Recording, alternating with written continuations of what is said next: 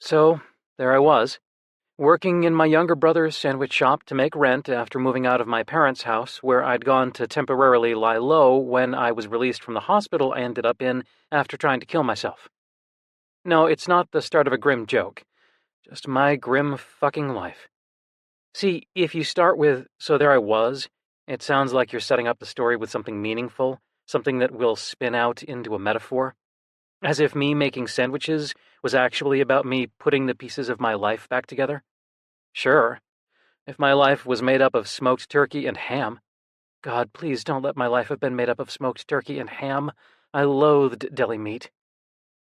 Christopher slid the next ticket along the counter to me. It was my third week working at Melt, Christopher's sandwich and coffee joint off South Street, and my fourth day on sandwich making duty. Christopher had gone through all the sandwiches with me for the second time after closing yesterday, hands moving in a conductor's effortless flicks and sweeps. Scoop, spread, pile, slice, wrap. Mustard and mayo to seal the bread from the moisture of the other ingredients. Veggies enrobed in meat or cheese so the layers wouldn't slide. Every choice mathematical, down to a sprinkle of salt or a grind of pepper. This was his symphony. Hey, where are we with the Reuben, bro? Corned beef gleamed pink on the counter before me, and my stomach lurched. The rubber gloves I wore did just enough to separate me from the meat that I could touch it if I unfocused my eyes enough that I couldn't see the webbing of fat that marbled the meat, or the places where the slicer had torn at flesh. Nausea washed over me, and I levered the slices onto the rye bread. Coming up, I said. If I didn't breathe through my nose, I couldn't smell the rancid stink of sauerkraut or the sweaty odor of the Swiss cheese. I shoved the thing onto the grill and peered at the ticket Christopher had just passed me. Hey, his hand landed on my shoulder and I startled. You want to switch out and take orders instead? I eyed the neat slices of tomato and onion that I'd prepared in the morning dark before opening, wishing that could be my whole job. If only I could slice things into perfect pieces of themselves. Instead of touching dead flesh or speaking to living people, I'd be fine. No, I'll stay here. Okay. Christopher lingered at my side for a moment, and I could feel him not saying something. I turned toward him a little, eyes still on the onion. If you could just go a little bit faster, that would be awesome. His voice was so gentle I almost couldn't hurt myself on it. Sure, I said. I hummed the minuetto of Mozart's Symphony No. 41 to give myself a rhythm and tried to work accordingly. But although my hands moved in perfect time, the music swelled so large it blotted out everything else. At the end of the movement, I surfaced to the sandwich half-made in front of me, and finger smears of mayonnaise dotting the countertop where I'd begun to play the part I knew as well as I knew my own name. Why don't you take a break? Christopher said, his voice strained. I'm sorry. I said it in my head, but didn't let it out. I'm sorry was a trap, a pit of quicksand that seemed easy until you slid all the way down to sorry for what? Or worse, that's okay, when what they really meant was, you're always sorry, but you always do it again, or I feel sorry for you, or I didn't expect anything more. Or sometimes, when I look at you, my skin crawls with how pathetic you are, or there but for the grace of whatever go I. How could I be so damn good at playing music, and so damn bad at making a sandwich? Outside, I lit a cigarette and closed my eyes against the glare. I could feel the sun in the red I saw behind my eyelids, and the prickle of sweat it brought out under my arms, but the heat didn't register. I smoked one cigarette and then another, hoping the smoke would dull my sense of smell to the food, and then it was time to go back in. I briefly indulged the fantasy of not going, of walking away, of walking forever. Then I unstuck myself from the alley wall and forced myself back inside. I said what I was doing, low under my breath, to keep myself on track. The sandwiches got made. Christopher smiled at me tentatively. The shop closed. When I peeled off the gloves, talc clung to my skin in scabrous patches, and I scrabbled at the faucet to wash my hands before I puked. Floor swept and mopped, counters gleaming, I finally looked at Christopher. I'd felt his eyes on me as I cleaned. He was worrying his lip and running a hand through his hair, and I decided to put him out of his misery. I'm crap at this, I said. You have 20-year-olds who are better at making sandwiches than me. My brother smiled sadly. 10-year-olds are better at making sandwiches than you. I shrugged. I get it. Jude. The way he lingered over my name said everything I already knew. He'd let me stay, if I really wanted to. He wished he could do more to help me. He wished things were different. He wished I were different. You have to do what's good for Melt, I told him. Don't be an idiot, I'll be fine. Hey, it could be true. Christopher pushed himself up to sit on the counter I'd just washed, powerful arms lifting his weight easily, powerful legs swinging. My little brother had been bigger than me since he was 12. What are you gonna do? Music was all I'd ever wanted to do. It was what I'd worked for my whole life, the one place I felt good in my own skin. But since leaving Boston, I didn't even have that. I could give piano lessons, I offered. Good! Great! Christopher would never believe me if I told him, but he reminds me so much of our mother when he's like this. They spread their desperate enthusiasm over the tiniest victory as thick as mayonnaise. And just like mayonnaise, it makes me want to gag. They meant well. They always meant well. Especially Christopher. He didn't even want anything from me. He only wanted things for me. I swallowed hard and forced a smile. My muscles moved as if through tar. Yeah, I'll ask around. If you make a flyer, I'll post it on the bulletin board, Christopher said, gesturing toward the board packed with community activities, fundraisers, and job postings. And Ginger'd post one in small change, I'm sure. He paused. Well, I'm pretty sure, but ask her, since it's not my shop. Obviously. My smile at that was genuine. Christopher was one of the most confident, self-assured people I knew, but every once in a while self-assuredness slid over the line into entitlement and bossiness, and Christopher's partner Ginger had no problem pointing out when he'd crossed the line. Maybe I'll tell her you promised me she'd say okay, I teased, just to watch his eyes go wide. I winked, and relief spread over his face. He passed me some paper and a pen. Christopher had moved into Ginger's apartment above her tattoo shop last month, and I'd never seen him happier. It was small, but most of what Christopher had was kitchen gear, and since Ginger would rather floss with razor wire than do anything involving a pan, that seemed to work out pretty well. She liked to play a game where she texted me pictures of Christopher, doing complicated things in the kitchen with captions like, browning butter, cooking technique, or 16th century torture, and broasting, cooking technique, or what happens when dudes get together and brag about shit. I'd taken over Christopher's lease, because if I spent one more month in my parents' house, I was concerned that I might expire from the weight of disappointing two people who loved me dearly. It wasn't their fault, but my parents were fixers. They wanted to make things okay for me, as if cooking the right dinner or renting the right movie might fundamentally change the way my brain worked. It was painful to watch, painful to see them flounder over and over to turn the world into a place I could fit. So I had to leave, because I couldn't fail anymore. Christopher moving in with Ginger had presented the perfect opportunity. I took over his lease, and he offered me the job at Melt, because that was what Christopher did. He helped people. I took it because that was what I did. I let people do the work for me because I didn't have the energy to do it myself. Walking into small change usually grated on my every nerve. There was always loud music playing and people talking, and underlying it all was the hum of tattoo machines and the sharp scent of disinfectant.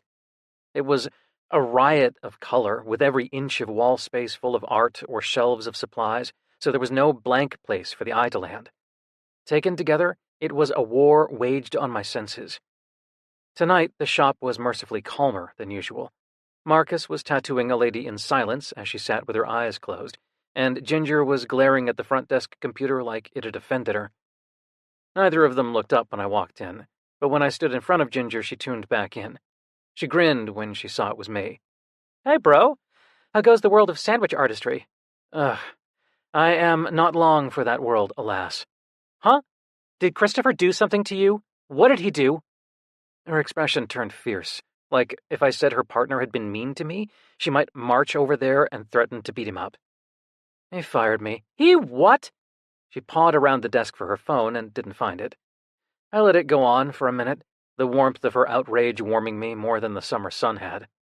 I told him to. I'm bad at that job. It was sweet of Christopher to give it to me, but it'll never work. Ginger opened her mouth like she was going to argue with me, but I waved her off. It's fine, really. Touching and smelling meat and cheese makes me want to puke anyway. Okay, not the best quality in a food service professional, true. Still, you want me to...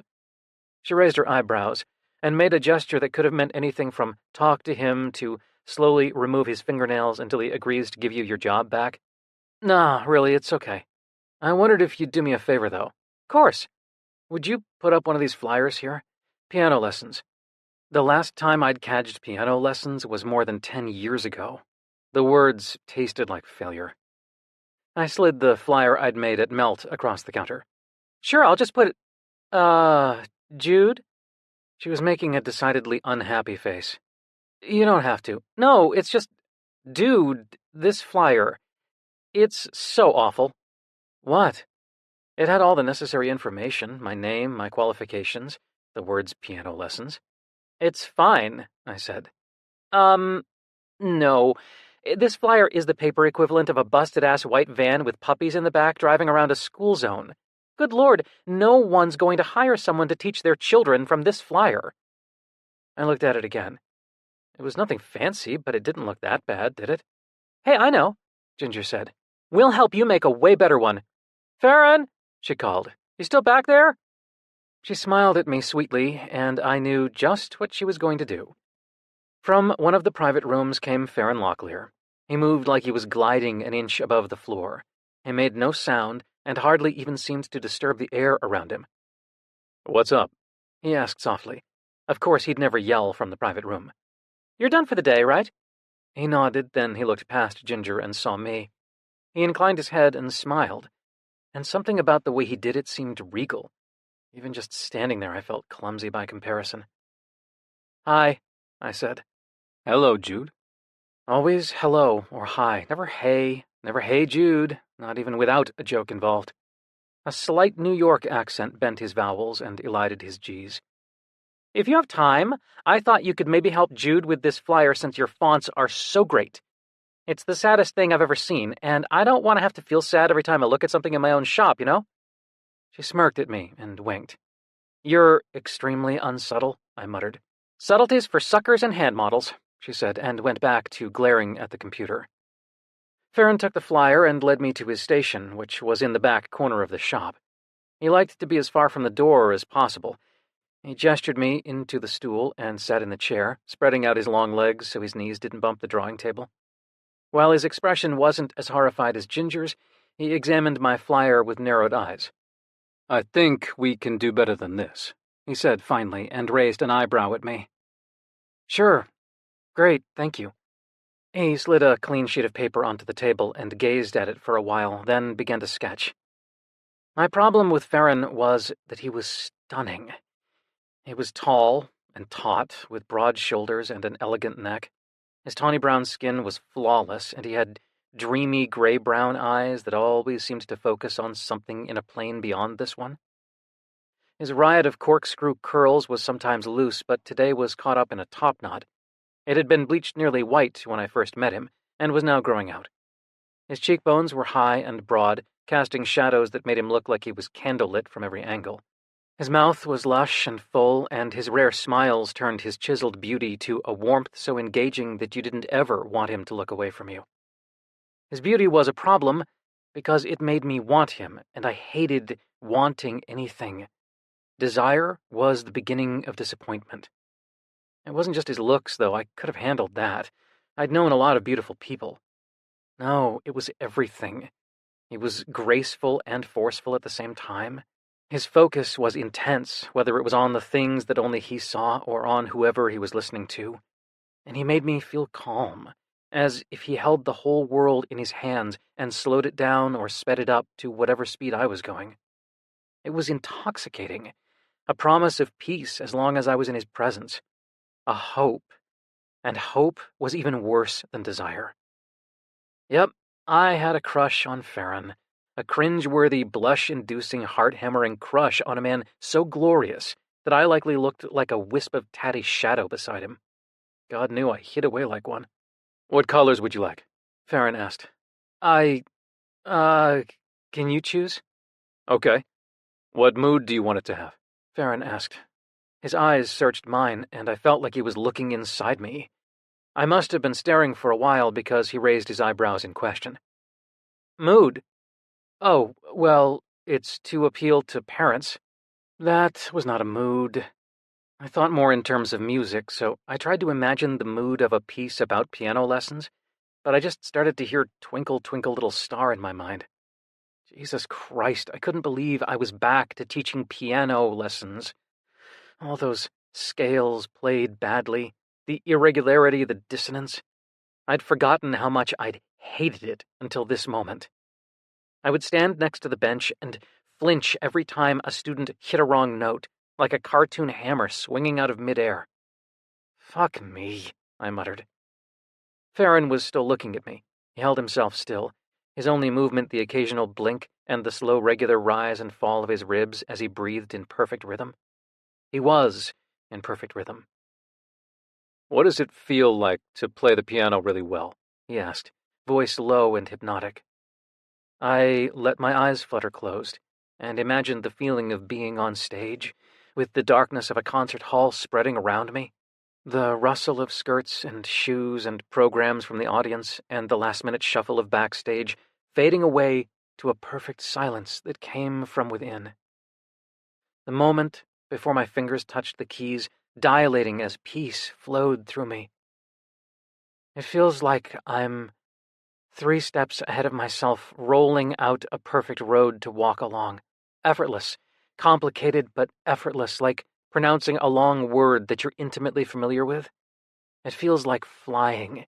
It feels like always being on the edge of falling but never falling. It feels like perfect control and perfect release. And then it was over, and you had to be in the world again. I'd pretty much blown any chance I had of playing with the Boston Symphony Orchestra again. Antonio had started using someone else, and I'd been too full of dread to call him and see if there was any chance of going back. I hadn't even played much in the months since I'd been living with my parents. A few times when they were both out, I'd snuck into the small living room where the piano I'd learned on as a child still stood, viciously out of tune and sticky-pedaled. I'd played small, tentative things, and they'd all sounded terrible. Practically, I knew it was because the instrument was out of tune. Orally, though, there were just the sounds coming from my hands, and those sounds were terrible, tuneless, wrenching. I was scared to open my eyes because I could feel that they were damp. A hand landed lightly on my knee, and I almost fell off the stool. It was Farron's left hand, and he didn't move it when I startled. He wasn't even looking at me. He was still sketching with his right hand, but as his warmth seeped into me, it was like he saw me even without looking. He saw me with his hand. I watched the words appear on the paper like they weren't even words, but shapes in the form of letters. Then he moved on to markers, and I looked away, wanting to be surprised. I'd grayed out the rest of the shop while I focused on Farron, and now, as he took his hand off my knee, it came back into focus. Marcus finished his client's tattoo and spoke to her softly before she left. He waved at me, but made no move to come talk. I liked Marcus, but it was a relief not to have to summon the energy for polite conversation. I'd used up all of that for the day. People didn't usually approach me. I had it on good authority that with my pale skin and black clothes, I looked remote and standoffish. "You look like a skinny red-headed Batman," Ginger had told me once. And later, "Daniel said you look like the cover of Wuthering Heights." "Okay." Farron turned the sign to face me. It was simple, but somehow he'd managed to capture the mood I felt while I was playing. It was maroon and navy blue, dark, formal, velvety colors against the white background. The letters were bold, but he'd laid them in an arc so that they seemed to curve around the top of the page, drawing your eye down to the piano he'd rendered in a few clean lines. More the idea of a piano than the form of one. Each line led to the next line, guiding your eye down the page, just as each note of a piece as I was playing led directly into the next note. It was music on paper, and I felt my breath catch. It was perfect. My eyes shot up to Farron's. How did you do that? I did what you described. But how? He smiled a little and shrugged. It's what I do. You play, I draw. It's what we do. I dropped my eyes to the floor. It was poured cement, shades of gray, swirling around and around each other. I don't, really, not anymore. There was a lump in my throat, and I tried to swallow around it. My ears hummed with the Doppler wah, wah, wah of heartbeat and blood and panic. I made a fist and released it to the count of 5. Thank you, I said. It's perfect. Maybe I'll go somewhere and make a copy for Melt. I trailed off as I imagined finding a copy shop, going there, making the copy, bringing it to Melt. Probably the twin to the terrible, sad flyer Ginger had banished would be fine on Christopher's bulletin board. Here. Farron stood in a fluid flex of thighs and calves and walked into the back of the shop. I followed like he was the Pied Piper. A curtain hanging in the back doorway separated the shop from a small back room with a table, a defunct kitchen, and a large copy machine. Farron pushed buttons and adjusted paper, and the machine began spitting out copies on regular-sized paper. You can put these up other places. He handed me a stack of a dozen or so color flyers, everything still perfectly readable, even when sized down. The weight of the flyers was the weight of responsibility. Now that Farron had done this for me, I had to put up these flyers. I was exhausted just thinking about it. Where would I put them? Would I have to ask for permission? Thank you, I said, because what else could I say? I leaned against the wall and held the flyers to my chest. I could help you, he said softly. I should have said no. He'd already done me a favor with the flyer, but the possibility of spending time with him was a shining beacon. It was appealing, and so little was actually appealing these days. That would be great, I heard myself say, and relief coursed through me. Farron's smile was warm but casual. It was nothing for him to offer, it was easy. My stomach felt hollow. Do you have to work tomorrow morning? He asked. No, I kind of got fired. Well, I fired myself. It was better for all involved. Farron's brows furrowed. Hence the piano lessons, I added. All right. Tomorrow morning, then. Around 10? Okay. Here? I realized I didn't know where Farron lived. I didn't know anything practical about him. After all, what did it matter what street someone's apartment was on when they could slow time? Farron said, Sure, and squeezed my shoulder as I left with the flyers. I left the one he'd drawn on the front desk for Ginger to hang wherever she saw fit. She winked at me again as I left, and I didn't meet her eyes. It was like I could feel the drag of the wink scraping over my entire body. I really, really needed to get home. Chapter 2.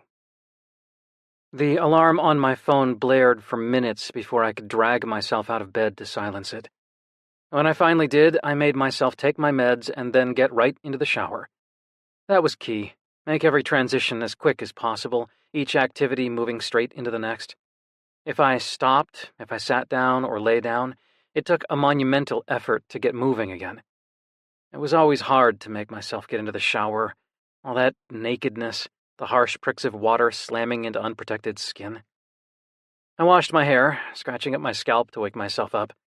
I lathered my body up as quick as possible and closed my eyes as I did it.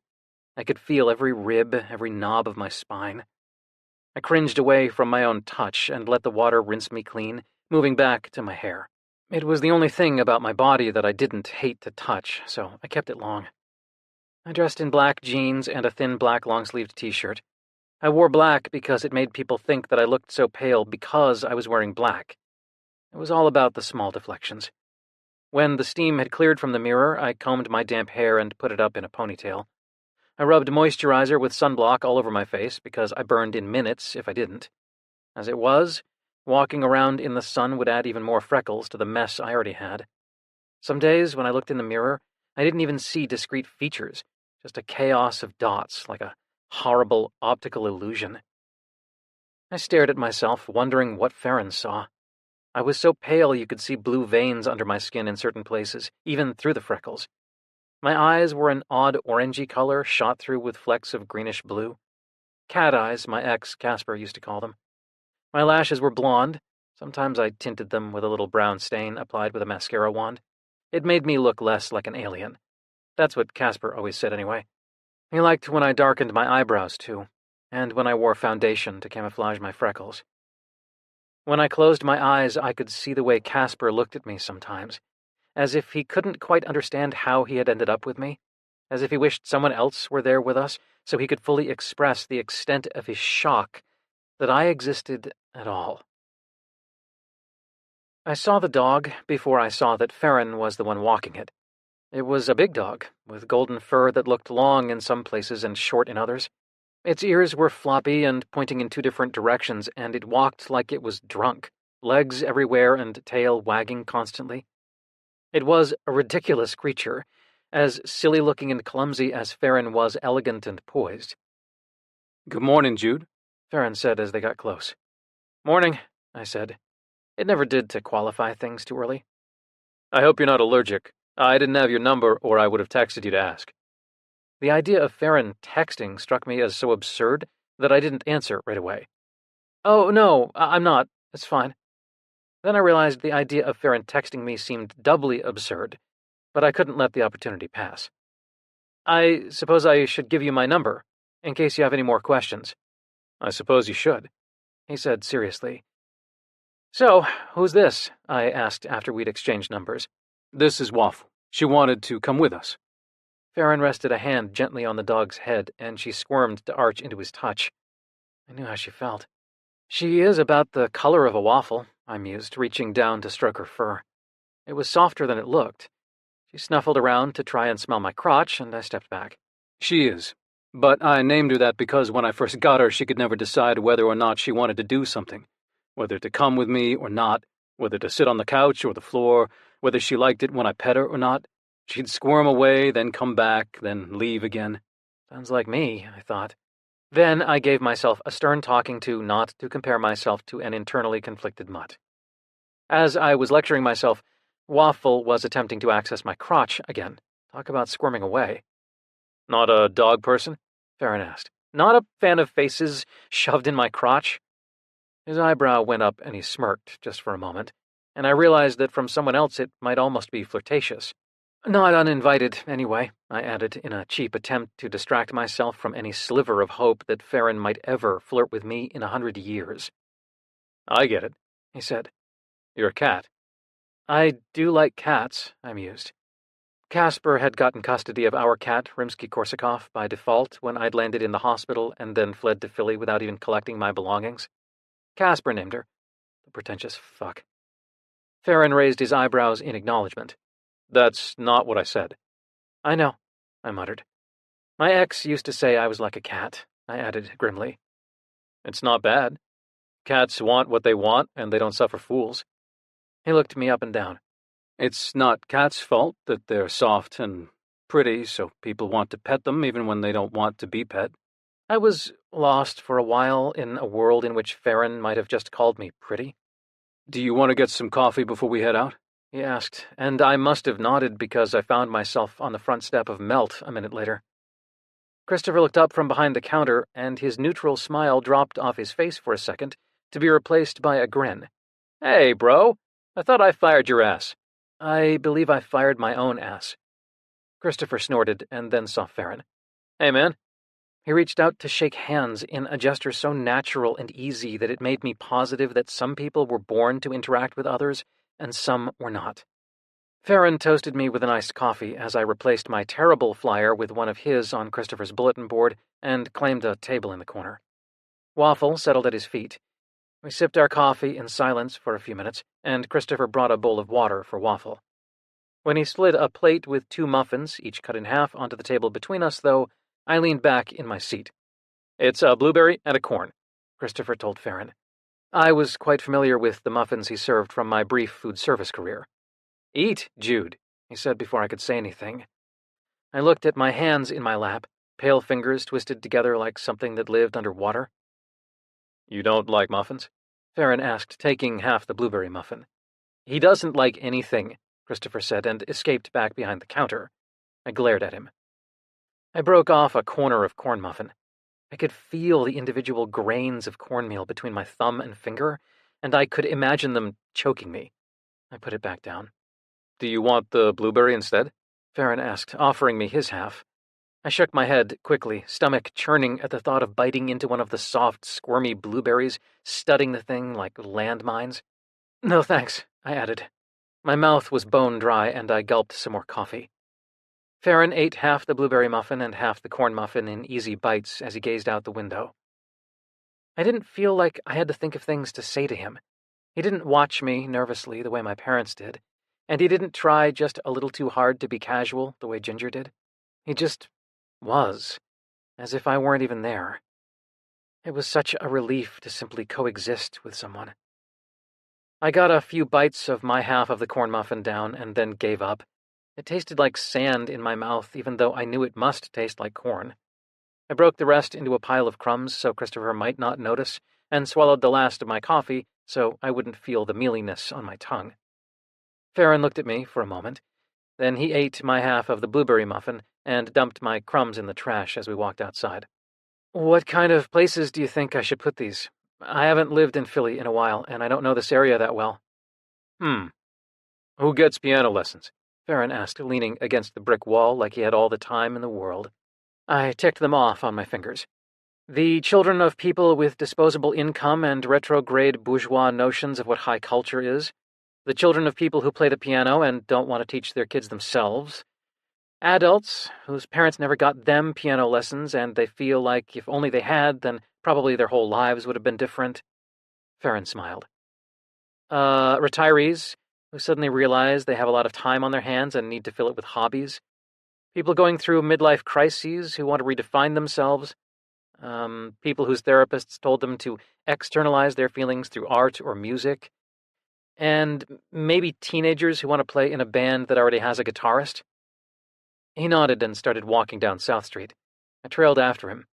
He was wearing tight, bleached jeans that rode low on his hips, pale pink Nike high tops, and a loose grayish lavender tank top that made his brown skin glow like it was brushed with gold. Scrolling black ink covered his muscled arms, the line work as graceful and flowing as he was, and when he raised his arms, the shirt flashed glimpses of his lean ribs.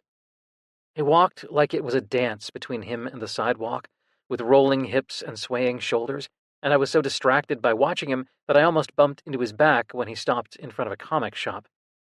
His expectant look indicated that I was now supposed to go inside and ask a stranger if I could post a sign in their store. I stared at the pale pink leather of his sneakers. He looked like he'd just stepped off a runway. It wasn't that I was shy, exactly.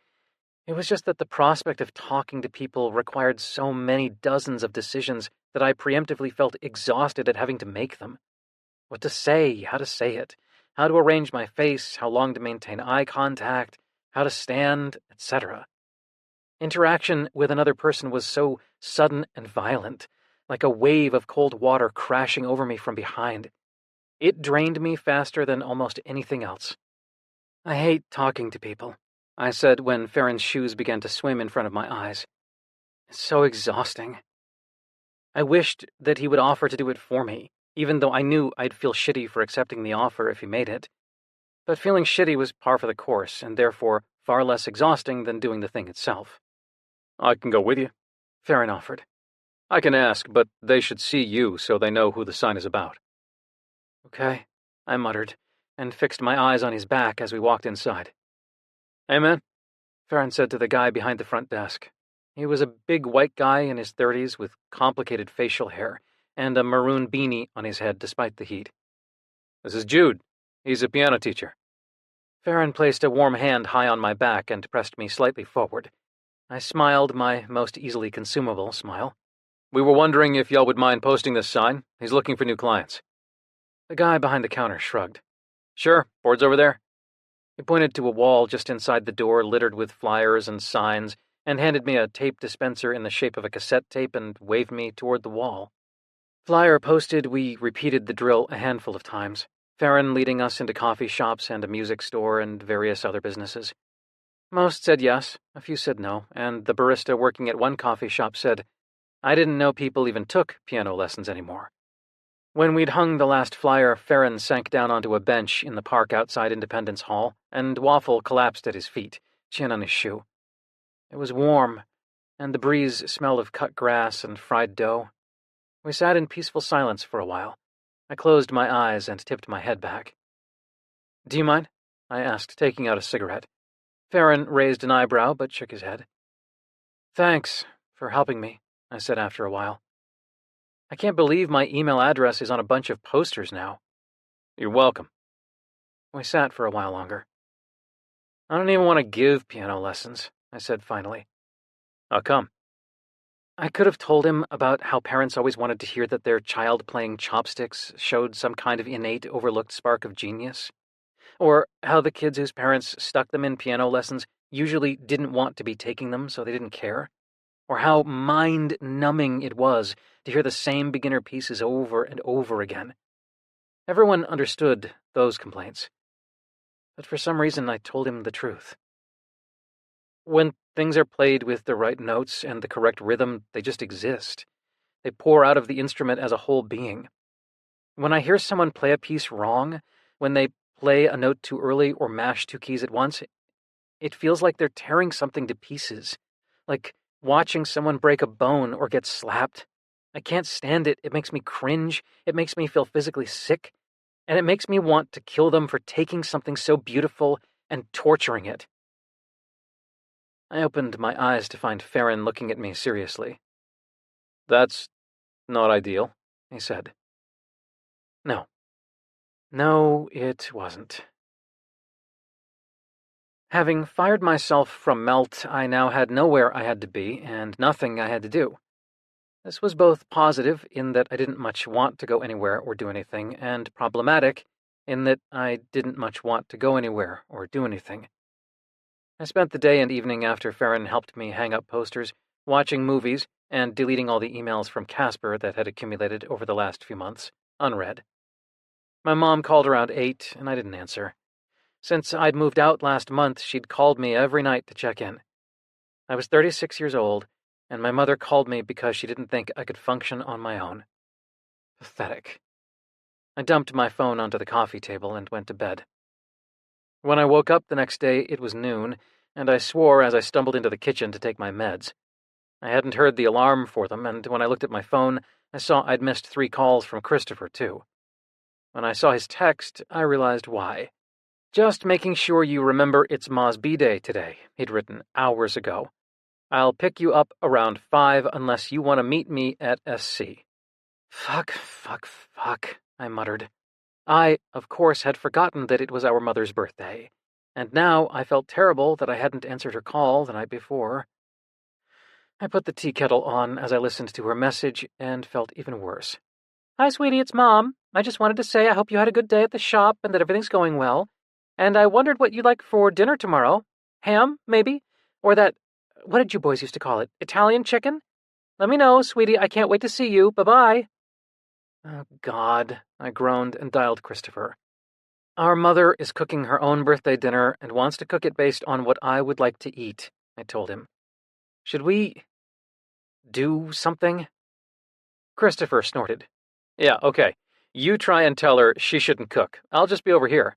Yeah. I knew how well that would go over. I bit my nail, trying to figure out what I should tell her. "What's her favorite, do you think?" I could hear the sounds of Melt in the background, and it seemed like things were going smoother without me there. "You know she just wants to make something you'll actually want to eat," he said gently. Anger washed through me. "It's not my fucking job to be an eating machine to make Ma happy," I snapped. "I know that. She should make whatever she wants." "I know, bro." The tea kettle started to scream. I forced myself to breathe in and out. "I am in the kitchen. I boiled water. Now I'll make tea. Then I'll drink it. That's what's happening. That's where I am and what I'm doing." "I assume you got her a thoughtful gift already?" I asked evenly. "I got her a gift pass to that Russian spa that Mrs. Bauman is always talking about. And Ginger painted her something, but she wouldn't let me see it." God damn it. That was perfect. I was a terrible son. "The spa thing can be from both of us," he said. "You can just sign the card tonight." So, I gotta get back to work. Do you want to meet me at Small Change or get picked up? I'll meet you, thanks. Okay, great. I'll see you around 5, okay? Okay, I echoed. I couldn't be the son who forgot my mom's birthday and didn't get her a gift after she'd let me live with them for months when I had nowhere else to go. I couldn't be that person. I'd just go out and find my mom a gift and end up at Small Change in time to go to dinner. And if that meant that I might get to see Farron at the shop, well, that had nothing to do with my decision. I suppose I'd felt confident about nearby stores because of touring them with Farron the day before, but after 2 hours of wandering in and out of shops between my apartment and Small Change, I was irritated, exhausted, and vaguely nauseated at the state of consumer capitalism in America. None of which was unusual, but all of which made me disappointed that all I had to show for my efforts was a blank notebook with a flowered cover that vaguely reminded me of stationery my mother had used to write notes to her sister when I was a child. I didn't know whether my mother had any use for a notebook, but it was going to have to do. I'd considered earrings made from various found materials, but dismissed them since my mother had worn the same plain gold studs for as long as I could remember. I'd considered several cutesy kitchen things like an apron with egg beaters on it and tea balls in the shapes of animals, but since she was cooking her own birthday dinner, not out of a deep love of cooking like Christopher's, but simply because that was the way things were done, I didn't want to seem like I thought all she did was cook. As I got to Small Change, I realized I should have had them gift-wrap the notebook at the store.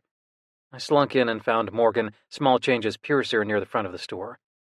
I found Morgan's cutting sense of humor amusing and refreshing, but I never knew what to say to her, so I was pretty sure she thought I was useless. "Hey, Morgan," I said. Morgan jerked her chin in greeting. "You here for Christopher?" "Yeah, I don't suppose you guys have wrapping paper in here?" Morgan raised one perfectly painted eyebrow and looked around like maybe the tattoo shop would turn into a party store around her. "Hey, Jude," Ginger called from her station. She was tattooing what looked like a bone on a white guy's thigh as he lay in the chair with his eyes closed. "Just decorate some paper from the back." She nodded toward the back room. Morgan winked at me. I grabbed a sheet of oversized paper from the copier and took it back to the front of the shop so Christopher'd see me when he came down. "That for your mom?" Ginger asked as I passed her. "Yeah, kind of last minute, but..." I shrugged and held up the notebook. Ginger's eyes narrowed and she pursed her lips. "What?" Nothing. Well, just your mom works at a stationery shop," Ginger said slowly. Oh my God. I was such a fucking idiot. Of course I knew where my mother worked. She'd worked there for 10 years. I just didn't think about it. "Hi, Jude." Farron's soothing voice spun me around to where he'd come in from one of the private rooms. "Hey," I said. Then, when he just smiled at me, I added, "Could I use your markers for a minute?" He gestured toward his workstation, and I spread out the sheet of oversized paper and stared at it, blankly. I couldn't draw for shit. I tugged at my hair as I stared at it. Finally, I drew some yellow stars on it. They looked like something from a children's birthday party, and I made a sound of disgust and put the marker away. Farron put a hand on my shoulder lightly and leaned over me to look. "May I?" "God, please," I said, and made to get out of his chair, but he kept his hand on my shoulder and slid a marker from the pack. With a dark blue marker, he drew crescent moons of different sizes. Then he took a silver marker and drew trails shooting from my stars and added clusters of dots. Now it looked like some cool woodblock print of the night sky. I shook my head. Jesus, thank you. Again. My brain started to scream at me about how I was pathetic and kept needing to be rescued, but I was about at the end of my patience, and I told it to shut the fuck up because doing art was Farron's literal job and not mine. I wrapped the notebook, though now that Ginger had pointed out where my mom worked, I realized what a stupid gift it was. Too late now. Christopher came down the stairs as I taped the last corner and grinned at me. He was carrying a covered pie plate. He must have baked something for dessert. God damn it. Ginger turned her face up, and Christopher kissed her mouth and smoothed her hair back, then let her return to tattooing. My stomach lurched like a stone had dropped down a deep, empty well. Christopher was wearing a blue and gray plaid shirt tucked into dark jeans. He was bigger than me and broader. We looked a bit alike, but everything about him was stronger and handsomer. His hair and eyes and skin were all a shade or two darker than mine, so he looked like a hot redhead instead of an alien. As often happened when I looked at his familiar features, I felt like a ghost of Christopher, the smaller, faded copy, even though I was older. I put a hand to my hair self-consciously as I felt a wisp of it brush my cheek. "In case you were wondering if you should do something about that," Morgan drawled, "you should." I fixed her with a blank look and tugged the elastic band from my hair, but I stopped when I realized they were all looking at me, and so was Ginger's client and two girls on the couch by the door. Morgan was shaking her perfectly coiffed head at me and tapping her immaculately manicured nails on the desk. I knew she didn't mean to be insulting. She loved doing people's hair and makeup. It was what she'd done for a living before piercing, even. But all I could feel were everyone's eyes on my glaringly orange hair and freckles and skinny pale body, and I wanted to disappear. Anger flared my nostrils. "You ready?" I asked Christopher flatly, not looking anywhere but at him. In the process of not looking at Christopher, or Morgan, or the girls by the door, my eyes accidentally met Farron's. He was looking at me curiously, like he wondered what I'd do next, probably hoping that whatever it was wouldn't involve him. Once I'd locked eyes with him, it was hard to look away. Everything about his appearance drew me in. It wasn't lust, it was the sense of a safe landing for my eyes. The way my fingers would drift into playing certain pieces of music over and over because they were my favorite combination of notes. Farron was beautiful, but it was also how he dressed and the way he moved so gracefully and the way he held himself. Everything about him just flowed together, and my eyes got stuck running over him again and again. Of course, then I made myself look away because my staring problem was probably making him uncomfortable. But he took a step toward me and said, "May I?" It was what he'd said a few minutes before about the wrapping paper, so it took me a second to realize he was looking at my hair. Ginger's eyes were narrowed and Morgan was staring. I nodded. I couldn't seem to do anything except say yes to anything involving Farron. He was 4 or 5 inches taller than me, and when he moved behind me, I could feel him all along my back. Then his fingers sank into my hair and my eyes fluttered shut. I held perfectly still. His graceful fingers combed through my hair, and I squeezed my eyes shut even tighter. Usually I didn't like being touched. It didn't feel good, and it made me aware of a body I'd rather forget. But when Farron touched me, it felt amazing. Now, every instinct told me to pull away because it already felt like he owned me. Every instinct was desperate for him to touch more than my hair. I wanted him to pull me flush against his chest and hold me there. I didn't get any further in the fantasy than that. Partly because these days my fantasies seemed to top out at the level of a Victorian promenade, and partly because Farron began braiding my hair. He smoothed and braided, holding my hair firmly but never pulling. Every nerve ending in my scalp was lit up like a Christmas tree, and when he held his palm out for the hair tie, I wished for a sudden thunderclap that would startle him into dropping the braid so he had to do it all over again. Farron smoothed a hand down the braid and then moved away, and my hand went to my hair where he'd made a thick braid that started at the crown of my head. "Thanks," I said, and he smiled and inclined his head. "Okay," Ginger said, breaking the tension. "You guys better get going. Say happy birthday to Anne for me, and tell Roan I said hey." Christopher kissed her goodbye and waved to everyone else. I felt Farron's eyes on me as I followed Christopher out of the shop. "Can you hold this?" Christopher handed me the pie plate and shifted a wrapped package that must have been Ginger's painting to the dashboard of his truck. The smell hit my nose and I cringed, turning my head so Christopher wouldn't see. "What is it?" "Almond tart.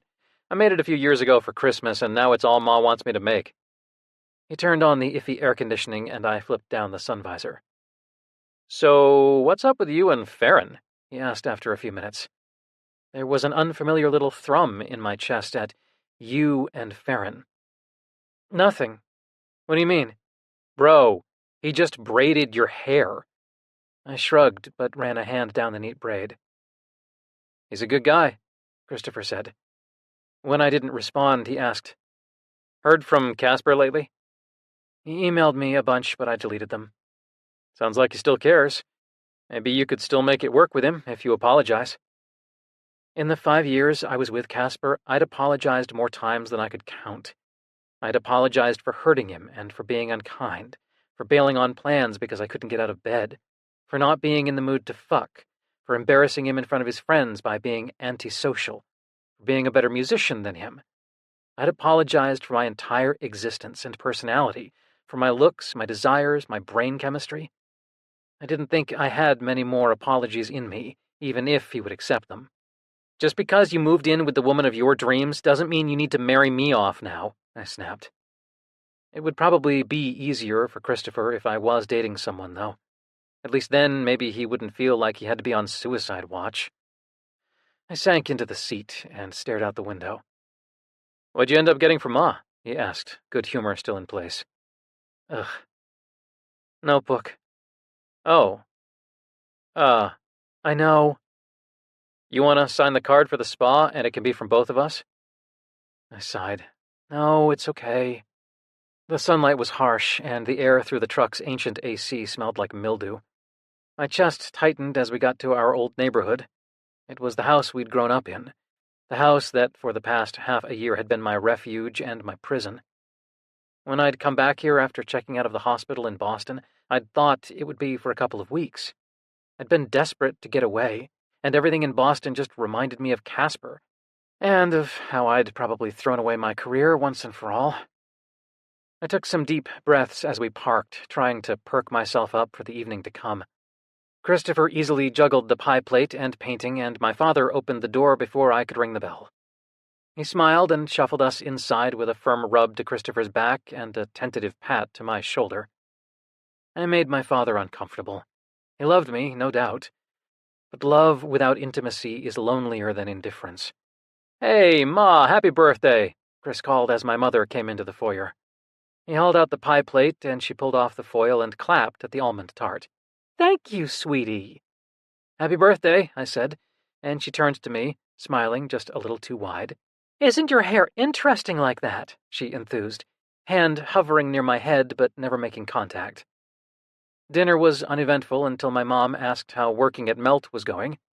Christopher looked guilty, as if he should have tanked his business to keep employing his loser older brother who wasn't qualified to do anything but play piano. It's fine, I said before he could say anything. I think I'm going to try and start giving piano lessons again, though, so I can ease out of the sandwich biz. Not exactly my one true calling. Christopher's jaw tightened, but he nodded. After dinner, we sat in the living room and had almond tart and tea.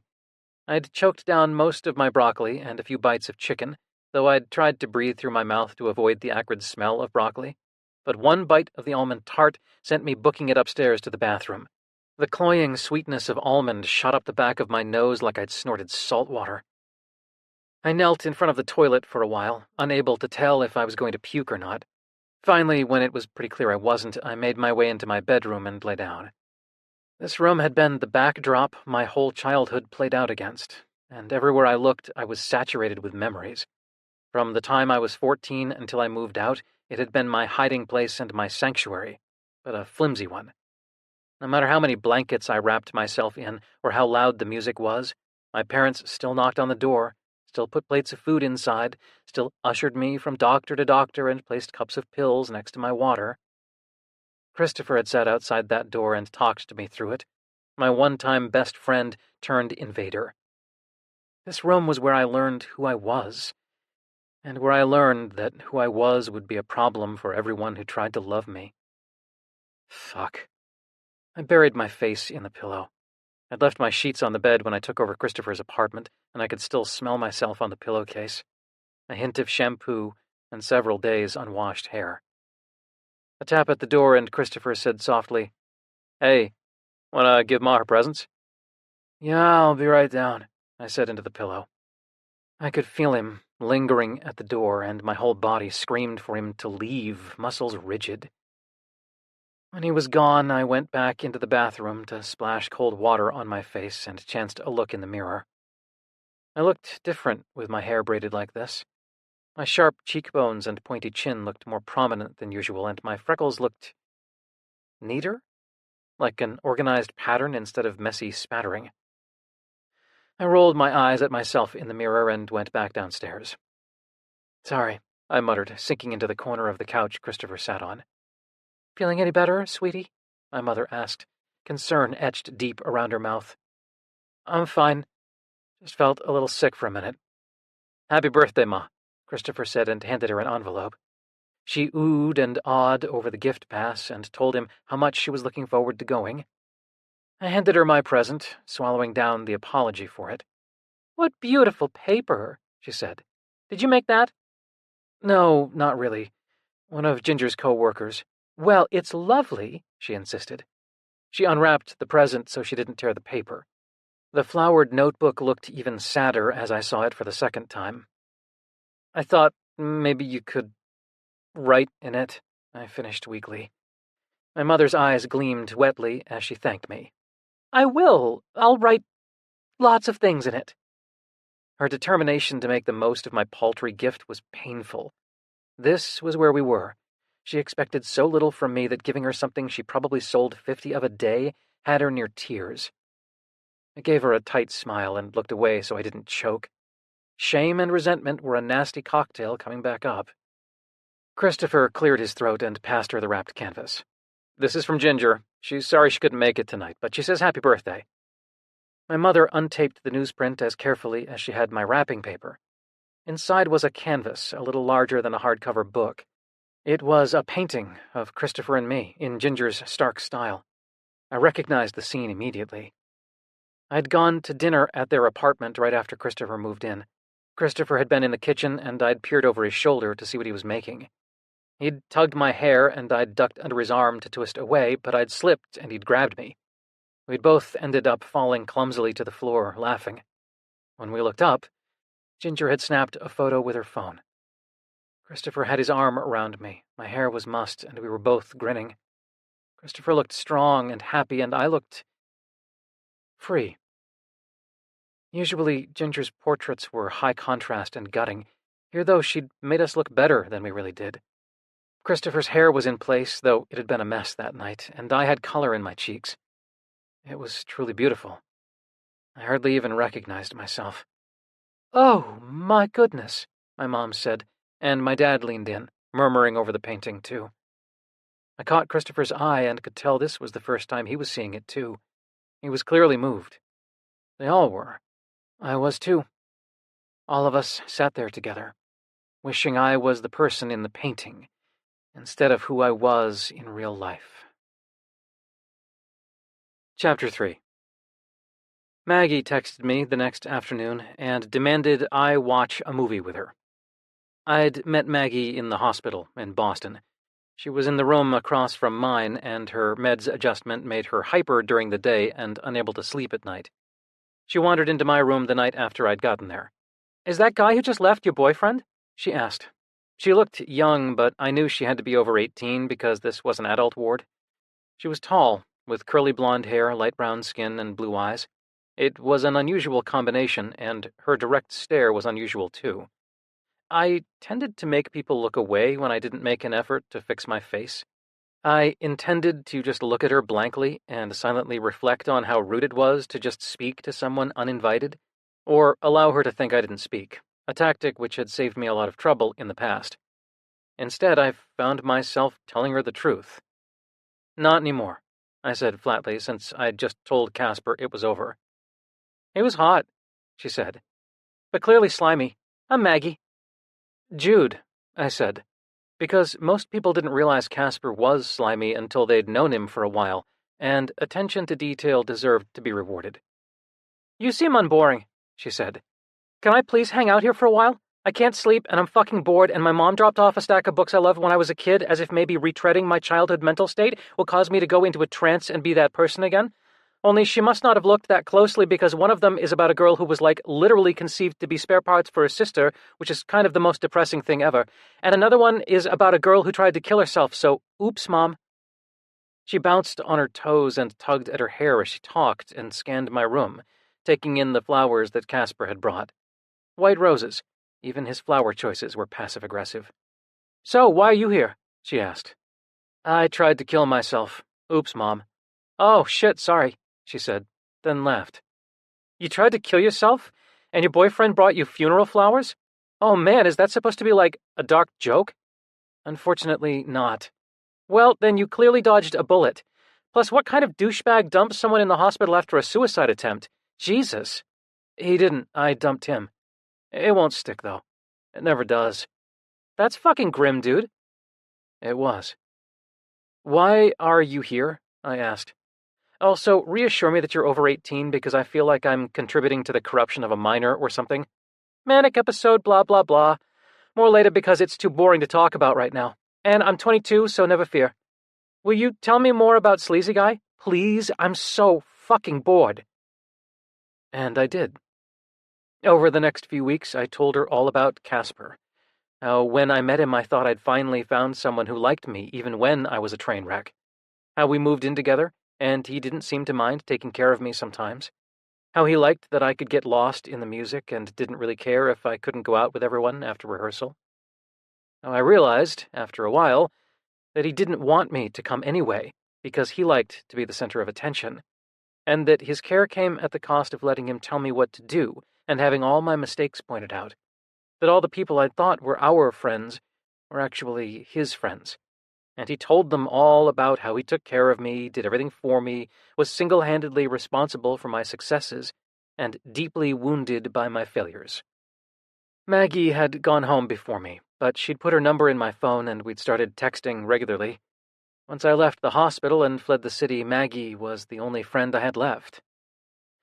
I'd lost track of people from my past over the years, and all my friends from the orchestra were busy having careers and lives, not to mention that Casper seemed to have told them a story of my departure that was even more lurid than the truth, and, no doubt, featured him as a martyr. When the battered box had arrived at my parents' house with Casper's and my Boston return address that held my laptop, along with a random tangle of clothes and a few personal effects, we'd switched to chatting instead of texting. It was great for Maggie because she liked to be doing 3 things at once. And it was great for me because while I ran out of energy for talking in about 20 minutes, I could chat for hours if all I had to do was type. She was more than a decade younger than me, but she had a kind of impatient insight that really resonated with me, like lying or sugarcoating were annoying wastes of time. I appreciated it, since my family seemed hell-bent on spinning a protective web around me, so they didn't have to see me experience discomfort. Now I messaged her back saying I could watch a movie if she'd choose. My laptop pinged with a chat message, and I moved to the couch and turned on the TV. Christopher had left me his furniture when he moved into Ginger's place, so everything in it was his. He'd left plates and cups and silverware in the kitchen, claiming that he only needed half of his since Ginger already had some.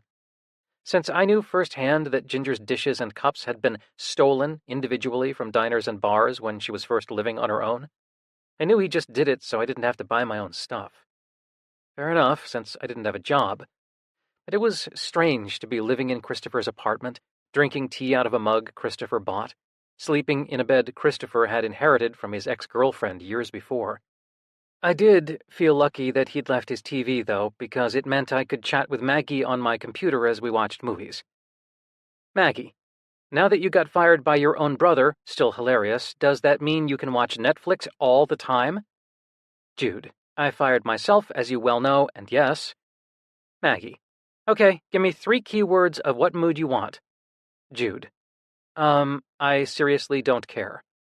Maggie, oh my God, not even keywords? Jude, fine. Magical, distracting, cute. Maggie, you want to watch Harry Potter literally 60 times a day. Jude, you caught me. Maggie, what's your time like today? Jude, I have nowhere on the planet that I have to be, and not a single thing in the world that will be affected in any way by my existence on it. Maggie, okay, great, so marathon. I smiled, despite myself. Jude, okay. Maggie, okay, sign into my dad's HBO and let's do this, bitch. Maggie's father was very rich and very shitty, and while I felt pathetic being a 36-year-old stealing someone's pay TV access with my friend, it made Maggie really happy to feel like she was getting one over on him. And All right, given the stories she told about him, I didn't hate it either. Jude. The eagle has landed. Maggie. Hedwig is a fucking owl, Jude. No spoilers. We pressed play at her countdown, and I settled in. In a way, I was envious of Maggie and everyone younger than me who got to have this growing up. I felt more like myself when I was just words than when I was words and a voice, and watching a movie with someone else was wonderful when I didn't have to worry about them needing me to talk or wanting me to share snacks with them. We were halfway through the second movie when I got a text. I glanced at it absently, assuming it was Christopher, since I was chatting with Maggie already, and I nearly pitched the computer off my lap when I saw that it was Farron. Hi, Jude, he'd written. Want to grab a drink tonight? I'm done with work around 6. Jude. Holy shit. Maggie. Seriously, I want to slap Moaning Myrtle every time. Maggie. What? Maggie. Jude. I stared at the message, waiting for it to disappear before my eyes. Maggie. Jude. What? Jude. This guy just asked me to go for a drink. Maggie. This guy? Don't make me murder you because not a court in the land will convict me. Everyone knows a lack of details in a story is totally valid motive. Jude. I have a pathetic crush on him, and I think he just feels sorry for me. Ginger probably told him that I have no friends and no life, so he's decided to be my friend. I cringed just typing it. Maggie. Yeah, that's probably what's going on. Yawn, come on. Jude. He's stunning and talented and poised and cool. I'd probably spontaneously combust if he kissed me, like a vampire walking into a church. Maggie. LOL, A+ comparison. Maggie. You are great looking and talented. Not poised. Cool. Depends. Maggie. You're like anti-cool cool? Like when something's so cool it feels like burning? Jude. Wow, well, let me just tell him that I'm so cold it feels like I'm burning. Thanks for the pickup line. Maggie. LOL, I dare you to try and work that into conversation. I will give you $1,000. Jude. Should I go? Maggie. Yes. Jude. Oh, now is when you suddenly don't have much to say? Maggie. I told you yes. You should absolutely go. What more do you want me to say? Jude. It'll probably be a disaster. Maggie. There are worse things than a bad date, and even if it's terrible, then at least you know. Jude. Fine. I opened the text message and stared at it. Maggie. What did you say? What did he say? What's happening? Jude. Hang on. I can't converse on 17 devices simultaneously. I am not a child. Maggie. Screenshot it. Jude. No. OMG, boundaries. Maggie sent a string of crying, laughing faces, but gave me time to think. I texted Farron. Okay, sure. Should I meet you at SC or somewhere else? I wanted to turn the phone off so I didn't keep checking it, but Farron responded right away. Want to meet me at Tavern on Kamak around 6:30? Tavern on Kamak was a queer piano bar that I'd gone to a million years ago, but hadn't been back to since I'd moved back. Sure, sounds good, I wrote. When nothing else was forthcoming, I let out the breath I'd been holding. Jude. I'm meeting him later. Maggie. Yay! I'll totally forgive you for bailing mid-movie to go get ready. If I wanted to have time for my hair to dry all the way so I didn't look like I'd spent the day holding an electric fence, I needed to shower now, so I took the out. Jude. Thanks for the pep talk. Maggie. Obvi, I'll be here desperately awaiting every single detail. Good luck. Tavern on Kamak was tucked away on a cobblestone street just wide enough for one car to navigate slowly. The last time I'd been there, I was in my early 20s, meeting up with some friends while visiting home. It had been dimly lit and catered to a much older crowd, but when the men in their 40s and 50s realized we weren't just there cruising but knew all the old standards and could sing along, they bought us around and encouraged us up to the microphone. Now, more than 10 years later, it was still dimly lit, but the whole layout was flipped around, and a sign pointing up the stairs where once bathroom hookups spilled out into the hallway suggested that the second floor was now a club. A few groups of men clustered around high tops in the corner, and the bartender was a young white guy, rather than the older black guy who'd tended bar years before. The piano was still there, though on the other side of the room, but no one was playing. It was probably too early. I sat at a small table near the piano so I could see Farron when he came in. It was a little shabby, but perfectly serviceable, despite probably having more than one drink spilled on it. Pianos look different when they're lit from above. The piano at my parents' house, or in those practice rooms, look like boxy furniture with keyboards inside them. I know what they do, but they're unassuming and clunky. A piano lit from above glows like the whole instrument is a home for the music. Even though the spotlight focused on this piano was cheap and harsh, it lit up the keys like they were vibrating. My fingers yearned for them. The next thing I knew, I was standing next to the piano, palm resting on the wood. "You can play, if you want. Marley's on break for a half hour or so." The bartender had a tray of empty glasses balanced on one hand, and he gave me an absent smile. "Thanks." I couldn't, though. It had been way too long. And there were people around. The bartender was still lingering, his expression serious. "People do it all the time," he said, like he could see my hesitation. I glanced around. No one was paying any attention to me or the piano. I sat down and ran my fingers over the keys, eyes closed against the harsh light, and so I couldn't see if anyone was watching. I started to play. Soft at first, pianissimo. I played Chopin's Nocturne in E-flat major and let it morph into a Shostakovich waltz. Then I was just playing. My fingers walked the paths of pieces I knew, and I let myself disappear. I came to a natural pause and let my eyes flutter open. Standing on the other side of the piano, one hand resting lightly on the instrument, was Farron. For a moment, as we made eye contact, I remembered what it was like to be myself. Myself as a musician, as a performer, as someone who could do something instead of nothing.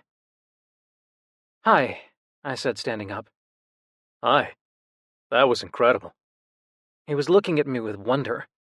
"I've never heard you play before." "Thanks," I muttered, and sank back down at the table. Farron was wearing those tight, bleached jeans again, and a dove-gray linen shirt with black stripes stamped all over one sleeve. His hair was loose tonight, curls held back from his face by a headband of rolled bandana and spilling around his shoulders. "Can I get you a drink?" It wasn't great to drink with my medication, but a drink or two would probably be okay. "Okay, thanks. I'll have a gin and soda." Farron slid my drink in front of me and sipped from his beer. "Thanks for inviting me." I clinked my glass to his bottle. "I'm glad you came. I thought the piano bar was a natural choice. Have you been here before?" "Yeah, I was just thinking about that when I came in. It's all different from the last time I was here. But I used to come with friends a long time ago. We were the only ones under 40, but the other patrons were nice to us. Well, nice-ish, because we were such old standards geeks." He raised an eyebrow. Like torch songs and jazz standards and classics from old musicals. It was pretty cliquish, but once the other guys realized what nerds we were, they liked having us around. They'd try to shock us or titillate us with stories of escapades from their younger days. Usually that meant talking about barebacking in the 70s and 80s. You haven't lived until you've heard about fucking some guy in the stairwell during intermission of The Wiz when it came to Philly and both singing while you screwed. Farron smiled. "You look different when you play." The ice in my glass rattled. "I feel different when I play." "I was thinking about what you said. How when things are played right, they exist as a whole. That's how you play. No uncertainty, no deliberation. It's how I feel when I'm painting." He sipped his beer, and I couldn't tear my eyes away from the movement of his throat as he swallowed. "When I'm in it, it's like it just comes through me. Like it's already there and I'm filling it in." His eyes got dreamy, like he was imagining the canvas. "Do you like painting better than tattooing?" "Not better. It's different. Tattooing's a job. I try to be professional. And no matter that it's me making art, it's about the client. It's their choice, on their skin. Painting's for me." A shadow crossed his face. "Ideally." "What are your paintings like?" He frowned. "Bad question?" "No, it's hard to describe. The things I would say don't give you a real idea of what things look like. if that's what you want to know. I shrugged. I want to know whatever you want to tell me. He leaned back and looked at me, then his gaze fixed high over my shoulder. I used to play ball, around the neighborhood and in school. I was pretty good, not great. I loved the way the ball felt in my hands, the texture of it and the weight. I loved the way it arced through the air when I shot, interplay of heft and weightlessness. The first time I held a paintbrush, it felt that same way, the feel of it in my hand, the swipe of the brush onto the paper. I didn't care what I painted, I cared about the shape my hand made and the pressure I applied. His elegant hands moved as he spoke. As I kept painting, I found things I liked to paint, subjects, a style. But it's never detached from the physical act of holding the brush and moving the paint from point A to point B. Given how graceful Farron's movements were and how he dressed like clothing was a mode of applying color and form to himself, it made sense that there would be a tactile component to his art. The textures of things, the particularities of the colors, contrast. It's what I'm most interested in painting. Contrast and particularity, it's what I find most beautiful. He refocused on me, and then he smiled. A real smile, warm and slow. Your contrasts, your particularities. Truly beautiful, he said, and his eyes moved from my face to my hair. I couldn't help smiling. I feel that way about music, too. Like certain instruments make swoops and arcs and others make booms and thumps. Some of their sounds are heavy and some are light, and I see the shapes and weights and lines of the sounds as I hear them. I finished my drink, and Farron got us another round, almost before my glass touched the table. I was going to get this round, I said when he brought the drinks. Thank you, though. You're welcome. You can get the next round. I cringed internally, but I was long past attempting graceful lies, and Farron didn't seem the type to appreciate them anyway. I should really stop at 2. Too much doesn't mix well with my medications, but I'll get your next round. Understood, was all he said. Cheers, then. Cheers. I've never heard you talk this much. I wasn't sure if you did. Much. Then, realizing that was the kind of comment that probably made people really self-conscious, I added, I'm glad you do. I'm down to talk, if I have something to say. I nodded. I hate the feeling of being expected to talk. Sometimes I have a lot to say, and other times... I bit my lip, trying to decide how honest I was feeling. Fuck it, my brain weighed in. Other times I can't talk at all. I have thoughts about things, but it's like there's no delivery mechanism. They just exist with no way out. What do you do if you're around people and you stop being able to talk? Seem really rude, probably. I nod a lot. The lights dimmed then, and a short woman with a toothy grin slid behind the piano. Marley, presumably, back from her break. She didn't announce herself or look around, just began to play. It was This Can't Be Love with an extended intro. She played easy, confident piano, the kind of piano that spoke of years of casual accompaniment. When she began, I Am What I Am, the men in the corner began to sing along.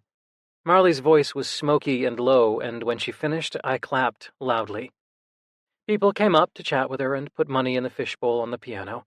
She'd spin out the piano part as she talked with the regulars and get back to singing when they left. She loved it, I could tell. Envy speared through me so sharply I pressed my palm to my breastbone, like I could rub away the pain, and I turned away from the piano. Do you want another beer? I asked Farron. Okay. I practically bolted from the table to get away from the instrument. But then, as I waited for Farron's beer, she started playing Skylark, and my breath caught. It felt like she was singing right to me, and I didn't move until the song ended. Farron thanked me when I passed him the beer, but I felt raw, and the music haunted me. Do you want to leave? Farron asked. I blinked at him. I didn't want to leave because I didn't want to be alone again. I didn't want to be away from Farron. But I was afraid if I stayed here any longer, I might start to cry.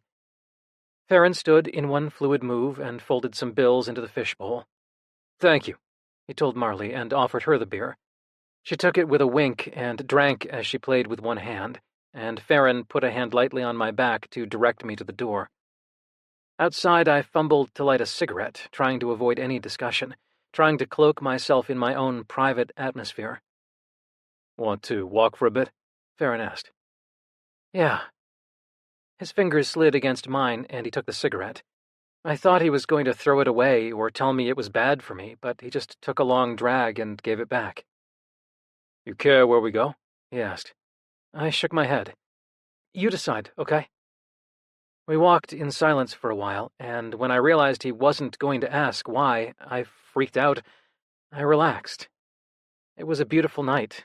The sun was just about set and the air was warm, but the heat of the day had burned off. I'm glad I got to talk to you again, Farron said after we'd been walking for 10 or 15 minutes. After we talked at Ginger's art show, I wasn't sure I'd ever see you again. You wanted to? Yeah, Jude. I wanted to. That night, I'd gone to the show with Christopher for moral support. He and Ginger had fought, and he was concerned she might throw him out of the show. I was pretty sure he had nothing to worry about, but after everything Christopher had done for me, sticking around seemed like the least I could do. Farron had come up next to me as I looked at one of Ginger's paintings. I'd met him at the shop, but we'd never talked. He'd said that Christopher looked nervous, and we'd gotten to talking. When I went outside to smoke a cigarette, he'd come with me, and we'd talked for a few more minutes. I'd had to duck out pretty soon after because I could feel my energy was about to crash, but I'd never stopped thinking about him. I'd wondered too many times to count if he ever thought about me. Why? I asked softly. He didn't answer right away, and I lit another cigarette. There was something about you, he said finally. You were self-possessed, but weary. Like you were there to support your brother, but it was costing you something. It made you seem strong, but then when we talked, you were softer than I expected. That interested me, the contrast. That was illuminating. Thank you, I said, not sure what else to say. I wanted to be there for Christopher. Were you and Christopher always close? We were really close when we were little. He used to follow me around everywhere. It was all flashes. Chubby-faced Christopher bringing me buckets of sand and handfuls of shells for a castle down the shore.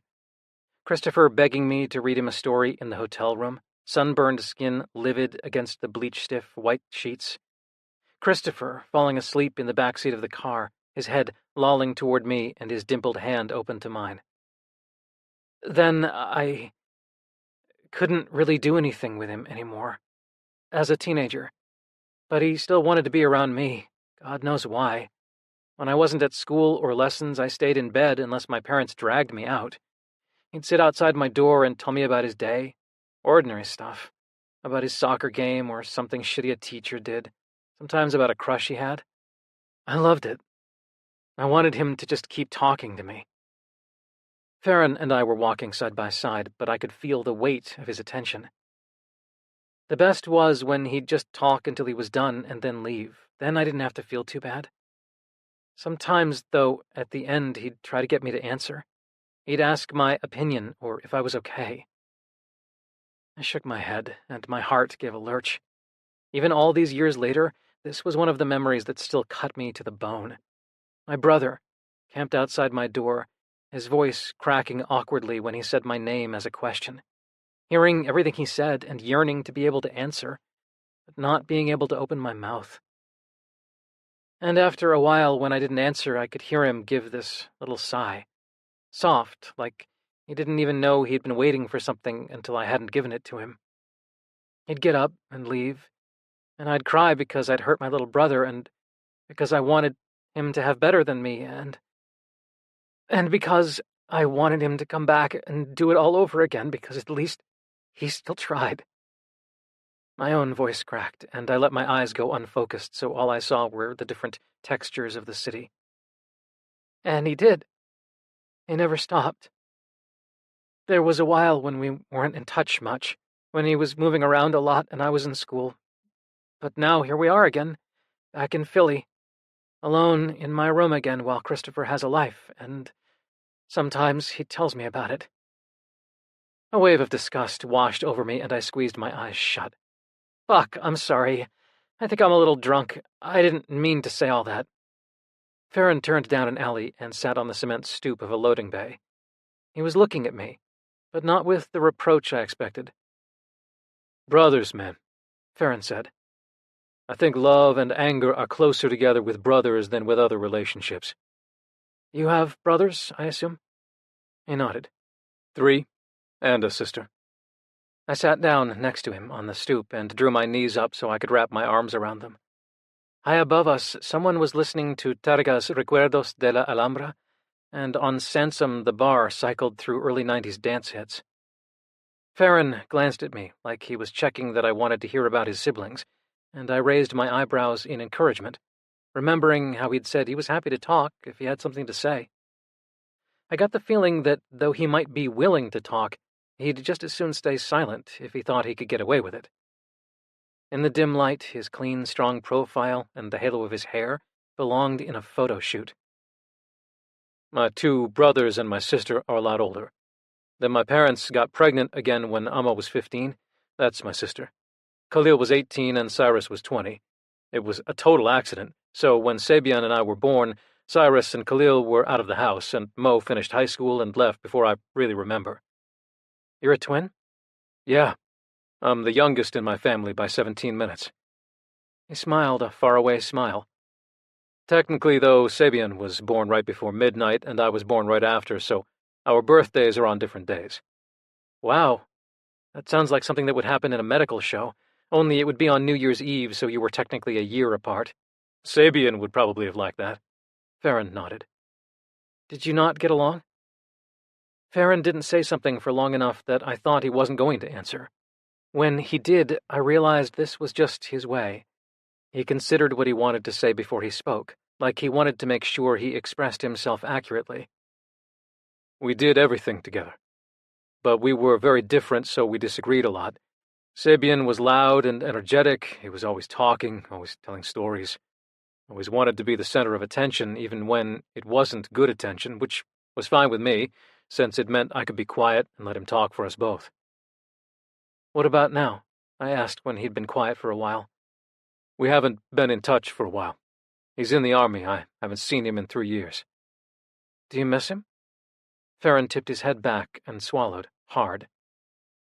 I've never been close to someone the way I was with him. Never shared things that way. I miss what it felt like to be around him when he liked me. Does he not like you anymore? He sighed, like maybe he didn't want to tell me, but I kept looking at him, hoping he would. I didn't want to be the only one getting personal, the only one risking something. Sabian used to get in trouble when we were younger. Small stuff, nothing terrible. He was just restless and curious and thought he could talk his way out of anything. My parents worried about him a lot. It wasn't like he was a white trust fund baby. They knew if he kept going the way he was going, it was only a matter of time until he got himself in a lot of trouble. Or worse. He rubbed his jaw absently, a faraway look in his eyes. I don't know what they said to him, but when we turned 18, Sabian joined the army. He didn't even tell me he was going to do it. He'd never made a big decision without talking to me about it first. I was furious and terrified. I told him he couldn't leave, that he'd get himself killed, and he just gave me this cocky smile and said he'd be the one doing the killing. Farron shook his head, hands fisting at his sides. I told him that was worse, that I didn't want a murderer for a brother. He was furious, hurt. That's how we left things. That's how I let him go off. Farron looked guilty, even all these years later. When he came back after a year, I thought he was home to stay. I thought we could both apologize, make up. I thought we'd get an apartment together like we'd always planned, somewhere I could paint and he could do whatever he decided to do. I had a lot going on then. I really needed him. He bit his lip. But he was just visiting. And he was different. Every word out of his mouth was army this and country that, and we got into it bad. He said if I was against the military, I was against the country. I told him I didn't know how he could have loyalty to a country that wanted him dead. It got heated. Farron's eyes refocused on me, and I could see the pain there. Things have never been the same since. He's been in 9 years now. We've emailed a few times, but every time we've seen each other, if it comes up, it comes between us. And it always comes up. We see it really differently." He stood and offered me his hand, and I let him tug me back to the ground because it was clear he didn't want to talk about his brother or the army anymore. But he didn't let go of my hand right away once I had my feet under me. His skin was warm, and his hand was bigger than mine. I looked up at him, wishing that he would draw me close and kiss me, run his fingers through my hair and down my spine, and kiss me until both of us forgot what it felt like not to be kissing. Then he pulled gently at my hand, and we walked out of the alley, and I felt the heave of disappointment in my stomach that said, "Of course he doesn't want to kiss you. No one wants to kiss you." "You're in Christopher's old place, right?" I nodded as we turned back onto the street, the magical interlude where Farron might kiss me, swallowed up by the reality of the city and my life. We began walking in that direction, and I saw Farron look over at me a few times out of the corner of my eye, but neither of us said anything. I smoked another cigarette, the familiar burn in my chest and my mouth comforting. Farron was leading us on a meandering route, cutting through alleys and small side streets and looping back around. I wasn't sure if he just liked to walk, or if he could tell that I didn't want to be alone. It was one of the most frustrating feelings. When I was by myself, I was often so lonely it was physically painful. When I was around people, though, I was desperate to get away from them and be alone. But there were a few people sometimes who felt suspended between being alone and being in company. Apparently, Farron was one of those people. "Look," he said, pulling me from zoning out. He was pointing at a hulking shadow half on and half off the sidewalk. When I focused on it, the moonlight just let me pick up the glint of white keys. "Oh, wow." I walked over to the piano. Even at first glance, it was a shambles, the wood deeply scarred and the top coated in something sticky. Sitting lopsided like this would have the tuning out of whack quickly, too. I plunked a few keys. Some resonated, but most were gummed up. The pedals stuck, and there was a deep gouge out of the front left leg. Taped to the side of the piano was a note in messy all caps. "Garbage." It tugged at my heart.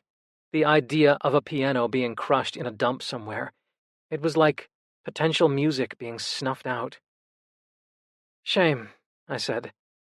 "I wonder if there's a school or something that needs a piano and we could call them to get it instead." But I trailed off.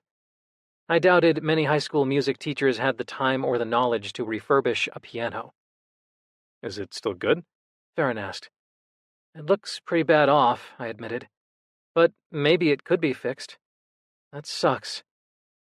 I walked away so I didn't have to look at it anymore, and after a minute Farron fell into step beside me again. "Kind of an inconvenient instrument to play, I guess," Farron murmured. "You can't carry it around with you." I nodded. All through school, when everyone else practiced at home, I'd been stuck in practice rooms. Sometimes it felt like I'd spent all of my 20s in practice rooms. I'd moved far too often to even think of buying a piano. Living with 5 people in a small apartment, there hadn't been room for one even if I'd been willing to deal with the inconvenience. In the midst of a bitter fight, Casper had once told me he thought the only reason I agreed to move in with him was so I could have a place to put a piano. I'd never been entirely sure he was wrong. "There are keyboards, but it's not the same," I said. I hated the way they sounded. I'd always rather practice with nothing than a keyboard. When we got to my front door, Farron asked if he could use my bathroom, and I felt a zing of excitement that he would be inside my apartment, even if only for a minute. I'd left the lights on because I hated coming home to darkness. I stuck my keys on the hook and towed my shoes off, and Farron stood there, looking around. Seen through his eyes, I supposed it probably looked sad and bare, just basic furniture and no decoration since Christopher had taken his things with him. "Spartan," he said with a smile, and crossed to the bathroom. I put on water for tea and listened to Farron peeing, trying not to picture him holding his cock just 10 feet away, and failed. It was probably as gorgeous as the rest of him. "Do you want some tea?" I asked when he came out. "Sure, thanks." He looked around again as I poured it, and we sat at the small kitchen table. But you don't have a piano. Nope, it's in Boston with everything else. There really wasn't much else, since when I'd moved in with Casper, his apartment had been fully stocked. Some clothes and shoes, a few books, my music, and some souvenirs from touring that I'd gotten because I'd thought I was supposed to have souvenirs. Just my piano and the cat. I shook my head because thinking of Rimsky-Korsakov made me too sad. Maybe I should get another cat? It felt disloyal to even think it, but I highly doubted that Casper would let me have her, since she'd been his before he'd even met me, even if she did like me better. Jude? I jerked away at a gentle touch on my wrist. Sorry, I muttered. You just startled me. Farron just watched me for a minute, and I felt my cheeks get hot. I had an unflatteringly blotchy way of blushing on my throat and my ears that was probably happening. Do you not like being touched? He asked softly. I shook my head and looked down. It's not that. I don't like it from people I don't know. Or sometimes I guess I don't like it at all, but then sometimes I like it a lot and I want it too much. I swung wildly between cringing from touch and craving it. I sealed my mouth shut. Memories of Casper whispering how hot it was that I was so sensitive, that I was so responsive to his touch, butted up against memories of him untangling my fingers from his, telling me I was too needy, too clingy, too changeable. Memories of wanting him to wrap me in his arms and hold me all night, slammed into memories of nights I couldn't bear even to feel him brush up against my skin in his sleep. Tease. Farron's expression was neutral. Not disinterested, I didn't think, but actually neutral, as if any answer I gave him would have been equally okay with him. He put his hand on the table, palm up, offering it to me if I wanted it, but not imposing if I didn't. I slid my hand into his, heart racing, and he curled his fingers around mine. I wanted to ask you something, he said. The heat from his hand settled into me, and I realized it must have been the hand he'd wrapped around the tea. Okay. He looked a little self-conscious. Would you ever let me paint you? His eyes roamed my face and my hair, the way they had in the bar when he'd mentioned the contrast of my coloring. In another context, it would have sounded like the worst kind of come-on, a pretentious, would you like to listen to my original recording kind of come-on. The kind of come-on I'd heard more times than I could count over the years, from other guest soloists, conductors, wealthy donors, and everyone in between. But there was nothing sleazy or flirtatious about Farron. Just the opposite. His appeal was in his sincerity, his quiet confidence. And I'd be damned if I could imagine why he'd want a painting of pale, skinny me, but if it meant I could spend more time in his presence, in the presence of someone who made me feel like maybe my entire being wasn't just an inconvenience, then there was only one possible answer. If you really want to, yeah. I really want to, he said, and he squeezed my hand. Chapter 4. I rang the bell of the McMastersons' house just before 10 on Saturday morning with my stomach in a knot. When Kira McMasterson had emailed me about piano lessons, it had taken me a moment to remember I'd posted those signs. The woman who had been giving her son, Nate, lessons for years had taken a new job unexpectedly and left town. It was an attached house on a tree-lined cobblestone street in Old City, where every stoop had wrought iron railings and flowers spilling from window boxes. The fixed shutters were painted a glossy forest green that set off the deep red brick of the buildings and variegated terracotta and brown brick laid in a fishtail pattern on the sidewalk. Gas lamps burned above the doors even on a warm sunny morning, and the historic street lamps arched gracefully. These houses had probably sold for a cool $1 million at the absolute lowest, which made me feel better about quoting the McMastersons what I was actually worth an hour. Kira had seemed pretty stoked about having a member of the Boston Symphony give her 11-year-old lessons, so either Nate was a prodigy or the McMastersons were in it for the bragging rights, and I kind of doubted the kid was a prodigy. The door opened to reveal a blonde woman in her 40s who'd tried to moisturize herself back to 25. She was dressed in the kind of jeans that looked like a casually perfect fit, but were probably tailored just for her, and her oversized blue and white striped shirt was cut to reveal the hollows beneath her clavicle. She wore delicate gold jewelry and white leather loafers, and her handshake was us grinding our bones together. "Mr. Lewson, welcome. I'm so glad to have you." "Hi, thanks. Jude, please." She smiled at me like I was doing her a favor. "Jude. All right then. I'm Kira. Welcome to our home." I resisted the urge to glance behind me and check for whatever camera she seemed to be speaking for. It was a rather beautiful home, in the same way that she was rather beautiful. Everything was expensive, well cared for, and hewed so close to neutral that you couldn't find anything specific to critique. It was the elevator music of decor, and it made me fidget. "Can I get you anything to drink? Coffee, tea, lemonade, kombucha?" She said kombucha like someone who'd been told what it was by an employee at the Whole Foods a few blocks west when she was studying the $7 glass bottles. "I'm fine, thank you." "Water?" No, thank you." As she reconciled her disappointment at my rejection of her hospitality with keeping her smile on, her husband came downstairs. I did a double take, because he was also wearing spotless jeans, a blue and white button-down shirt, and a gold watch. Had they come from some kind of family picture that required matching outfits? His grin was toothy, and when he shook my hand, I could tell that they shared a moisturizing habit as well as a couturier. "I'm Bart McMasterson," he said. "Good to meet you." People who introduced themselves with their full names always seemed like they were selling something, like they lived lives where they had to introduce themselves by their full names all the time. But Bart's toothy smile was firmly plastered on his face, and at least he hadn't tried to crush my hand in dominance. "Nate!" Bart called behind him, still smiling at me. A kid slunk into the room like he had been called to the gallows. He was the most ordinary-looking child I had ever seen. Light brown hair, blue eyes, a mouth. I stared at him for a moment because it was like looking at a picture frame insert. "Hey," he said. And that pretty much set the tone for the lesson. Once the pleasantries were out of the way, I spent the hour seeing where Nate was at, looking at the pieces he'd played with his previous instructor and running him through simple skill drills and asking him about what music he liked to play. Unshockingly, he didn't like to play, and my wager about him probably not being a virtuoso, yeah, I won that. But teaching piano was all I was qualified to do since I'd fucked up actually playing piano, so I couldn't really turn my nose up at giving lessons to an apathetic rich kid. I shook Kira and Bart's hands and agreed to Tuesdays and Thursdays at 4. They didn't even blink when I named my price.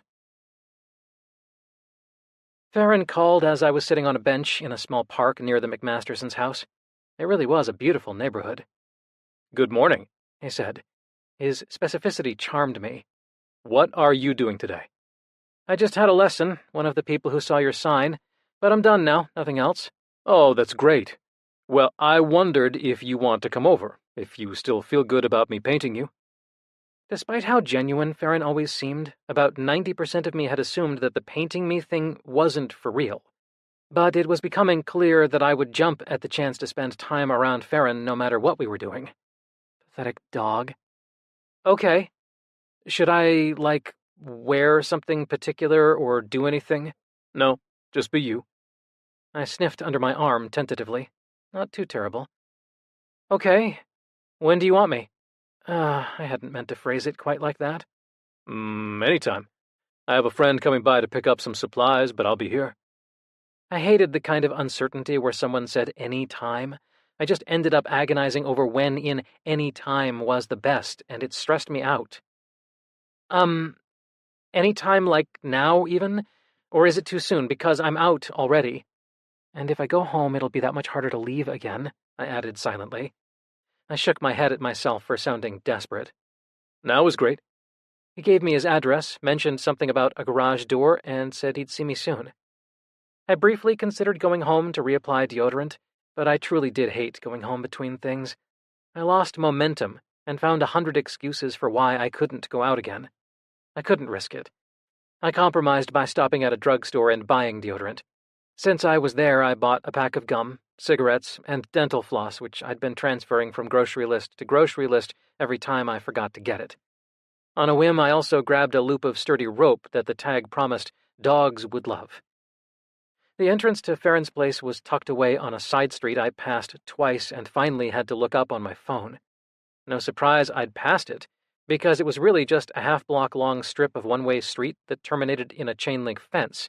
What probably used to be one of the maze of footpaths that had originally been used to move goods from the ships that docked on the bank of the Delaware to the shops of the neighborhood and the market that Market Street was named for.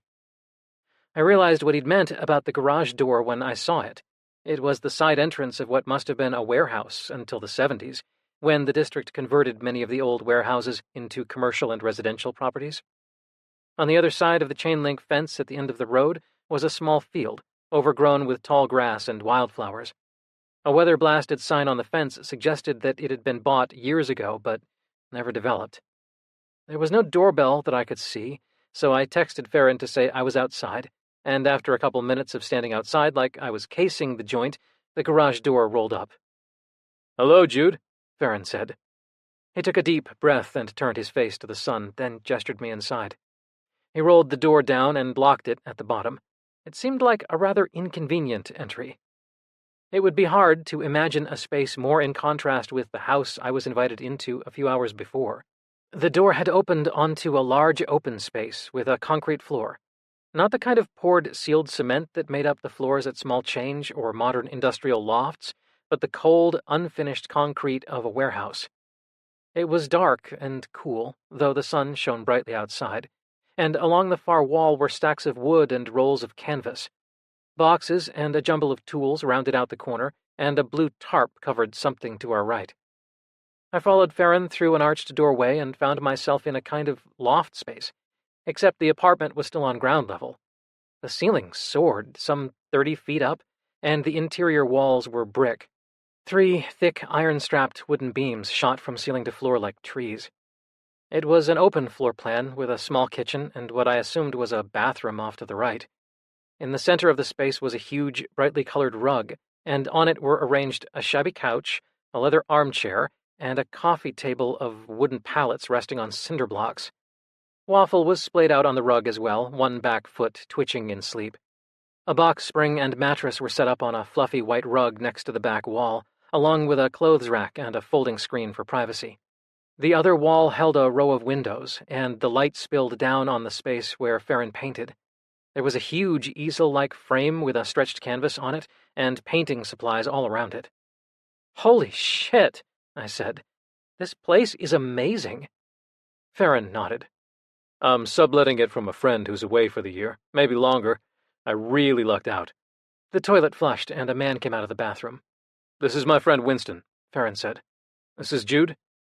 Winston was taller than me and shorter than Farron, and probably in his mid to late 30s. He was bulky with muscle, but had kind, sad eyes. His white t-shirt made his dark brown skin glow, and he flashed me a smile with perfect teeth as white as his shirt. "Hey, Jude," Winston said with a wink. "You probably get that a lot, huh?" "Yup. Take it up with my parents, who have no excuse, considering they weren't even Beatles fans." Winston smiled again and pointed at himself. "Winston was John Lennon's middle name, turns out. My parents weren't fans either, but I served with a cat who was the biggest Beatles fan you ever met. He knew everything about them." Winston put a coffee mug in the sink and shuffled some papers into a notebook on the counter. He clapped hands with Farron and drew him in for a hug and back pat, firm enough it would have knocked the wind out of me. "Thanks, bro, as always. I'll see you next week, Jude." He turned to me and nodded. "A pleasure. Hope I'll see you again." "You too," I said. Farron walked with him, presumably to let him out, and they talked softly and embraced again before Farron closed the door after him. "He seems nice," I said. He did seem nice. He also seemed handsome and cool, and he'd gotten to hug Farron twice in 2 minutes when I'd never gotten to hug him even once. Not that I was keeping score. "Have you, known him long?" Wow, could you be any less subtle, Jude? 6 months or so. Farron moved around the kitchen, straightening things up. I'm part of this program called Mightier Than the Sword.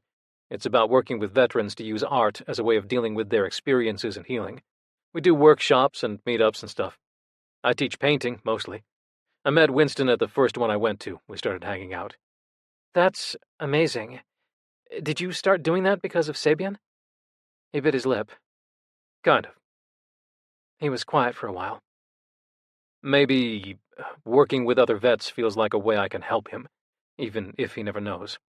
The military's a horrible bully, preying on poor people and people of color and making them feel like they have no other options than being cannon fodder. They depend on xenophobia and fear to remain untouchable. They perpetuate harm in the name of peace. Everything about them is a horror. But a lot of the people who get caught up in the machine aren't to blame for that. Some of them really didn't have better choices. Some wanted to do good, or thought they were. They need a way to cope with everything, and art seems to help a lot of people. Farron stopped talking abruptly, almost like he'd forgotten I was there. He looked strangely uncertain, standing in the middle of this huge space. I nodded. Do you know if they want any musicians? Or maybe that's a whole other kind of program? I'll ask, Farron said. He shook off whatever had tripped him up a moment before. Do you want some tea? I snorted. Okay, that's the second time today I've been offered. My new students' parents are like a Better Homes and Gardens ad, and I sincerely hoped that Nate never gets kidnapped because he's so generic that trying to describe him to the police would be useless. Farron smiled and put the kettle on. I put my bag on the counter and remembered the toy I'd bought. Oh, I forgot. I brought this for Waffle. I fished the toy out and tried to pull off the tag. Waffle came bounding over, apparently awakened by the sound of her name. The plastic loop holding the tag on was stubborn, and Farron took the toy from me as I went for it with my teeth. He slid it with a bread knife on the counter and handed it back to me. That's really sweet, Jude, thank you. His voice was so warm, it kind of felt like an actual hug. I allowed myself to feel slightly less jealous of Winston. Sit, Waffle, Farron said. Waffle slid to the ground like she was on ice. Apparently it was the proper interpretation of the command, because Farron petted her head and nodded to me. I held out the rope, and Waffle tugged at it excitedly. I pulled back, pleased that my gift was a success. Then, with another tug, Waffle yanked me off my feet and sent me sprawling. I caught at the counter to try and stay standing, but it was no use. Wow, I said from the floor as Waffle tried to lick my face. Could have just said you wanted me to sit with you, bud, I told the dog. Farron held out a hand, and I could tell he was trying not to smile. All right. Yeah, just apparently weaker than the mouth of a medium-sized dog. No problem, I grumbled.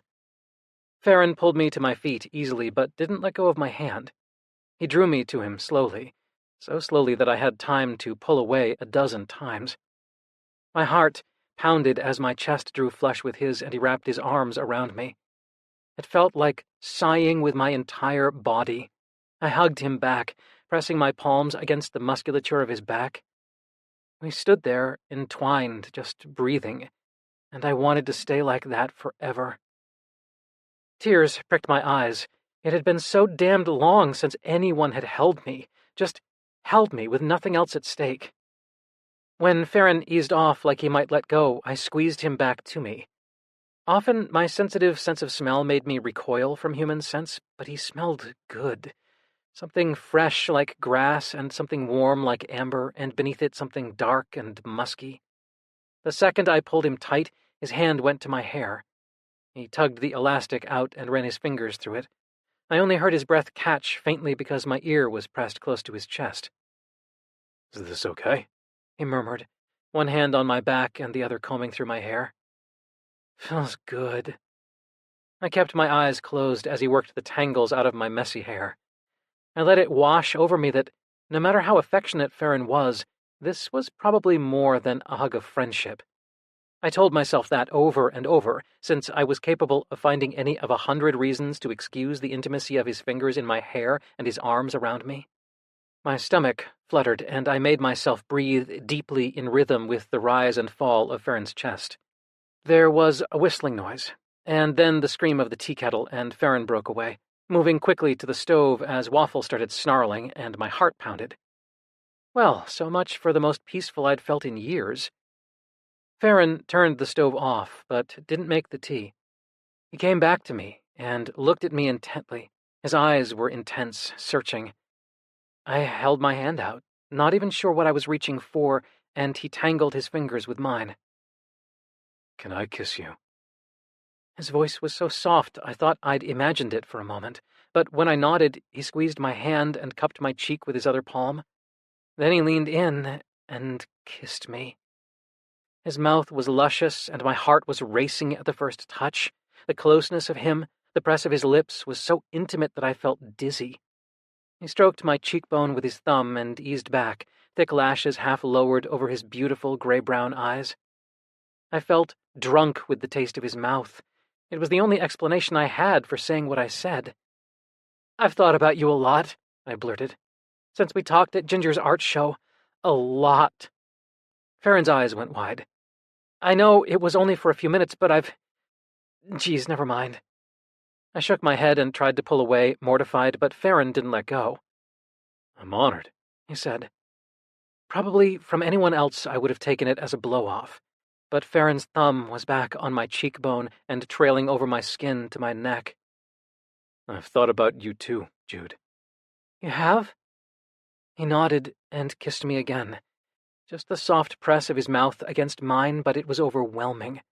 The feel of his strong body against mine, the smell of his skin, the taste of his breath. Desire swirled in the pit of my stomach and the muscles of my thighs, and I let my eyes drift shut as he learned my face with his fingers. I've never been a casual person. I've never done things halfway.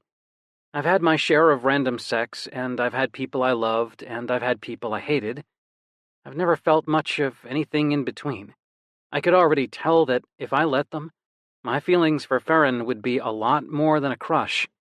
If I kept spending time with him, if he kept touching me like this, yeah, hell of a lot more.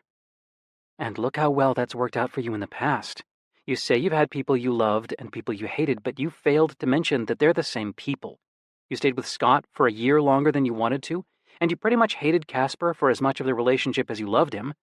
What the fuck are you thinking, even considering another relationship when you don't know how to love anyone without hating them or hating yourself? My heart started to pound, and I took a deep breath. Farron eased away, and I opened my eyes. His burned. Interest, passion, desire, maybe all of the above, I wasn't sure. But the way he was looking at me said that he'd been holding back in that kiss. He'd been holding back a lot. A smile quirked at the corner of his mouth, and he kissed my hand, then untangled our fingers and moved into the kitchen. "I have green tea, mint, yerba mate, jasmine, dandelion, chamomile, and a few blends for specific things." He'd lost me at yerba mate, so I went with mint. He put a mug of tea on the counter and tucked an errant curl behind his ear. His hair was up in a top knot today, but a few strands drifted around his face. "I have something for you," he said. "In the garage. You shouldn't feel any pressure to accept it, though, okay?" Okay. Farron slid a hand into mine again and led me to the corner of the dim garage. He tugged the corner of the blue tarp like a magician with a tablecloth. Underneath was a piano. No, the piano, the one from the other night on the street. "Holy shit," I murmured. "You said it could be fixed. I thought you might want to fix it." I have never been good at receiving gifts. I always feel vaguely guilty, which makes me irritated at the gift giver for making me feel guilty. But I didn't feel guilty now. I felt overwhelmed. "How did you—" "Winston and another friend helped me. Winston has a truck." My mind was racing. "I didn't want to dump it at your house if you didn't want it, and since the floor is flush here, it was easy to get it inside. And if you don't want it, it's easy to get rid of again." Even in the dim light, I could see Farron bite his lip. "So, if I fixed it, I'd do it here?" "You could. There's plenty of room." I wanted it so much. A project, a way to feel useful, and the chance to spend more time with Farron? Yes, 1,000 times yes. "It could take a while," I warned. He nodded. "I don't exactly know what I'm doing." "That's fine." "I'm not always the easiest to be around." He didn't say anything, and his expression didn't change. I sighed. Chances were that he knew things about me from working at Small Change. I'd had a therapist once, years ago, who'd told me it would be easier if I just came out to people about my depression so all my cards were on the table. It was bullshit, of course. Depression wasn't all my cards, any more than my sexuality was. and it certainly wasn't some warning label I was required to stamp across my forehead to disclose myself as a threat to everyone I saw. Still, while most of me believed that, I had felt like a threat for so long that part of me wondered if it wasn't the kind thing to warn people off, to give them a chance to protect themselves by steering as clear of me as possible. All you have to do is answer the question of whether you want to fix a damned piano, I told myself. Okay, I said. Thank you. Farron's smile about lit up the dark. Back inside, we lost hours watching video tutorials about how to fix the piano and Googling supplies, and then digging through the pile of tools that Ramona, the friend he was subletting from, had in the garage. By that time, it was late, and when Farron asked if I wanted to stay for dinner, I bowed out. I was amped up and tired, and I was pretty sure I wouldn't be able to eat anything, and I didn't want to offend Farron by rejecting his food. It was a battle for another day. He hadn't even gotten to paint me, which was why he'd invited me over in the first place. But presumably, if I was going to be here to work on the piano, he'd get another chance. At the door, he ran his knuckles along my cheek and handed me back the elastic he'd taken from my hair earlier. I stood awkwardly, wanting to hug him again.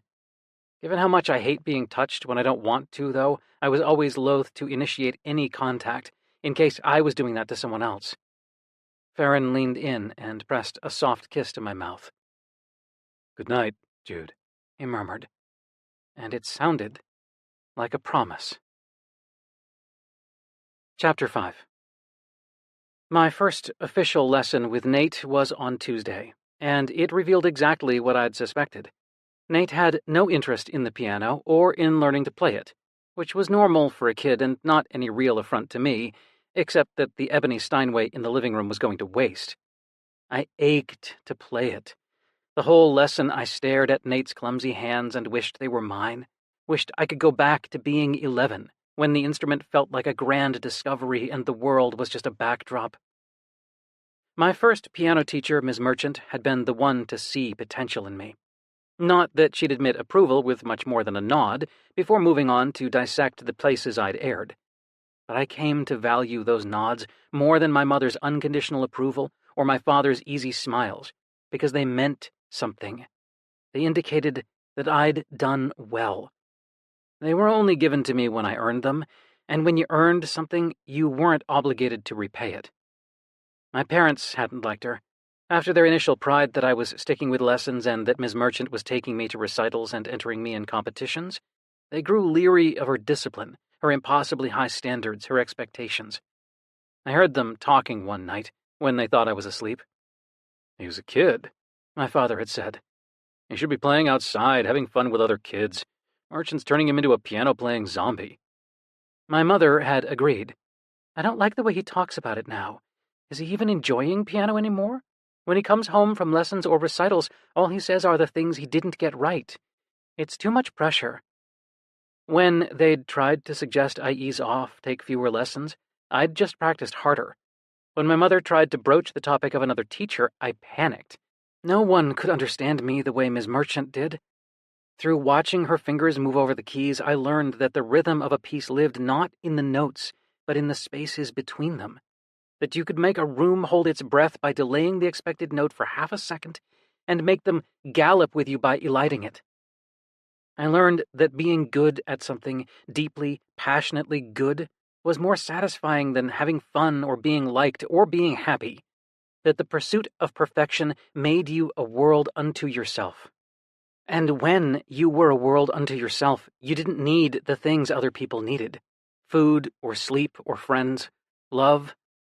It was Ms. Merchant who got me the audition for Berklee College of Music, and a scholarship once they'd accepted me. It was Ms. Merchant's voice I heard in my ear years after I'd left Philadelphia and the little piano my parents had eventually installed in their living room for me when I was 13. Her voice that whispered to me the first time I auditioned to play alongside the Boston Symphony, whispered, "Slow down, slow down, slow down," as I strung out the notes in the final phrase, the scrim I played behind vibrating with the final chord. When I'd called to tell my parents I'd gotten the job, they whooped and shrieked and told me how proud of me they were, and I'd hung up the phone, numb.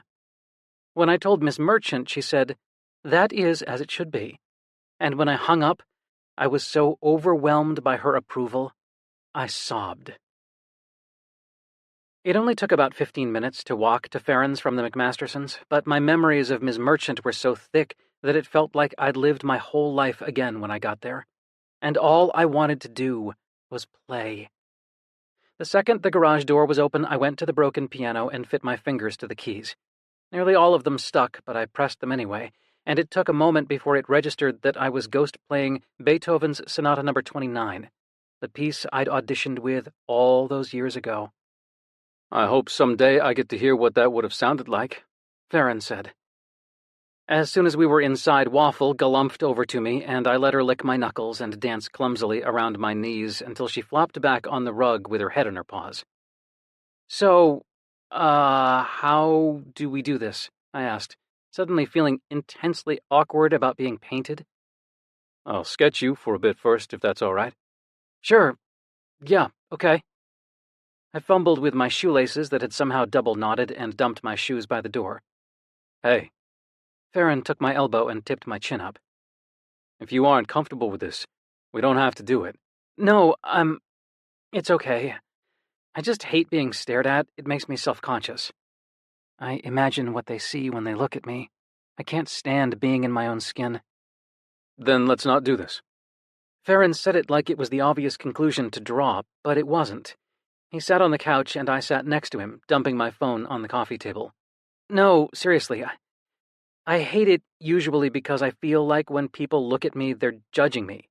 But I don't feel like that with you. Mostly I just feel awkward, but awkward usually goes away, right? Depends on why you feel awkward. He looked at me expectantly. Because I searched for a way to say it that didn't sound pathetically self-loathing and failed to find one. I feel ugly, I said simply, and watched Farron's eyes melt with an empathy so pure I felt it like a fist to the gut. It was physical, yeah. Call me superficial, but when you've spent your whole life skinny, pale, covered in freckles with bright orange hair, compliments were few and far between. Even the kindly meant comments were mostly of the confused, I'm weirdly into you variety, or the conflicting, you look like I could split you in half one. And that's to say nothing of the unkindly meant ones. I didn't know how to explain that it wasn't merely physical, though. It was the way not feeling sexy made sex feel like a performance rather than any kind of desire. Like I was watching myself fumble through a jazz piece where my job was to riff off whatever I was given. I'd never been very good at riffing. It was the way my partners had always seemed to want something from me, but I never knew what it was, in how I'd never wanted what they gave me. And the longer I felt that way, the more the feedback loop became a downward spiral, where someone looking at my freckles fast-forwarded in my head to them imagining what it would be like to fuck someone covered in freckles like that, which became me failing to satisfy them and not enjoying myself, which started it all over again. Before Farron could say anything or I could figure out a way to explain, my phone beeped on the table and lit up with a text. Call me, please. It was Casper. I'd deleted a few more emails this week without reading them. Do you need to take care of that? Farron asked when I made no move to pick up the phone. No, it's my ex. Does he bother you? Farron's shoulders were squared, and he was sitting up tall, like he'd happily grab the phone and bother Casper right back. Warmth rushed through me at the idea that he felt protective of me. He probably just wants to get rid of all my stuff. He's still pretty mad at me. Another beep, and my phone lit up again.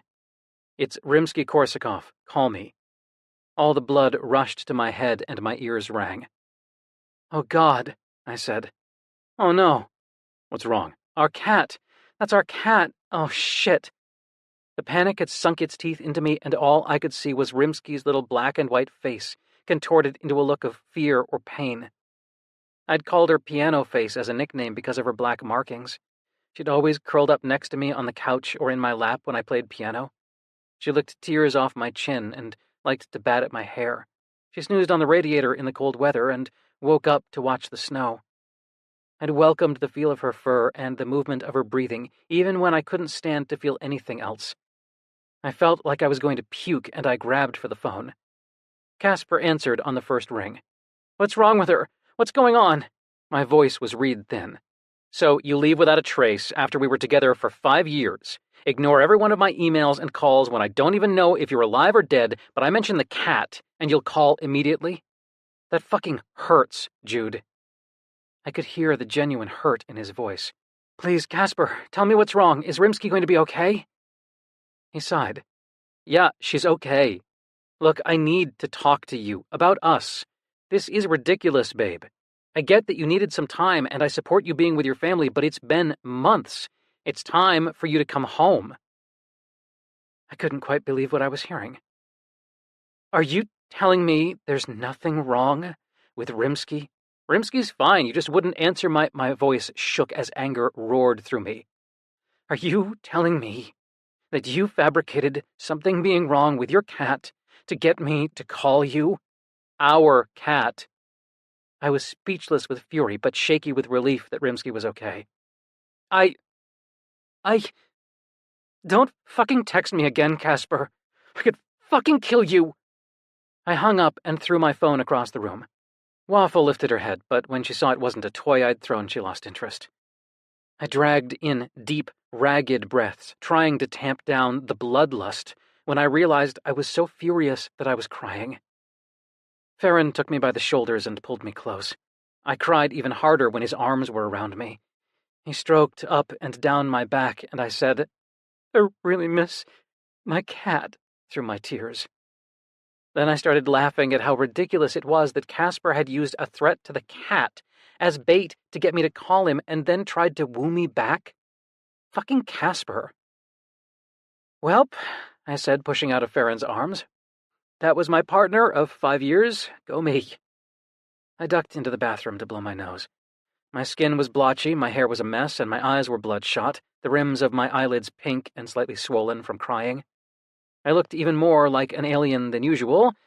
Excellent, just how I wanted to be immortalized. Farron was pouring tea when I came out of the bathroom, and I could feel his eyes on me as I sat at the counter. Using a cat to get me to talk to him basically makes him an automatic villain, right? I said, trying to break the tension. He didn't say anything, but slid his hand up my forearm and squeezed gently. The more time I spent with Farron, the more it became clear that touch was a language he spoke eloquently. We drank the tea in silence. My anger at Casper had just spiked, but in the queasy aftermath, I knew it wasn't only Casper I had left. I can't go back there, I said. It sank into me with a finality that I hadn't felt before. All those months in my childhood bedroom at my parents' house, I'd been marking time. First, the time until everyone stopped treating me like I might off myself at any moment if they so much as left me alone, with access to a kitchen knife or a belt. Then the time until I felt ready to slide back into the life I'd left behind in Boston. Not Casper, but my friends and my music. In my mind, my life there was on pause, suspended until I re-inhabited it. When I heard Antonio hired Claire as the guest pianist for the show after I left, I said, of course. Of course, when the player can't play, they hire someone else. But winter had been bad. Really bad, and by the time I'd emerged, checked my email or my phone, they'd begun prepping for the summer season, and Antonio was taking Claire to Tanglewood in my place. It would be her, instead of me, going forward. I knew it. Why wouldn't it be? She was talented, driven, and conveniently devoid of my less savory mood disorders. Sure, we all had opinions on each other's abilities.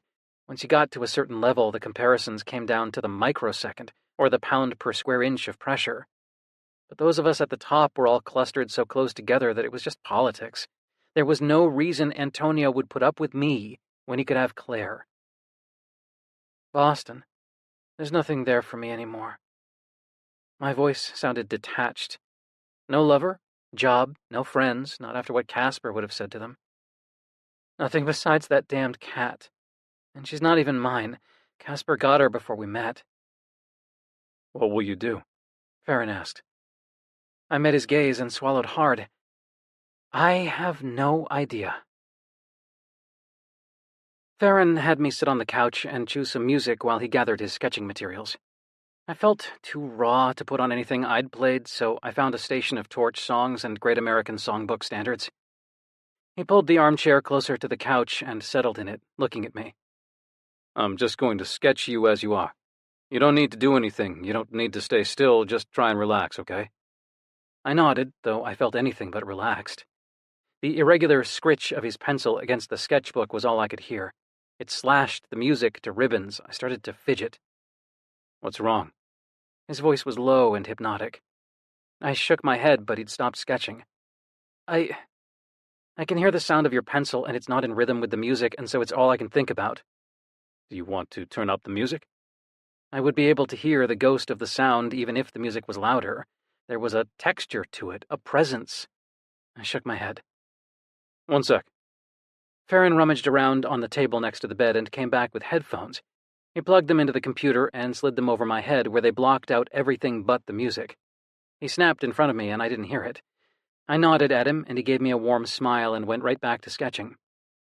Somehow, with the headphones on, even being looked at was easier, as if the inability to hear anything he might say excused me from engaging entirely. After a few minutes, I sank into a world of unrequited love, romantic tragedy, and raspy-voiced yearning. Ella Fitzgerald sang Prelude to a Kiss, and I let myself watch Farron as he watched me. I wanted to know what happened in the slide of his eyes on me, to his fingers moving the pencil over the page. How did he find his way in? How did he choose which line began it all? Which of my shapes sparked it off? I took off the headphones. How do you decide where to start? His eyes refocused on me in a different way than they'd been as he drew, and his brow furrowed slightly. Not sure, he said softly. I just do. I wish I could see you drawing. He looked at me for a moment, then stood and moved behind me on the couch, leaning me forward. He settled in, one leg against the back of the couch, the other with a foot on the floor, and drew me back against his chest. This okay? I nodded. His smell was all around me. He flipped to a fresh page in the sketchbook and held it in front of me. I let my head settle back against his shoulder so I wasn't blocking his view, and felt his lips at my hair. I took a shuddery breath and forced myself to relax against his body. He began to draw. His hand moved quickly, and with light strokes my feet emerged and the arm of the couch, then the shapes of the kitchen beyond. The first line he'd drawn had shaped the inside slope of my left foot, and I touched it, pencil smudging slightly under my finger. Sorry, I said, and Farron kissed my hair. Take your socks off. He turned the page, and I pulled my socks off, and he began to draw again. This time he drew my feet in detail. I watched the sketch unfold as surely as a piece of music unfurled before me as I played. The articulation of bony toes, the tributaries of tendon and blood vessel, the subtle shadows of instep. It all began as the lines that differentiated my foot from not my foot. As simple as that. Object and non-object, line and space, sound and silence. I'd never been so aware of my feet as seeing them through Farron's eyes. I turned my head just enough to see his chin. More? His breath caught as he slid his hand along the outside of my thigh. He put the sketchbook on my knee, and his hand came to rest on my stomach. My heart started pounding, and unexpected arousal crept over me, setting my skin to a tingling awareness. I clutched at his thighs where they cradled mine, the muscle beneath his thin linen pants firm and tight. His touch was slow and sure, like he was sketching, learning the planes of my stomach and the ridges of my jeans with his fingertips. He brought his fingers to the hem of my shirt and paused there. I pressed into his touch as he slid his hand under my shirt. I gasped as his warm hand slid over the sensitive skin of my stomach. It felt like no one had ever touched me there before. I'd tangled his foot with both of mine without noticing it, but now I felt his bare foot slide against mine. Hold this, Farron murmured into my hair and handed me the sketchbook. I held it so he could draw with his right hand as he continued to explore my torso. He sketched our feet, his elegant and high-arched and mine bony and slender, his dark, mine pale. And all the while, his fingers sketched other shapes against my skin. He dipped into my navel and ran along my ribs, sending shivers down my spine. When he skimmed a fingertip over my nipple, I gasped and tensed against him. He traced my nipple until it was a hard peak, then squeezed it and my hips jerked, making the sketchbook jump in my hand. Farron's breath went rough and he nuzzled into my hair. My heart was pounding, and I knew he could feel it. I squirmed to try and take my shirt off, but I couldn't quite get it. Farron stripped it off me and ran sure fingers along my ribs. Then he traced the blue veins visible beneath my skin from my heart to where they disappeared under my waistband. With my oversized shirt out of the way, the bulge of my erection in my jeans was obvious. I drew my knee up, resting it against the back of the couch. He slid a hand up the inside of my thigh so slowly I held my breath, but he didn't touch my hard cock, and I shuddered with arousal. "Jude," Farron breathed, and I let the sketchbook fall between us as I went for the button on my jeans. I felt like I was made of pounding heart, flushed skin, raging need, and it felt like nothing I'd ever experienced. It didn't even feel like sex. It felt like desire. It felt like what I knew sex was supposed to feel like, but rarely had for me. Farron lifted my hips, and I shimmied the jeans down and kicked them off. I had a moment of regretting it when I realized my pale, skinny legs were now on full display. But Farron's groan at the sight of my bared skin was so sincere and gratifying that it eclipsed my self-consciousness. When I settled back against him, I slid my ass back, nestled it between his legs, and felt the hardness there. Thank God. He clutched me to him and shuddered as his erection slid against me. I spread my legs again, one knee against the back of the couch and the other slung over his knee. He was fully clothed, and all I wore were clinging briefs that were wet with my arousal and straining around my hardness. Farron cupped my cock and balls through my underwear, and I jerked in his hands, my body hot and out of control. I kept my hands on his thighs, but I ground back against him and forward into his hand, trying to get more pressure, more friction. With a shuddery breath, Farron reached between my legs, and I tensed, waiting for his touch. But he pulled the sketchbook back and held it up for me. My every nerve ending was alight with the need for release, but I realized that I wanted to see what he would do more than I wanted to come. I propped the sketchbook against my right thigh, and Farron picked up the pencil. With his right hand, he drew the triangle of my crooked knee and the curve of my bare foot where it rested on the couch. With his left hand, he roamed my body, setting my skin on fire. He played with my nipples and stroked my stomach. He traced the crook of my knee and where my thigh met my groin. He trailed fingers up and down the inside of my thigh until my whole leg was shaking with tension. Finally, he drew a fingertip along the rigid length of my cock, and I gasped. My erection jerked, and I thought I might come. The tip of my cock pressed out the top of my underwear, straining red against my stomach, and I felt Farron's arousal as he stiffened further against my ass. His self-control was unreal. I could feel the faint trembles in his thighs, his stomach, his chest. But he kept still. When I threw my head back on his shoulder, I could feel his hot breath against my ear and my throat, and I wanted desperately to kiss him. But I didn't want to be the one to choose. I wanted to see what he'd do, even more than I wanted to kiss him. He shaded in shadow at the crook of my knee with his right hand, and with his left, he circled the flushed, weeping tip of my cock. I cried out, so exquisitely sensitive that my head pounded. My thighs were visibly trembling, and the sketchbook was shaking. "Lift up," he murmured, and stripped my underwear off. I pulled one foot out and left it around my other leg. My erection raged, and Farron made a rumbling sound of appreciation in his throat. He touched me so slowly that I thought I might scream, because each swipe of his thumb over the head of my dick, each rasp of his hand on my inner thigh, each pinch of his fingers at my nipples had me lightheaded. He was playing me like an instrument, and I sang like one. He took in a huge breath and propped the sketchbook up on my thigh again. "I can't," I gasped. My fingers couldn't do anything but clutch at his legs. "Yeah, you can," he murmured, kissing my ear, and I gripped the sketchbook in my shaking hand. My eyes were glued to my crotch. Finally, his hand closed around my erection, and I nearly screamed. His hand was so big, and it felt like he held my whole life in it. He stroked me slowly, up and down as my hips tried to punch up, my ass clenching. But he took his hand away and began to draw. I felt like I might cry from desperation. "Please, please, please," I chanted, and Farron rumbled at me. He began to flex his hips ever so slightly, dragging his erection against my ass. Everything between us was hot as fire and slow as sap, and I was trembling so hard it felt like I was caught at the edge of orgasm in my whole body. The pencil was jerky in Farron's hand, his finesse gone.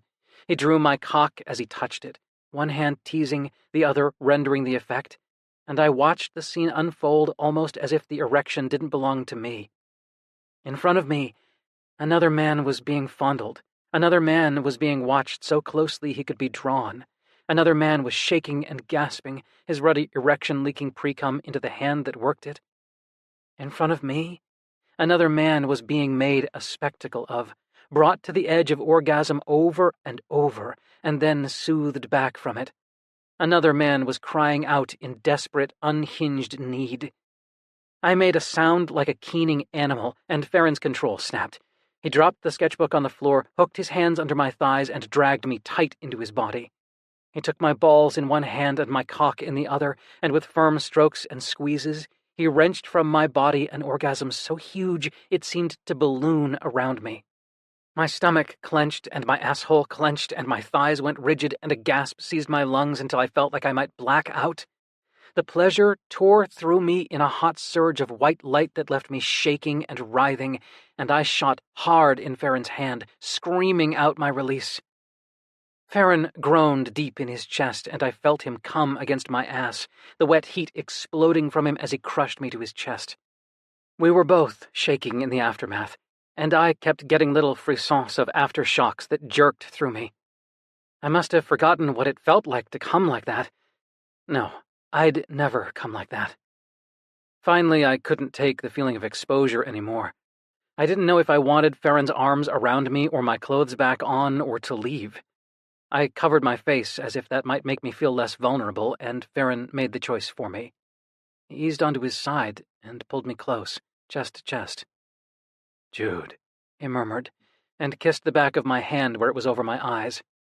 I felt like I was drowning. He said my name again and ran a calming hand up and down my spine.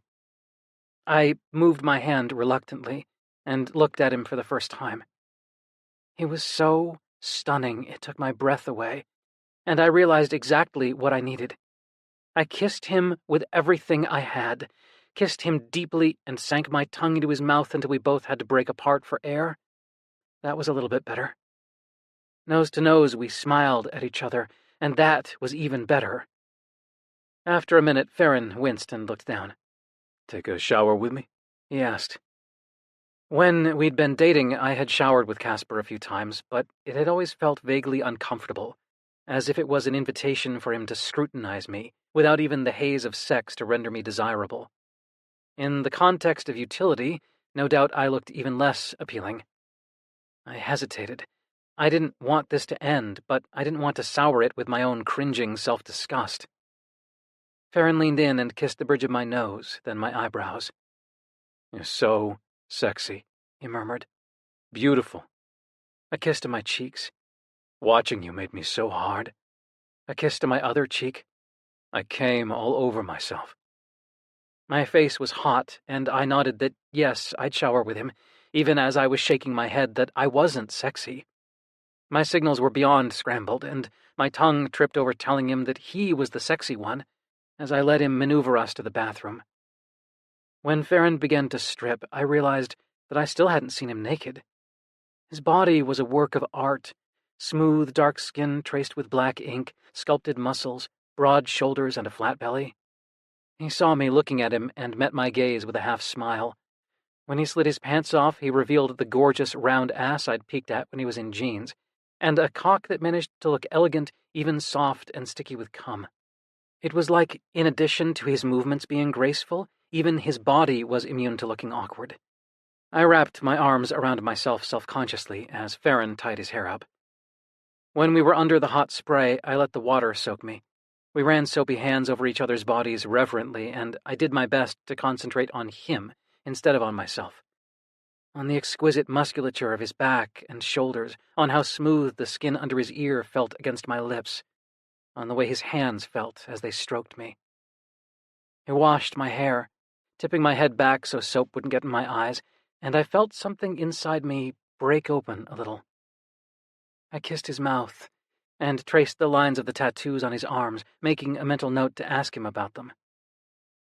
I want to ask something, but I'm not quite sure how. I trailed off, trying to gather my thoughts. Just ask, he said, eyes half closed in relaxation. I put my palm against his and twined our fingers together. Well, you're so fucking beautiful. And when you took your shirt off, I wanted to say how your body is gorgeous, how your skin is gorgeous, the texture, the color. But I wasn't sure. I wondered, my heart was pounding. You wondered if that wasn't okay to say because I'm black and you're white, and black skin is either villainized or fetishized? Yes, exactly. I cringed and he shut the water off and handed me a towel. When I looked up, he was watching me. He didn't look upset, just serious. It's complicated, he said. If you were black and you complimented my skin, I would take it like any other compliment, but yeah, since you're white, I would definitely have thought about it differently. I've been with white guys who got off on the contrast between our skin tones specifically, and that didn't feel great, so it really depends on how someone means it, and on the context of other things they say and other ways they act in the world. I nodded and held out the towel to him, liking the idea that it had dried both of us. I've been with guys who thought it was hot that I was so much skinnier than them because they associated it with me being weak, like they could break me open by fucking me. And that didn't feel great because of the association, but if someone thought I was hot, but not with that association, just because, then... I shook my head, not sure how to finish my thought, and suddenly sure that it was an ignorant comparison. It feels different. You can tell. Farron murmured. I nodded. Farron took my chin in his hand and looked at me. Race is going to come up, Jude. It's going to come up a lot, probably. The best thing is to talk about it. Okay. He hung up the towel and walked out of the bathroom, completely comfortable in his nakedness. I watched him shamelessly as I untangled my own clothes. He put on clean sweatpants and a loose white tank top, and grinned when he caught me, blatantly staring. I want to paint you even more now than I did before, he said. Only now I really want to paint you naked. Oh, God.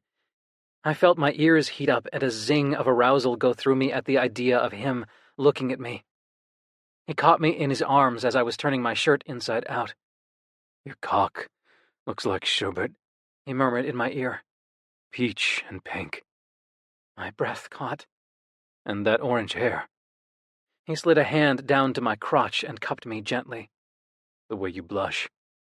His other hand found its way to the nape of my neck, and I went boneless against him.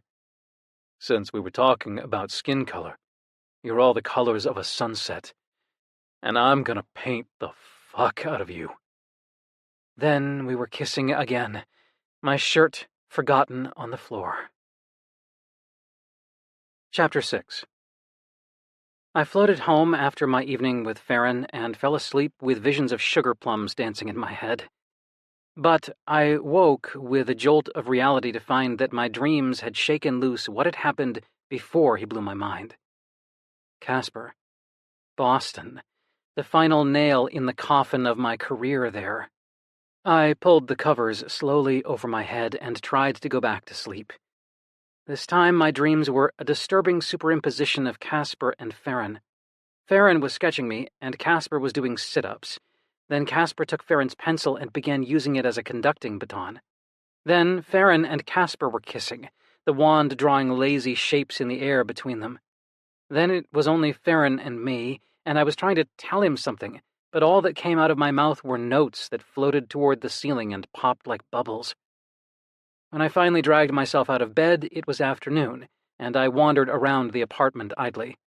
I felt floaty and lightheaded, so I made myself eat a Pop-Tart. I chatted with Maggie while my tea steeped. Jude. What if, hypothetically, my crush had blossomed into a full-on thing at the same moment as my ex tried to tempt me back to him by lying about the cat? I wandered away from the computer to peek outside. There weren't many windows in this apartment, which suited me okay, but it was hard to feel any sense of time passing, or remember what month it was. My computer dinged almost immediately. Maggie. I assume by hypothetically you mean that's exactly what happened? Jude. Yeah. Maggie. Start with the cat. I told her about Casper's texts and what he'd said when I called, and she interjected with many all-caps swear words and angry emojis, which was satisfying. Maggie. You know this about Ghosty. He wants you with him because he likes to play the martyr, and he likes that you're more fucked up than him. Maggie. So he gets to feel all great about himself for being such a good person and for being comparatively together. Jude. Yeah. I knew she was right. Hell, I was the one who told her exactly that in the hospital. But knowing it was probably true didn't erase 5 years of its effects. The first year or so that Casper and I were together had felt good. The idea that someone who I actually thought was interesting and attractive would want something serious with me? It was a fantasy. He was a musician, so he understood the time and dedication that it took, and didn't get upset if I had to practice, since he was practicing too. He liked to go out, and he'd wheedle me into coming with him, so all of a sudden I had a whole new group of friends. They thought I was funny and smart, and they wanted me around. And he wanted me around. He wanted me to go shopping with him and cook dinner. He wanted my opinion on what he was wearing and whether his adagio was too lugubrious. Most of all, he wanted me. In bed, on the couch, in the hallway, he just wanted me. It was heady to have someone so handsome attracted to me. With his shiny, perfectly cut dark hair and his strong profile, he looked exactly like the picture of an elegant violinist. It was why his picture was often on our brochures even though he was third chair. He was handsome and sophisticated, and he wanted me. I floated through that first year like it was a Mozart piano sonata. I felt okay. For the first time since I was 14, I felt okay for long enough that I thought maybe it was over. I knew what depression was. I knew what my medications did. I knew it wasn't something that was ever really over. Of course I knew. I'd seen more doctors and therapists than there were keys on a piano over the years. Yeah, I knew. But the way I felt overshadowed what I knew. My hope was more intoxicating than any facts I'd been told. My desperation to be better, to be fixed, to be transformed was deeper and burned brighter than any acceptance I'd gained or kindness I had found for myself. I knew, and I didn't know. I hoped, and I didn't admit to hoping. I prayed. Soon, though, every day when I was okay shimmered with a threat just out of view. I'd stop in the middle of doing something and check in. Did I still feel okay? I did. I would reassure myself, see, you are still okay. But once I began to look down and check that the ground was still flat, every step felt like the one that might suddenly slope downhill. And even when it didn't, the edge felt like it was growing nearer, and each day became more and more vertiginous. Because in a cycle the ground is flat, until it's not. Maggie, get to the part where you're in love with Farron. Jude, I didn't say I was in love with him. Still, my heart gave a little zing. Maggie, yeah, tell. Jude, he's amazing. Jude, I'm terrified. Jude, well, it probably won't come to anything anyway. Maggie, why terrified? Jude, because eventually people either start to hate me or I start to not be able to stand them, and the idea of Farron hating me is awful. Maggie, that's trash. Ghost didn't start to hate you. He was so insecure that the second you couldn't give him 100% attention, he punished you for it. You couldn't stand him, meaning sometimes you were in a place where you couldn't bear being touched or talking. Don't be a dick to yourself. Jude, I know, but doesn't it amount to the same thing, really? Just by being me, I hurt him, and then he acted terrible, and it all went to shit. So why wouldn't the same thing happen with F? Maggie, no, it does not amount to the same thing. Ghost wasn't a good fit for you because he couldn't hang. He needed stuff you couldn't give, and he couldn't give what you needed, period. I stared at her message for a long time. She got angry at me a lot because she said I believed that being depressed meant I didn't deserve what people without depression did. The world isn't set up for people with mental health issues, she said. We learned that we were wrong or broken because we were different, but that didn't mean it was true. When she said it, I believed her. I believed it about everyone except me. When it came to myself, I couldn't shrug a kind of utilitarian fatalism. Maybe the narratives of normality and history were all working against me, but when I lay in bed at night, all I could do was tally the day over and over. And if the column I titled "I Hurt Someone" had more X's in it than it would have had if I were quote-unquote normal, I condemned myself. After all, pain is pain, right? That was the kind of math that had landed me in the hospital last year. Because what is there to do when the "I hurt someone" column wasn't a column anymore, but a cluster of X's so dense that it looked like a black page? What can ever balance the scales if you're a black hole of misery that sucks in every scrap of light and turns it to your own material? You can't climb out of a black hole if you are the hole. There's nothing to do in that equation except throw the paper away. If X persistently equals X, you have to get rid of X, and the tally will be reset. So I'd erased X, and I've managed to fail at even that, the simplest equation. I only realized I was crying when I tasted salt. I wasn't in that place anymore. My meds had been adjusted. I'd removed myself from a situation. That was good. Those had been the right things to do. Retell the story, that's how a counselor in the hospital had put it. Do whatever you have to do to step outside the narrative you've told about yourself, your life, your brain, and see it in another way. So instead of erasing X, I'd erased the rest of the variables. Casper, Boston, the symphony, my friends. I'd excised everything to try and stop the darkness from metastasizing. It was good. It had been the right thing to do. The problem was that with everything else shorn away, I didn't have anything left. Nothing to hide behind or distract myself with, just a bed and a couch and some plates and forks, and none of it was even mine. I wiped my eyes and tried to pick apart what I was trying to say to Maggie. Jude. When he looks at me, I feel like maybe he sees me, maybe he could care about me as I am, and that feels too important to risk fucking up. Maggie. Heart emoji. Maggie. If he really cares about you as you are, then that's worth a lot. Maybe it's not soulmate love. Doesn't mean it's not valuable. Jude. I wish I were young like you and could embrace such openness. Maggie. Okay, old man. Maggie. Not saying you go all Polly Princess with Farron, 'cause we all know you're way too obsessive. Just saying a relationship can be important and not be marriage. Jude. Obsessive? Maggie. You're obviously baiting me. You know you're obsessive AF. Own it, boo. Jude. I should never have told you about that drummer I was obsessed with.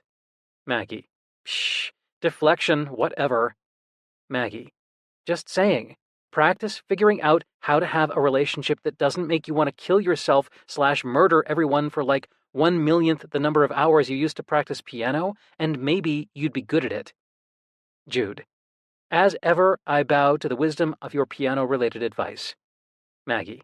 You just love to bow, period. The stage, an ocean of dark around me, blinded by a spotlight, my fingers buzzing with the music, my calf tight from the pedal as I took my bow, the applause that was only hand hitting hand, but meant that I had accomplished something. Jude. Guilty. I went to Farron's again after my Thursday lesson, armed with more hours of watching videos of fixing pianos than I cared to admit.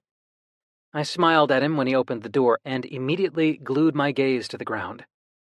I'd been thinking about him nonstop since Tuesday, and to be suddenly faced with the object of my daydreaming made me feel guilty and awkward. Farron kept his distance. He let me navigate around him and nodded as I told him I was ready to start on the piano. I was relieved, and then I was disappointed. We wheeled the piano into his apartment, and I piled the tools and materials next to it. Since there was no bench, I brought one of the kitchen stools over. I might have watched videos and read tutorials until my eyes burned, but the damage was still overwhelming. Stuck keys, bent pins, a warped soundboard bridge, 2 broken hammers. I don't know where to start, I said. Farron came over and looked at the piano for a while. Does it matter? He said finally. I wasn't sure. He drifted away to work on designs for clients at Small Change the next day, and I stared at the piano. I Googled how to restore a piano on my phone, even though I'd already Googled that a dozen times. Then I stared more. I felt a hand on my shoulder and looked up into Farron's beautiful eyes. What's wrong? I shook my head. Want me to leave you to it? I managed a shrug. Want me to kiss you? I shook my head, even though I did want him to kiss me, desperately, because I knew I couldn't do anything else right now, and I didn't want to lead him on. That had always made Casper really mad. Jude. I looked back at him. What are you worried about? I don't want to mess it up. The piano is unplayable right now. If you break it or mess up trying to fix it, it's no harm done. It'll be no worse off, so there's no pressure. He didn't say the next part, but I knew it was there. But if you succeed, it will live again. I really, really wanted it to live again. I nodded, and he gave me an intense look and went back to his sketches. This time he sat with his back to me, and it didn't feel like a rejection. It felt like he was giving me privacy. My heart lurched with gratitude, and a trickle of shame that I needed the privacy slid into. I looked back at the piano and took a deep breath. I'd been wrong before. I did know what I had to do. I was just scared to do it. If I really wanted to see how deep the damage went, if I really wanted to give it a fighting chance to make music again, I had to disassemble it and check every key and pin, every hammer and string. I had to tear it apart. 3 hours later, I was surrounded by the pieces of the piano like I stood at the epicenter of a bomb that had detonated. At first, I'd tried to take pictures of every step and label every screw, but the deeper I got, the faster I went, and I stopped paying attention to anything except the feel of wood and metal under my fingers, the wrench and tumble of dislocation. The piano was where the music lived. It was the locus of every ambition I'd ever had. I had always viewed it as something almost mystical or animal, something I had to approach with respect and fear. The piano mastered me, rewarded me, punished me. My successes and my failures played out on it. It was my joy and my sorrow, my torment and my absolution. It was my God, and I had dismantled it with a screwdriver and a whim. God was dead, and I had killed it. A sound tore from me that I thought was a laugh until it became a sob. I dropped into a crouch and tried to cover my mouth, tried to make myself even smaller in the hopes that Farron wouldn't see, even as I knew it was impossible. I crouched in the debris of everything I'd ever worshipped, and I sobbed out my broken heart. Was it true, what Christopher said? Farron asked a while later, once I'd gotten myself together with the application of half a roll of toilet paper and some fairly embarrassing scrambling with the computer to put on Flower Duet, because it always calmed me down. About what? Do you really hate eating? Because I'm hungry and I'm going to cook dinner. Do you want to join me? My heart started to pound. You should go ahead and cook. I tried to deflect. I will, but I do want to know if you'll tell me. I sighed. Food just disgusts me. Anything slimy or, tough, I shuddered. Meat grosses me out a lot. Cheese, eggs, stuff with sauces or fillings. I shrugged and bit my lip. I didn't like to think about it, or about the awkwardness of trying not to eat in front of people so they wouldn't notice their hollandaise sauce making me gag. As it always? I nodded. When I was little, I wouldn't eat anything except saltines, applesauce, and animal crackers. But a lot of kids are picky, I guess. Then when I was older, my mom would ask me what she could do to make her cooking better. I tried to explain that it wasn't because she was a bad cook, but I shook my head. I'd never had an answer that could satisfy her. I could look at the brightly colored vegetables and appreciate them, but the second a cooked carrot gave against my teeth in a fibrous mush, or a broccoli floret bombed my mouth with its tiny green balls, I would gag. Flank steak, roast chicken, meatloaf, even cold cuts on white bread repulsed me. I couldn't stand meat at all. Thanksgiving had been the worst, with its worship of turkey and its globs of wet bread and gravy. Christmas was a lurid pink ham and a casserole of canned green beans mixed with soup that began to haunt my nightmares the second the calendar flipped to December. At least at Christmas, my parents had usually thrown parties, so no one was watching my plate. When I'd moved in with Casper, he'd been appalled at my eating habits and had thought I just didn't want to gain weight, but that was never it. He'd tried to get me to drink protein drinks so I wouldn't be so skinny, but I'd hated them. They tasted like chalk and made my mouth feel disgusting. Mostly, I just tried to avoid eating with people altogether so I didn't have to think about it. I know it's not that fun to eat with me, I said. I have a pretty limited diet. Farron raised an amused eyebrow. I think I'll survive. Is there anything you actually like? I rolled my eyes at myself. Pop-Tarts, brown sugar cinnamon Pop-Tarts. I've always really liked them, and I have no idea why. Christopher even made me homemade ones once. It was really sweet, and I think they were probably a lot of trouble. No clue, since I don't bake. I didn't have the heart to tell him I like the ones in the box much better. What else? Some cereals, toast, macaroni and cheese from a box. Some fruit is okay. Well, apples, really. Plain noodles, tater tots sometimes. Birthday cake. Farron smiled. Well, you're in luck. He rummaged through the cabinets and put 3 things in front of me on the counter. A box of macaroni and cheese, a box of Cheerios, and a package of spaghetti. The mac and cheese was an organic brand that promised its packet contained real aged cheddar, so I passed it over. And I didn't want to twirl noodles around a fork right now. It seemed too close to the unscrewing I'd been doing all evening on the piano. I tapped the Cheerios. Thanks, I said. I ate dry cereal out of the box while Farron made himself broccoli and rice and beans. And he didn't seem to care in the slightest. Chapter 7. Apparently the key to getting gigs giving lessons was to get hired by one family with a lot of connections, because over the next week, 3 of the McMastersons' friends called to inquire about lessons for their children. By Friday evening, I was drowning in scales, dissonance, and the particular sweat that comes from attempting not to scream while listening to music being torn note from note at the sweaty hands of prepubescents. My walk home took me a few blocks from Melt, so I decided to pop in and say hi to Christopher. He'd texted me a couple times over the last week, asking if I wanted to hang out, and I'd kind of blown him off. "Hey," he said when I came in and motioned me back. "That's my replacement, I presume?" I nodded at the woman behind the counter. "Yeah, Rashani, she's great. Thank God I fired you." He grinned at me, the same happy, easy grin he'd had since he was a kid. I patted his arm and smiled back. "I'm proud of you," I said. "For all of this, I should have said that before." Christopher's smile turned shy and pleased, and he ducked his head. "Thanks, bro." "Yo, Chris!" Rashani called from the counter, and Christopher disappeared for a minute. "So, listen," he said when he came back. "If you're free tomorrow, you should come out to Marcus and Celine's. Ginger's closing the shop and everyone's going. They're going to have food and we're going to lounge around all day." Marcus tattooed at Small Change with Ginger, and he and his partner Celine lived in a converted barn outside the city. "Farron's coming," Christopher said, and I shot him a glare, even as my heart raced at the sound of Farron's name.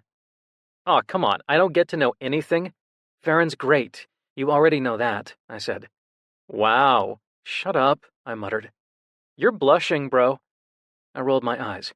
"Farron's great, and he could have anyone, so he's sure as hell not going to pick me." "But I thought you guys were... I thought you already... were." "Did he say that?" "Farron? Of course not. That guy's like the soul of integrity, but, Ginger, obviously, tried to get it out of him, and every time she did, he got this very private, half-smiley look on his face. Ginger said it was a, 'You have mentioned the name of my beloved, which pleases me, but I shall reveal nothing, because it also pleases me to hold the information close to me, like a soft, soft blanket. Look.' Ginger certainly has a repertoire of specific descriptions." Christopher sighed. "Okay, fine. None of my biz, I get it." He raked his hair back, shoved his hands in his pockets, and looked at his shoes. I instantly felt guilty. Christopher had poured his heart out to me when he was falling in love with Ginger. I like him a lot, okay? We'll see." Christopher's grin was sunshine and joy. "Okay," he agreed.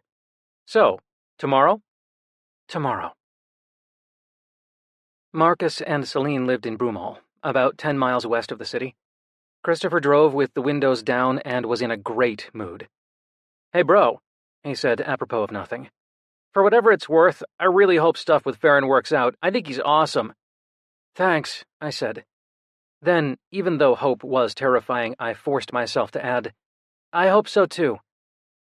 Marcus and Celine's barn was set back from a side road on a winding dirt drive. Its wooden exterior was painted a deep peacock blue that glowed against the green trees and blue sky. There was a smaller wooden structure next to the barn that looked like a stable. Inside, the walls went up forever to a vaulted ceiling, and the wooden floorboards gleamed. The open front area was a living room with mismatched couches and chairs clustered around wagon wheel tables, suggesting this was the provenance of the one in Ginger's apartment. This was separated from the kitchen by a long wood countertop lined with bar stools. The kitchen had hanging baskets of vegetables and fruits and fresh herbs lining the sills of the two large windows. A large 6-burner gas stove dominated the far wall of the kitchen. Out back, Marcus, Farron, and a woman who must have been Celine were putting the finishing touches on the food that was spread over the picnic table. There were finger foods like deviled eggs and stuffed mushrooms and pigs in a blanket. There was a kale salad and a fruit salad. Plates were piled with ingredients and condiments for sandwiches, and 3 kinds of homemade bread were sliced and ready. There were pitchers of lemonade with fresh thyme and lavender, iced tea, white wine, and a tin washtub full of ice and beer. It looked rustic and effortless and beautiful, and I found myself imagining what it might be like to live in such a place. Casper, Boston-born and raised, had always said he'd wither and die if forced to live outside a city, but I liked the quiet. Farron was wearing gray cotton leggings and a purple tunic that left his gorgeous arms bare. He was barefoot, and his hair fell around his shoulders in a riot of glorious curls. As soon as he saw us, he smiled. "Jude, right?" said Celine, coming around the table. She was absolutely stunning. She was short and fat and had dark brown skin, perfectly arching eyebrows over wide brown eyes, and the kind of cheekbones that would turn heads. Her hair was braided on the sides and in natural curls on the top, and she wore a gauzy black dress and bright pink lipstick. "Hi, thanks for having me," I told Celine. "Welcome." She opened her arms to ask if I wanted to hug, and somehow the clear option to say no made me comfortable to say yes. Marcus slid his arm around Celine's shoulder and held out his hand to me. "Glad you joined us," he said with a smile. Then they turned to Christopher, who told them that Ginger was on her way, and I went to Farron. He didn't say hello, just pulled me into a hug. Hugging Celine had been welcoming, friendly. Hugging Farron felt like coming home. He ran a hand up my back to stroke my neck, and I shivered at his touch. His fingers combed through my hair, and I flattened my palms to his back, wanting to stay this way forever. "Hey," he said finally. "I was on grocery duty. I brought something for you." He lifted the dome that covered one of the plates to reveal familiar silver foil. He'd brought me brown sugar cinnamon Pop-Tarts. I felt my eyes fill with tears. It was such a simple gesture, but it was one of the kindest things anyone had ever done for me. I pressed my cheek to his collarbone, and when I finally pulled away, there was a wet spot darkening his shirt. I turned away quickly and slid my sunglasses on. In the bright sun to the left of the barn was a large garden that looked like it was for vegetables. To our right was a stand of tall trees that provided some shade. Their leaves moved gently in the breeze. Past the picnic table where the food was set up was a fire pit, circled by white stones and surrounded by logs to sit on. In front of the picnic table were folding chairs and 2 chaise lounges arranged in a semicircle around a soft flannel blanket on the grass. Celine was pointing out what all the different foods were when we heard a car pull up. Ginger came around the side of the barn holding a bottle of whiskey and grinning. Her dark brown hair was long and curly and shaved on one side, and the breeze blew it around her face like something out of a music video. I watched my brother smile the smile that was only for her. "Hey, Morgan and Fee couldn't make it, but guess who I brought instead," she said, brandishing the whiskey. "Whiskey isn't a person, no matter how much you want it to be, bud," said Marcus. Ginger flipped him off, then mused, "I really do want to be friends with someone who's the personification of whiskey." "I think I'm already dating her," Christopher mumbled, and Ginger grinned at him. Around the corner came 2 men. One was about my height and covered in tattoos. He had messy dark hair, sharp features, and cheap gas station sunglasses that sat crookedly on his face, like he'd sat on them. He was gesturing while saying something to his companion, who was a few inches taller and thickly built, with the kind of muscles that looked like he worked construction. He had chin-length brown hair and tanned skin and was listening intently to whatever the other man was saying, a hand hovering at his shoulder. "Hey, Daniel, Rex," Marcus called. Daniel was Ginger's like-a-brother best friend who had moved to Michigan the year before for a teaching job and fallen in love with Rex, who Ginger always called the lumberjack. I could see why. Daniel and Rex had moved back to Philly in August because Daniel had gotten a job teaching at Temple, and I knew Ginger was ecstatic to have him back. "Jude, right?" Daniel asked me. I knew that he recognized me since Ginger had already told me she'd shown him a picture of me, hence his Wuthering Heights evaluation. "Christopher's brother, that's cool." "Yep, I'm Jude." "Hey." He gave an odd, jerky wave, but his smile was sweet. Up close, he had beautiful green eyes that seemed to dart everywhere, like he didn't want to miss anything. "This is Rex," he said. He turned like he was going to pull Rex over to me, only to find Rex was already there, so he bumped into his chest awkwardly. Rex steadied him with a hand on his shoulder. "Nice to meet you, Jude," Rex said. His voice was low and much softer than I'd expected from such an imposing figure. His handshake was equal parts firm and gentle, and he looked away from me as soon as he'd spoken, and I remembered Christopher telling me he was shy. We got drinks and plates of food and sprawled out in the chairs and on the blanket. I put some bread and a scoop of fruit on my plate because maybe I'd be able to stomach them, and I grabbed a packet of Pop-Tarts and a glass of white wine. Farron was laying on his side on the blanket, and I sat next to him, hoping that was okay. I wasn't sure where we stood exactly, and with a lot of people looking on, I was self-conscious. But I couldn't help the tug I felt to be near him. As people ate, Marcus and Ginger regaled us with amusing shop gossip from Small Change. Farron didn't contribute, but seemed content to listen. When it became clear that they were heading down a rabbit hole of problematic customers, Christopher asked Daniel how the semester was going. Daniel's head jerked up at his name like he'd forgotten anyone could see him. "Huh? Oh, yeah, I think it's okay so far. It's only been a few weeks, so..." He shrugged. "One of my classes is an intro survey, and freshmen are... He glanced at Rex.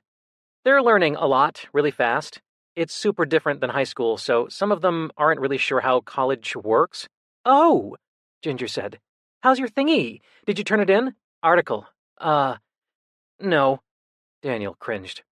"I ended up having to totally change this one part of the lit review because it doesn't matter. Anyway, I came here instead of finishing." He was perched on the edge of the chaise lounge Rex was sitting on, and he started to bounce his knee nervously. "I'm gonna work on it when we get home." His knee bounced faster, and Rex put out a hand and stilled it. Daniel leaned toward Rex like a sapling growing toward the sun.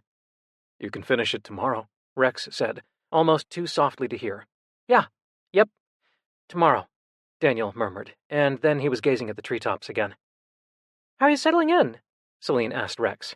"They moved into this spot in Fishtown that's an apartment over a warehouse space," she explained to me. "Not too bad," Rex said slowly. "I'm gutting the first floor so I can fit it for a wood shop. It's slow going, but I want to do everything myself." Daniel elbowed him.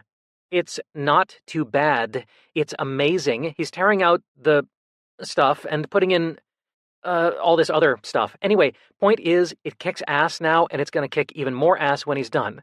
"Helping a lot then, are you?" Ginger said. Daniel muttered something incoherent, and they both grinned. "How's work going, Celine?" Ginger asked, bumping Celine's leg with her shoulder. Celine and Marcus shared a speaking look and clasped hands. "Well, actually," she said, "we have some news. We decided we're finally ready to become foster parents." Everyone broke into excited chatter that made me think this was something that had long been in the works. Marcus was grinning hugely, and Celine was practically glowing with contentment. "We're going to start by fostering 1 or 2 kids. Since this will be so new, we want to try and learn all we can first. But then, if everything works out, I'll take some time off from the foundation, and we'll see about moving forward with everything." Celine turned to me and explained, "Marcus and I want to try and create a space for kids in the system who are queer or questioning to connect with each other, get resources, ask questions." I'm hoping maybe some trans and questioning kids will feel comfortable talking with another trans person about how they're feeling, Marcus added. Celine's family's foundation gives a lot of money to create resources for youth of color, and they're going to help us out with this project too. That's really amazing, I said, and they beamed at me. Everyone was talking about one another's projects and accomplishments, and I closed my eyes against the sun and lay back, trying to feel its warmth. I was overwhelmed by their joy for each other and their generosity. My friends had always been mostly other musicians, and even when we celebrated one another's accomplishments, our pride was always tinged with envy because we were in competition for the same gigs, judged against one another. Even with Casper, I always shared my accomplishments with a carefully off-handed air. He could be happy for me for a few minutes, but any such good news inevitably came back to haunt me later. Something cast a shadow on my face, and I opened my eyes to see Farron leaning over me. Conversation had died down, and people were looking at me. "What?" I said. "I just asked how you spend your time these days," Celine said. "I remember Christopher told us you were a pianist, right?" "Shit, I'm sorry," I said. I zoned. There was a buzzing in my head, and I could feel the frown dragging the corners of my mouth down. I was a pianist. I'm afraid I don't really do much of anything now. I grasped for something else to say. Celine was so kind to ask, and had been generously explaining things to me since I'd arrived, and I'd given a dud of an answer. But everywhere I reached was just emptiness. "That's not true," Farron said softly, chiming into the conversation for the first time. "You've been giving piano lessons to 4 different kids, and you found a broken piano that you're completely restoring." "Whoa, you can do that?" Ginger asked, as Christopher said, "That's amazing, bro," and the others chimed in with questions. They seemed genuinely interested. Rex leaned forward, his gaze intent, and asked me a bunch of questions about how pianos were put together. I was amazed to find that I could answer a lot of them. "I'd love to hear about that when you're done," Rex said after he'd exhausted my knowledge. "Or, I don't know, if you ever want help." He shrugged and looked away self-consciously. Daniel leaned against his shoulder. "Fixing stuff is Rex's all-time favorite thing to do," he assured me. "Not my all-time favorite," Rex said so softly I almost missed it, and kissed Daniel's jaw as Daniel's expression turned embarrassed and pleased. I lay back down, flicking my hair out so it wouldn't tickle my neck, and shut my eyes again. I had started to zone out again when I felt a gentle tug on my hair. Farron. He spread my hair out on the blanket and began running his fingers through it absently, untangling a knot here, twisting a strand there.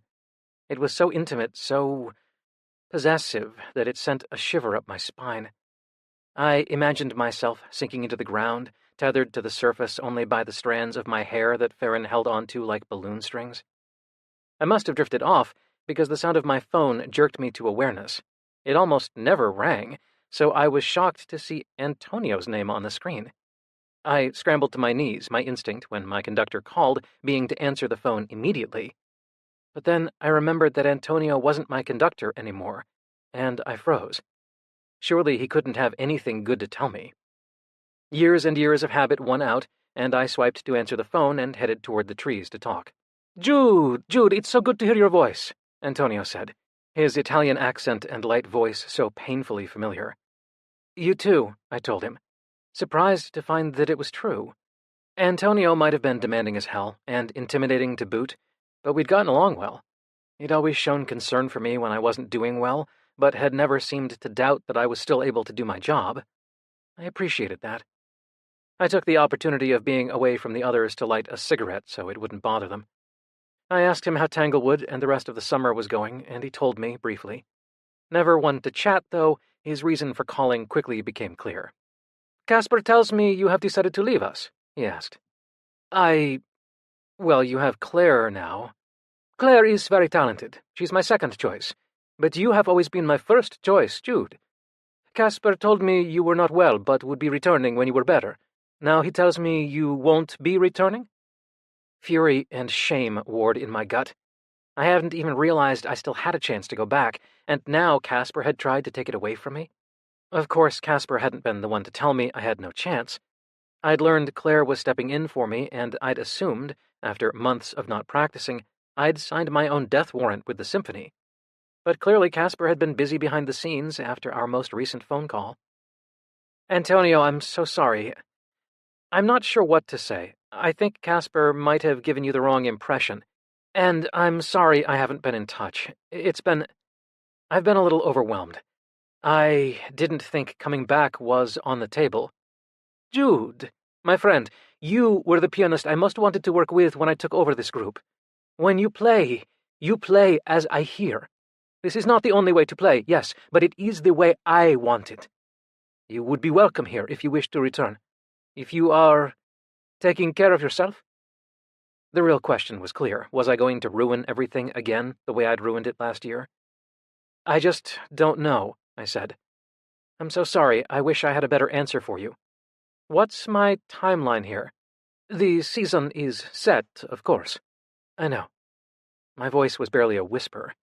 I'd looked at the website and heard the soaring strings and the racing brass, the sweet, low chords of the piano underlying it. "Perhaps it's best to revisit in the winter, yes? You could come for the summer program to ease in for next season. Let's talk in the new year and see how you feel." "Okay, thank you. And, Antonio, Casper doesn't speak for me, all right? He doesn't know anything about what I want or what I'll do." I hung up the phone and slid it back into my pocket with a shaking hand. I could go back. If I wanted to, I could go back to my life. Chapter 8. Over the next week, it felt like all I did was give lessons and sand the edges of piano keys. Nearly every key had swollen, and at some point a sticky substance had been spilled, leaving a tacky residue that needed to be sanded off. I'd been wearing Farron's noise-canceling headphones because the sound of the sandpaper against wood was like rubbing something against my eardrums. As I finished sanding the last one, I decided I was done with the piano for the day and collapsed onto the couch. "Hey, come here," Farron said softly. "The light's perfect right now." He gestured me toward his bed, and I swallowed hard. The white cotton was worn soft, and I could smell Farron all around me. Standing next to his easel, dressed in gray and purple, he looked like something out of a fantasy photo shoot. "You look like a model," I said. "You're the model."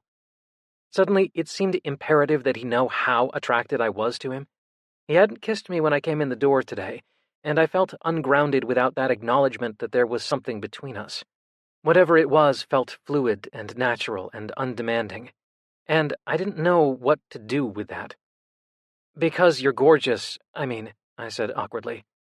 Farron turned back to me, his expression soft and serious. "Thank you." "You're welcome. Okay, I just wanted to make sure you knew that." I winced. Farron knelt in front of the bed and looked at me closely. "You know that I think you're beautiful, right? Exquisitely, uniquely beautiful?" I looked away from him and bit my lip. "You look like an alien, fire crotch. You've got more freckles than skin." I shook my head. Farron caught my chin, and his eyes were intense. "You'll see." I wanted him to kiss me. I wanted him to slide his fingers into my hair and kiss me on his bed. But he didn't. He went back to setting up his paints. "Will you put on some classical stuff you like? I want to paint you while I listen to your music." I pulled his laptop over, running through what I'd play. I put on Beethoven sonatas, and the first notes of Sonata Pathétique ripped through the apartment and settled in my stomach. "Okay, how do you want me?" I asked. "Just however you want right now. I want to play around with the colors."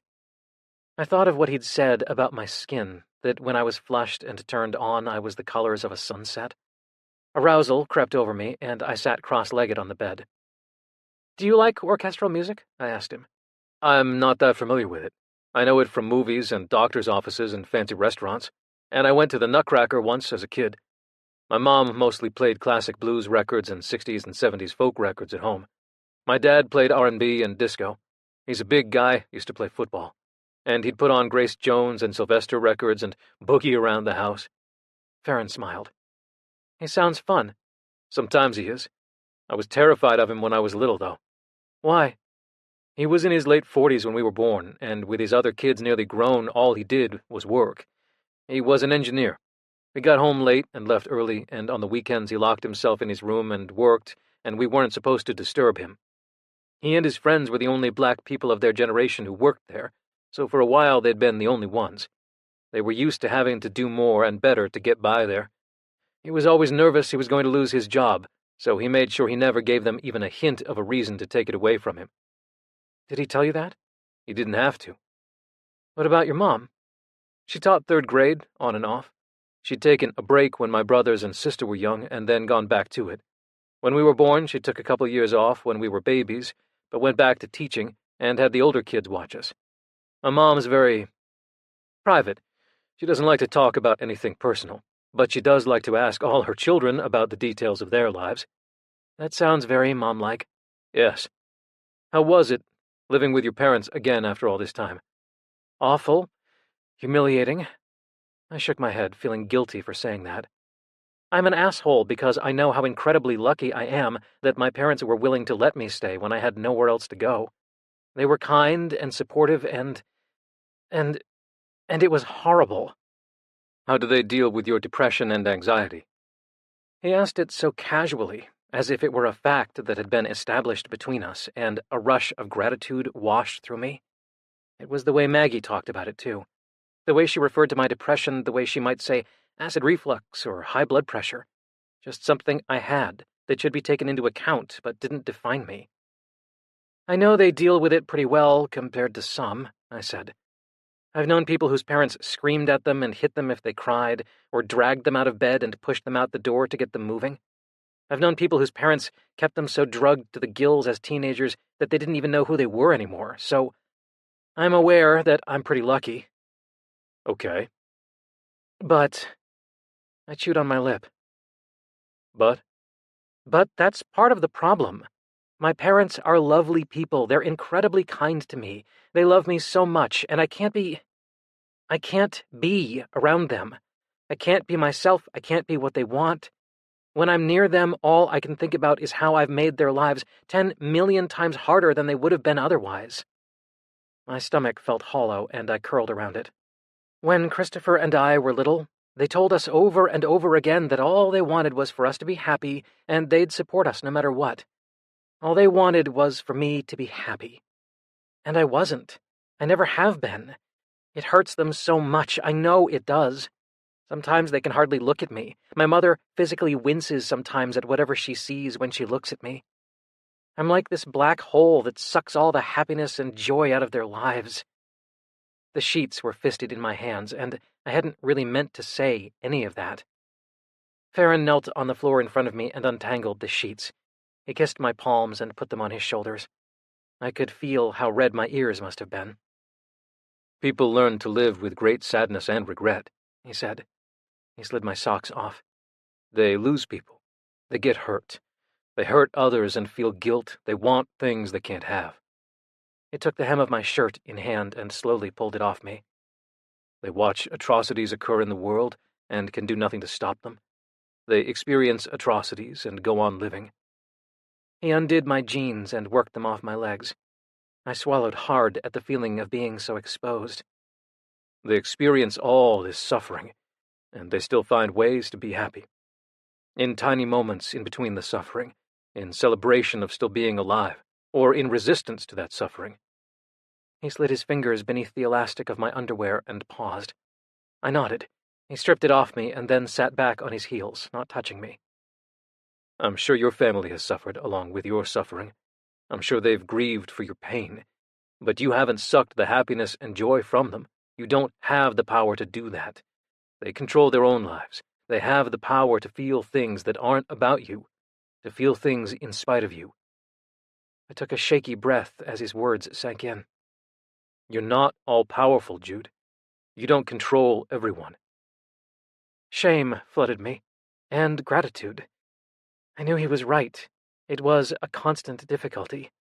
Depression and anxiety were self-abnegating and self-centering at the same time. It was so easy to believe that because my feelings were huge, they exerted a force beyond me.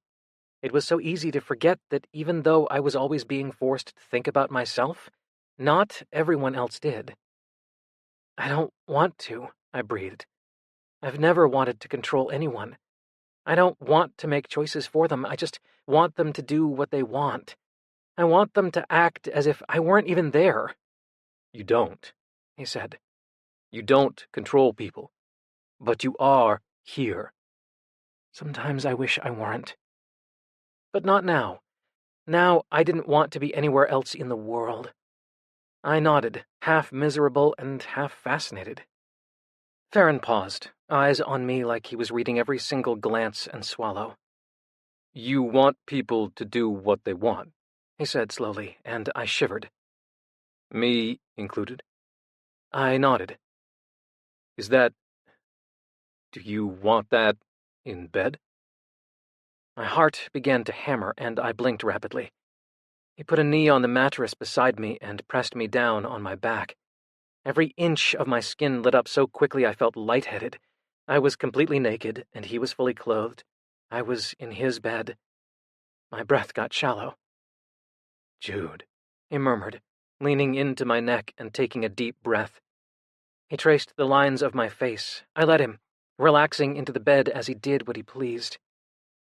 "You don't want to choose," he said. "Choosing feels hard because it could always be a mistake. And if it's a mistake, and you choose it, then it's your fault. You don't want it to be your fault. You already feel guilty enough. You don't want to feel any more." I cried out, a sound that felt torn from my chest, an animal call of recognition, of pleading. How had he known? How had he seen it when even I couldn't have put it quite that way? I was nodding and trying to get him to kiss me, but he pulled away, and I felt it like an actual wrench in my chest. "Jude," he said, low. "You're going to be my model. That means I choose. I tell you how to move and what I want you to do, okay?" A shiver of lust shot through me. I nodded again and said, "Okay," though no sound came out. Farron told me where to put my arms and legs and how to position my hands, and I did exactly as he said.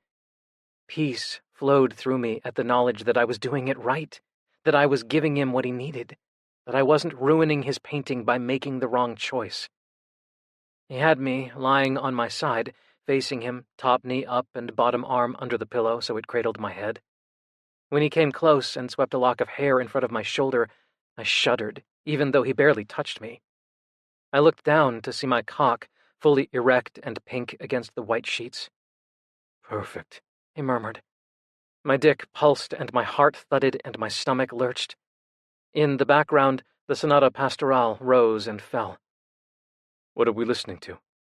I told him about Beethoven as he began to paint. Just as when he'd been sketching me, his gaze flicked constantly between me and the canvas as if we were connected. It was like a musician looking between the music and the conductor when they were learning a new piece.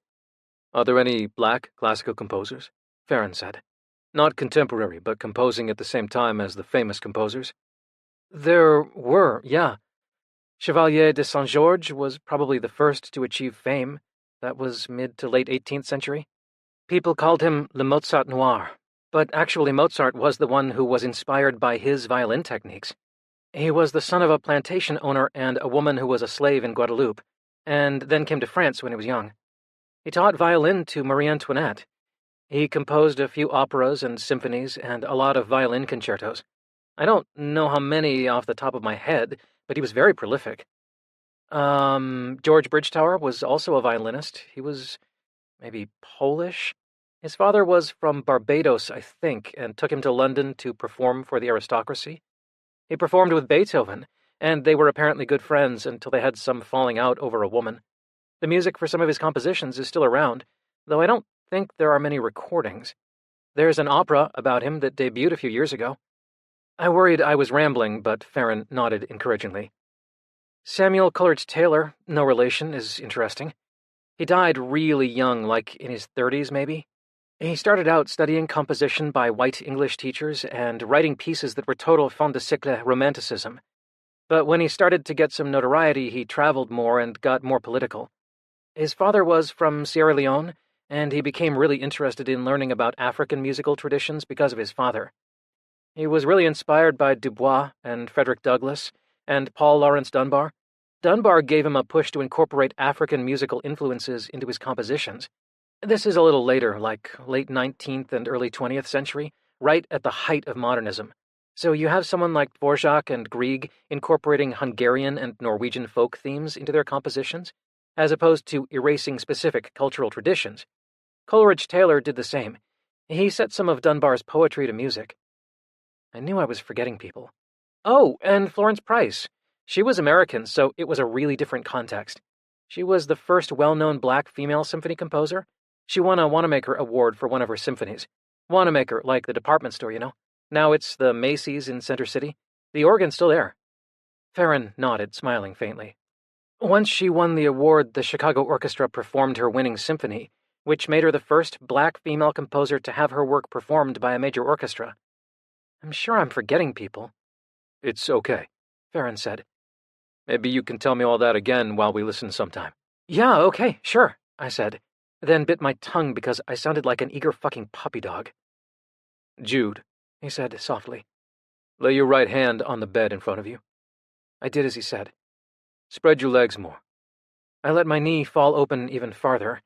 I'd relaxed as I was telling him about music, but now I felt like I was on high alert again, my skin pricking with the awareness of being watched and the low buzz of arousal creeping over me again. You look perfect, he said, and the word zinged up my spine and hardened my cock. I watched him as he painted, his broad shoulders and tight muscles, his bleached curls held back with a fabric headband. Every movement looked like a dance. I'd never known anyone who moved as gracefully as he did, certainly not actual dancers who looked like they weren't built for mundane movements like walking or sitting. Jude, he said. Every time he murmured my name, it was like an incantation, like a command. I want you to touch yourself, anywhere you want. I lifted my hand, but didn't know where to move it. Usually, I didn't like touching myself at all. I felt repulsed by the feel of my own skin, but I'd do it if Farron wanted to see. I just wanted him to tell me where. Touch your nipples, he specified when he saw my hesitation. I want to see you make them hard. I traced the skin around my nipples until they pebbled, pink nubs against my marble-pale skin. I squeezed my eyes shut so I didn't have to look at myself. Jude, open your eyes, look at me. Keep looking at me. Squeeze your nipples. I gasped at my own touch, pressure zinging over my skin. I kept pinching one and then the other, slowly, since he didn't tell me to stop. After a few minutes, I winced, the skin gone swollen and oversensitive. It hurt, but I wouldn't stop until Farron told me to. Sometimes I'd played until my wrists and the tendons in my fingers felt like they were on fire, and my back ached and my calf cramped before I'd been told to stop. Jude, stroke the insides of your thighs for me. The "for me" really got to me, as if all of this, every touch, was for Farron's benefit, and I was just an incidental instrument of his desire. It was what I wanted. I'd 1,000,000 times rather do things for him than for myself. I ran my fingers up and down the insides of my legs until the skin was sensitized and my thigh muscles were trembling. I kept my eyes on Farron, but I was hard against my stomach, and every time I took a breath, I smelled Farron's intoxicating scent and imagined that the sheets I was lying on had touched every part of his body. Jude, touch your belly for me. I touched myself, skin jumping beneath my fingers, and wanted to close my eyes but forced myself to keep looking. I could feel my heartbeat in my stomach, and it was getting faster and faster. I felt floaty and light, but also anchored on the bed. It was a strange, dislocated feeling. I felt as if I would disappear entirely if Farron looked away from me. You're so hard, he murmured, and I groaned, arousal and shame chasing one another higher and higher. My heart was pounding and my breathing was shallow. My body was his. I would do anything he wanted. Jude, stroke your dick for me, 3 times. I was panting as I wrapped my hand around my erection. At the first stroke, I arched into my own hand, so desperate for the contact that it shot pleasure through every nerve ending. I cried out, shocked at how one touch could feel like coming. 2 more. I stroked myself up and down, and felt my balls draw up tight. Now your inner thighs again, Jude. Trembling, I went back to stroking my thighs. One glance at my crotch showed my swollen erection, straining and wet-tipped, and I shuddered. Farron painted for what seemed like forever, and might have only been a minute or two, but I was so electrified that every breath felt like an eon. "Give yourself 2 strokes for me, Jude," he murmured, eyes on mine. I was so turned on I thought I might actually be able to come from 2 tight, fast strokes, and I considered it. I'd never felt so sensitive, so exposed, so desperate, and so cared for. No way could I bring all that to an end. "You know I don't want you to come yet, Jude." Okay. My voice was thick and scratchy.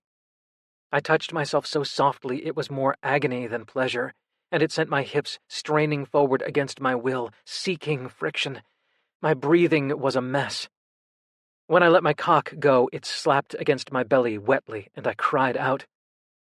"Now, I want you to stay very still and keep your hand on the bed." I whimpered, but pressed my palm to the sheets. After what felt like hours of touching myself, of being touched, I was vibrating with need, and the sudden lack of contact had my skin searching for any sensations. I took a deep breath, and even the rise of my shoulder, which pulled the skin of my chest, sent my body into a feedback loop of arousal, and my cock jumped and oozed a bead of pre-cum. I could feel it, sliding down my length like the ghost of a touch, and it nearly brought me off the bed. My head was spinning, and the more I tried to control my breathing, the shallower it became.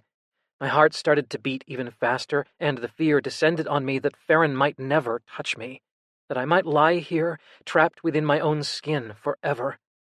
I heard myself whimper, and then I heard myself say, "Farron," so softly it almost wasn't a word. "You're perfect, just like that, Jude," he said, and when his eyes met mine, so present and so aware of me, I felt my balls tighten even further, and I moaned. "You have no idea what you're doing to me, do you?" he said softly. "Spread out on my bed, naked, completely at my mercy, wanting to do anything I want simply because I want it, desperate for my command, feeling the pleasure I want you to feel. So turned on, I bet I could make you come just by talking about it." "Oh, God," I groaned. It was probably true. "Jude, touch the tip of your dick. I can see from here how you're dripping from me. Spread that slickness around, and don't come." It felt like moving through molasses. The instant my finger touched my tip, I shuddered all over. I ran my finger through the pre-cum and circled my tip so slowly I almost wasn't moving at all. I held my breath until Farron said I could stop. "Jude, do you like to be fucked?" I moaned and gasped and almost choked. I... Sometimes, I... My head was a wreck and I couldn't even make words. "Jude, do you think you'd like me to fuck you?" he specified. "Yes! Fuck, yes, please, fuck!" "Roll onto your back." I moved slowly, every muscle tense. Farron put down his paintbrush and approached the bed. His erection pressed against his loose pants, and I could see a wet spot where he was leaking for me. I groaned at the thought of him, hard and painting me, in perfect control, while I almost lost it in his bed. He reached into the bedside table and brought out a tube of lube. "Give me your fingers." I held out my fingers, and he squeezed lube onto them. "Slick yourself up for me." His eyes burned into mine, and the other command was clear: don't come. As I slid 2 fingers inside myself, I watched him strip. He dropped his clothes on the floor in a pile, and his hard cock sprang out, heavy and gorgeous. I groaned at the thought of it inside me and slid my fingers deeper. Farron rolled on a condom and knelt between my legs. "Let me see," he said, and the command to expose my hole to him, said in such a soft, gentle voice, did things to me I'd never imagined. I held myself open, and he bent forward slowly and kissed the inside of my thigh. I nearly screamed. He leaned over me, slicked his fingers, and slid them in alongside mine. It was slick fullness, and the almost filthy feeling of our fingers sliding together. "Do you like doing what I tell you, Jude?" he asked, lips a breath from mine. "Yes," I moaned, heart pounding. He pulled his fingers out and pulled my wrist away. Then he teased my hole with the head of his dick. I groaned at the feeling of him, poised just on the edge of being inside me, opening me up, owning me. I want to put this, He nudged the tip against my hole. inside you, Jude. I whimpered and tried to move my hips to get him to breach me. I want to move inside you until you come, screaming on my dick. I writhed on the bed, so desperate I couldn't do anything but nod. Tell me you want it, Jude. Tell me you want me to fuck you open and make you scream. Yes, yes, yes, yes, yes. Farron slid inside me so slowly I felt like I was being torn apart. I squirmed and thrashed because he felt overwhelming and the pressure was so intense. But it also felt like finally, every touch was coalescing into the inevitable fullness that was taking over my whole body. When he was fully inside me, my muscles spasmed and then relaxed, and I blinked owlishly up at him. Perfect, he murmured, eyelashes fluttering. He leaned in close and smelled my hair, then the skin of my neck. He licked delicately at my lips like he wanted to see if they tasted different than my tongue. He was savoring me with every single sense. He held my hips still as he slid in and out of me, so that all I felt was that amazing friction and fullness. We both watched as my cock bobbed between us with every thrust, ruddy and swollen and streaming. Then Farron took my ass in his hands and changed the angle, and he buried himself inside me in a powerful thrust that dragged the tip of his cock over my prostate, and I screamed. The pleasure boiling through my belly and groin and thighs and spreading through my ass like something dark and sweet that I was instantly addicted to. After that moment, I lost control of my body in space, and all I knew were Farron's hands on my skin and Farron's cock inside me. He was sweating and I was shaking, and as he started to groan, I felt something happen to me. I felt like I was shaking apart, relaxing instead of tensing as I had been. And as my muscles let go, gave out, I felt a tidal wave of pleasure pulse through me from my balls to my ass to my gut. I screamed out my pleasure, but it went on and on until I was shaking and weak, the last of my cum dribbling out of my cock with another thrust and another.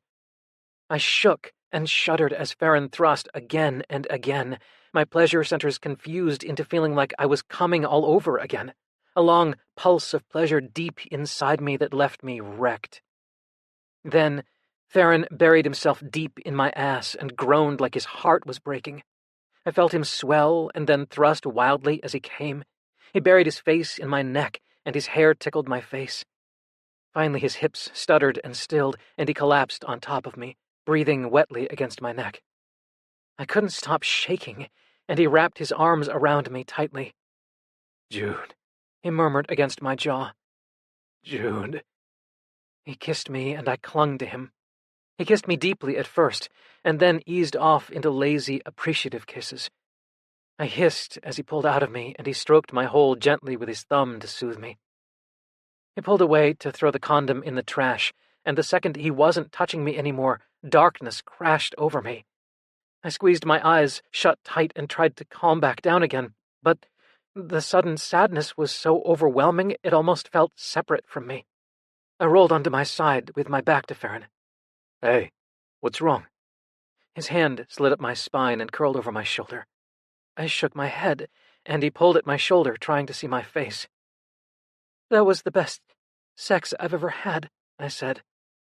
Farron pressed a kiss to my shoulder and lay down behind me, so I could feel his warmth and solidity all along my back. It helped a little. I'm honored, he said. I didn't know how the hell he could manage to sound so damned sincere all the time. I mean, by a factor of fuck, I don't know how factors work, but just by a lot, okay? Okay. He kissed my neck. I've never really... I haven't... Farron slid his arm around me and hugged me tight to his chest. You asked if I liked to get fucked. He kissed the back of my neck. I have sometimes, a little, or I do like it, but it hasn't gone well. I felt him tense against me. I have trouble sometimes. I could feel the flesh at my neck and my ears. My medication, Sometimes I can't get hard. I shook my head like I could banish the memories. This kiss was to the skin behind my ear, and I could feel how gentle Farron was being, how he wanted to soothe me. He spoke so eloquently with his body that he didn't need to say anything. Casper, my ex, he wouldn't, he hated it when I didn't get hard because he felt like I wasn't into it, wasn't into him. Even when I said I wanted it anyway, he didn't want to fuck me. Or he wanted me to take a pill, but I shook my head. I'd hated the drawn-out, almost numb pleasure Viagra provided, and I'd worried about taking anything, convinced the slightest change to my chemical cocktail would send me spiraling. I tried to adjust my medication, tried to figure out a lower dosage that wouldn't have that side effect, but Farron made a sound and squeezed me to him, burying his face in my hair. It never worked. Not really. Sometimes it was no problem, and sometimes I just couldn't. But I still wanted to be intimate with him. It still felt good, but yeah, you get the idea. He was selfish and insecure, Farron said, voice tighter than I'd ever heard it, and had a very uncreative idea of what sex can be. I huffed out a laugh because that was true. For all that Casper was a truly gifted violinist, his subtlety and creativity began and ended with his instrument. Farron twined his fingers with mine and rested our hands on my chest. I guess I just wanted to tell you that in case it happens while if we keep, If you tell me that you want me, I'll believe you, he said. There's a lot more to sex than dicks. Yeah. I scooted my butt back until I felt his crotch. Incidentally, yours is pretty great. Farron chuckled and readjusted his hips so his cock was nestled against my ass. Thanks. I'm fond of yours too, he murmured and cuddled me closer. Will you stay with me? The sun had set at some point, but I hadn't noticed. It couldn't be that late, but I was exhausted to my core. Yeah, please, I said. I wrapped his arm even tighter around my chest and tried to relax, concentrating on Farron's smell and the heat of his body, his lips in my hair, and the expansion of his chest as he breathed. It was the first time in almost a year that I'd fallen asleep with someone. And if I were honest with myself, the other people I'd shared a bed with, not one of them had felt anything like this. Chapter 9. Ever since my conversation with Antonio, every free moment found me thinking about one of two things: Farron, and the decision that I would have to make about Boston. Farron had crawled inside me somehow, curled up in a hollow spot next to my heart and made it beat for every little thing about him. I'd been enamored before, felt that hyper-awareness of when someone enters a room, or when their eyes are on me, been charmed by the way they said this word or how they ate that for lunch every day. I'd even been in love. My feelings for Farron were nothing like any of that. In a way, it felt childish. An oddly uncomplicated joy buzzed in my stomach whenever I knew I was about to see him. When I was in his arms, I felt like the whole world disappeared. And yet, he was the first person to make me think that maybe the world was a thing I might like to engage with. But how long would he be interested in someone who had run away from his life, who had turned heel on the one thing he was good at? So I'd bought 2 tickets to the Philadelphia Orchestra, partly because I wanted to take Farron as a thank you for the piano, and partly because I couldn't stay away any longer.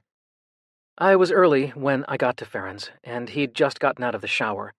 When he kissed me, his skin was hot from the water, and I considered telling him the performance had been canceled, so we'd have no choice but to stay home, in bed. I wasn't sure how dressed up you'd be, he said, examining my gray trousers and black button-down at arm's length.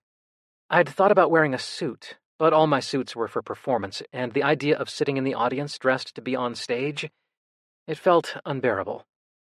I don't really have many clothes right now, I muttered, a little embarrassed. Some people dress up, suits, gowns, but some don't, especially younger people. You really don't have to dress up if you don't want to.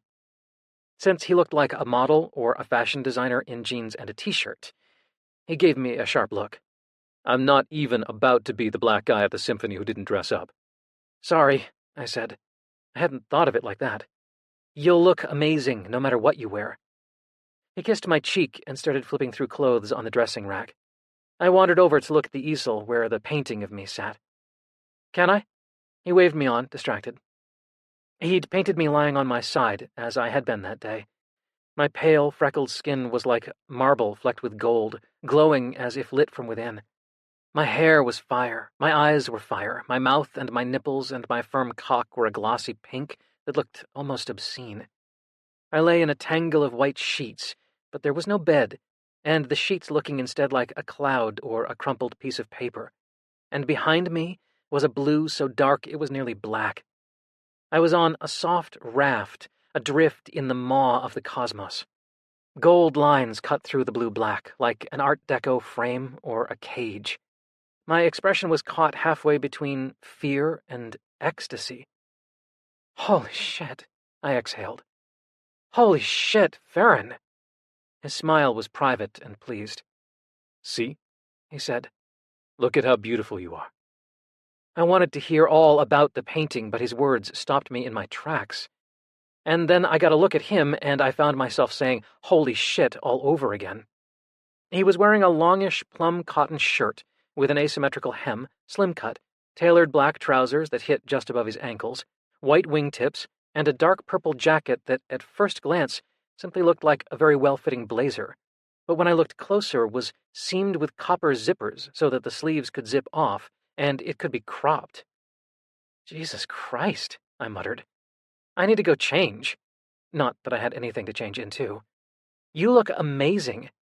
Farron kissed me softly. Thank you. Seriously, I feel really...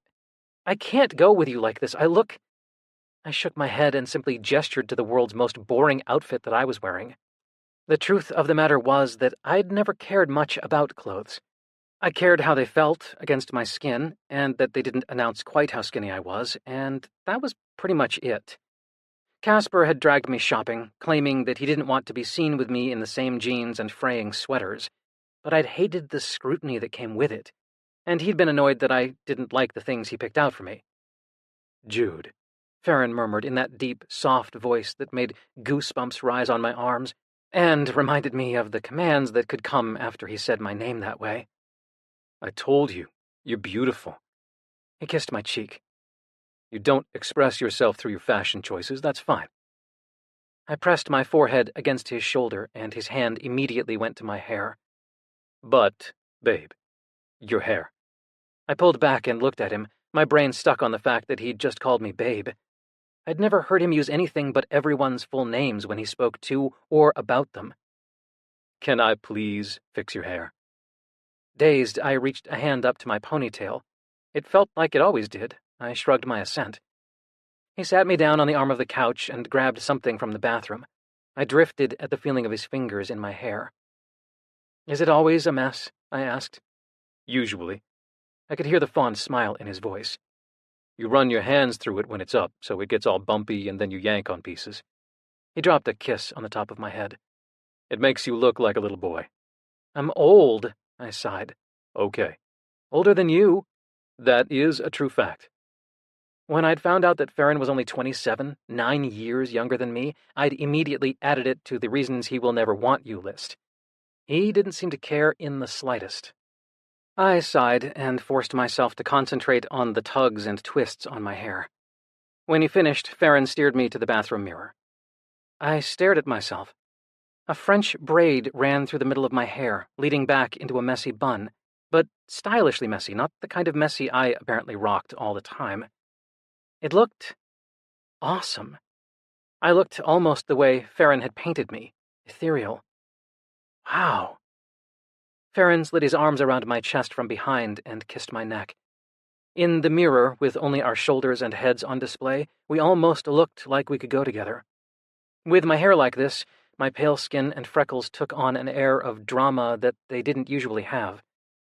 Farron opened a small tin from the medicine cabinet and ran a gentle finger over my lips, leaving them soft and pink. I'd been chewing on my lower lip a lot lately, if the chappedness was anything to go by. He slid the tin into his pocket. "Thank you," I said. He turned me to him and kissed me, our lips sliding together easily. Sorry if my lips were gross. His thumb stopped my mouth, and he shook his head sternly. "Not gross. I just thought it must hurt." I shrugged. If it did, it was a pain so slight and inconsequential that it didn't even register. The lobby of the Kimmel Center was vast and echoey. Farron and I got glasses of wine in clear plastic cups and stood off to the side, people-watching. It was all so familiar.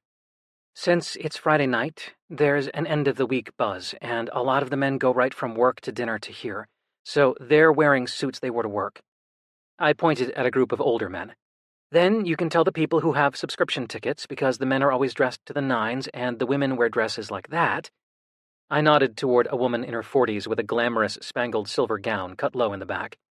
It's not as fancy as in New York, but that group definitely wants to be seen. They all know each other, and they always want gossip about behind-the-scenes stuff. What about them? Farron pointed to a cluster of men and women in their 20s near the bar. Those are music students, for sure. They're wearing performance clothes because they're probably the fanciest things they have. All black, opaque tights, passable but comfortable shoes. Him? He indicated a large man, comfortably sporting an impeccable tuxedo, with a white scarf thrown around his neck and aggressively fashionable glasses. Opera singer. Farron pointed to more people clearly engaged in the game, and teased me when all I could find to say about one man was a dismissive critic. But I missed the next person he pointed to, because someone familiar was coming toward me in the crowd. Shit. Thomas Roan was a contemporary composer out of New York. He was brilliant and prolific, and seemed to have his fingers in every musical pie out there. He'd done the orchestration for rock albums, arranged Christmas carols for the Met's Holiday Ball, composed chamber music that had been performed all over the world and had, I was pretty sure, debuted multiple operas in the last few years. I'd met him when the Boston Symphony Orchestra did a showcase of contemporary composers 2 years ago. I'd been hired for it, and he'd come to conduct it himself. It had a lovely piano piece, and we'd hit it off. "Jude Lewson, it is you! Hello!" He shook my hand enthusiastically, then kissed my cheek, seeming genuinely pleased to see me. "Farron Locklear, Thomas Roan," I said. "Farron is an amazing painter and tattoo artist. Thomas is a composer. I was lucky enough to play one of his pieces a few years ago." "I heard you left Boston," Thomas said. "Are you here now?" He said it casually, but I could spot gossipy speculation from 50 paces. The world of classical music was small. Someone leaving an orchestra position meant that position needed to be filled, and people kept an ear to the ground for themselves and their friends at all times. This gossip seemed a little below Thomas's pay grade, though. "My family's here," I said vaguely. "I'm not sure what I'll be doing in the future." "What are you doing slumming in Philly?" I asked before he could respond. He was a New York baby with all the ride-or-die snobbery that went with it. He winked conspiratorially. "My opera is premiering here. Well, pre-premiering." He said it as if I didn't know exactly how it all worked. "That's great, man. Congratulations." I was surprised to find that I didn't actually care enough to ask Thomas about the opera, and I hoped I didn't sound as unenthusiastic as I felt. Farron's hand skimmed my lower back, and I leaned into him. "We should go find our seats," I said. "It was nice to see you, Thomas. Good luck with the premiere." As we went upstairs, I tried to remember what I'd liked about Thomas when I met him before, and all I could really pinpoint was the way he talked about the music. But then I suppose that was all we'd really talked about. "I remembered liking him more," I said. Farron cupped the back of my neck, and I shivered. "He seemed like a weasel." I turned to him, surprised. It was the first unkind thing I'd ever heard him say. "Really?" "He wasn't interested in you. He only wanted to hear gossip about why you left Boston. He didn't ask anything about how you are. He only wanted to talk about his own work. He practically glared when you didn't ask him about his opera, and he didn't even make eye contact with me." Shit. I guess he is a weasel. And anyone who didn't want to make extended eye contact with Farron clearly had no taste whatsoever. We took our seats, and I was grateful we'd had the distraction of Thomas because I hadn't gotten a chance to freak out yet. Which made me realize that Farron had been keeping me distracted in the lobby, asking me about person after person, when he was usually perfectly content to stand quietly and watch. Jesus. He was way too good for me. "Oh, look," I said, pointing in the program. "The violin and flute soloists are twins. That's cute." Uh, I don't know why I said that. I mean, I pointed it out because you're a twin, but I don't know why I thought you might have some kind of mystical connection to the very concept of twinness or anything. And it's not cute. Uh... Are you okay? Farron asked, brow furrowed. I nodded quickly, but I wasn't sure. The lights began to dim, and Farron took my hand. It didn't feel like holding hands. It felt like he was keeping a part of me safe. I was immediately grateful for it because when the musicians filed on stage, I felt my heart start to race. It was such a dislocation to be sitting here looking at the stage when so often I had been on stage looking at the house. Of course, I'd attended hundreds of performances over the years too, but it was different to attend a performance while I was regularly performing. It felt like an extension of my job. I felt like an insider. Now, I just felt lost. The soloists walked on stage in unison, smiling broadly. They were thin white women with curly brown hair pulled back into elaborate updos. Their sequined dresses were the same, but one was blue and the other was black. I wondered if they had been asked to dress alike as part of the twin gimmick. My eyes snagged on something that it took me a minute to process. They lifted their instruments and began to play one of Mozart's duets for flute and violin, originally written for two flutes. "They're going to switch instruments," I whispered to Farron. "How do you know?" I tapped my lips and winked, and he looked puzzled for a moment, then leaned in and kissed me. That hadn't been what I meant, but it was incredibly sweet. The twins cut off playing with exaggerated, shocked looks at each other. Then, as I'd predicted, they switched instruments, gave nods any mime would be proud of, and played it again, this time with their proper instruments. Farron turned to me, eyes wide. "The one who started out playing the flute was wearing lipstick," I whispered, tapping my mouth again. He was giving me an unfamiliar look, and his eyes danced. I'm not much for pandering, but the audience was clearly charmed by the twins, and once the gimmick was over and the piece began, they played with complete professionalism and clear skill. Hey, it's a tough business. I wasn't going to judge what people did to get a foot in the door. I was fine until it was almost over. I closed my eyes and moved my ear from section to section, letting the strings be dominant, then brass, woodwinds, then percussion. The melodies settled into my skin and made my fingers twitch. It was like the music was swirling around inside me with no way to get out. Would it just fade away if I didn't give it an exit? Or would it turn to lead inside me and press me farther down into the dark? I missed it. I missed it so fucking much. But how could I go back to Boston? How could I play with all the people Casper played with? Just the thought of his smarmy face made my stomach clench. Even if I told him not to speak to me, he'd still be there, thinking he knew what was best for me, worming his way inside my head like he had so many times before. I know you think you're pissed at me, Jude, but honestly, you're not being fair. I love you. I take care of you. Do you seriously think there are many other people out there who would put up with all this? So just take a minute and think about whether you're really mad at me, because I think maybe you're mad at yourself. You don't want to talk to me, but you don't want me to leave. I guess I can't do anything right, huh? Look, can you try and be a little bit more up when we go to my parents'? I'd rather not get asked why I'm dating a zombie for the 100th time. You know how my mother is. Fix your face, Jude. Just smile at people when they're talking to you. It's not that difficult. Honey, do you really think it's a good idea to accept that tour? It's a month long. What if you have your usual issues and I'm not there to take care of you? You don't want to embarrass yourself again if you can avoid it. Well, since you never want to fuck me, what do you expect, Jude? Jude. Farron was squeezing my hand so hard my knuckles ground together, and I realized that tears were streaming down my face, and my breathing was all messed up. It felt like the ceiling of the concert hall was pressing down on top of me. I scrambled out of my seat and climbed over Farron's legs and made a break for it, painfully aware of stern eyes following me up the aisle. I burst out of the doors and was halfway to the bathroom when Farron caught up with me. I wanted to disappear. I wanted a black hole to open around me and tear me to nothingness, and I really, really didn't want the ushers to see me. "Sorry," I said into Farron's chest. "Sorry, I'm sorry. I'm so sorry." Farron rubbed my back, but didn't say anything, and I pulled away enough to see his face. He looked worried. I'd done that. I'd ruined his night out and made him worry about the pathetic little freak who couldn't even keep his shit together for a couple of hours out. He would never want to be with me now. I could feel the last of my energy draining out of me. Sometimes my battery lasted all day, sometimes only an hour, but it always happened this way. I was there until I wasn't, with no warning in between. "What do you need?" Farron asked finally. I couldn't say anything, just pressed my face to his shoulder and hoped the energy would come back enough to answer him, eventually. "Baby." His voice shook, and I squeezed my eyes shut as tight as I could, like maybe I could will the words to come out, but there was nothing there. Maybe we would just stand here until the doors opened and the crowd flowed out around us.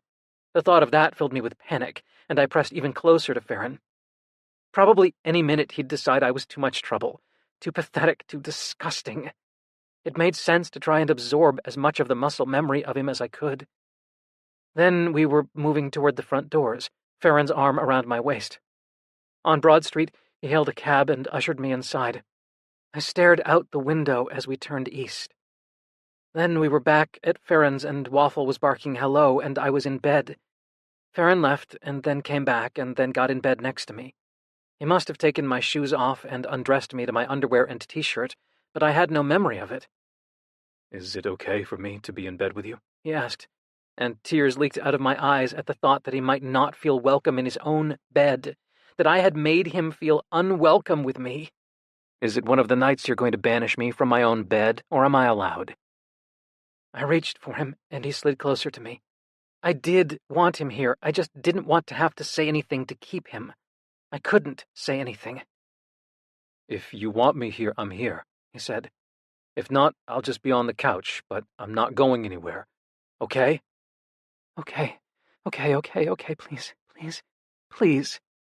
I yearned toward him, trying to speak with my body the way he did, trying to communicate how much I wanted him at the molecular level without expending energy I just didn't have.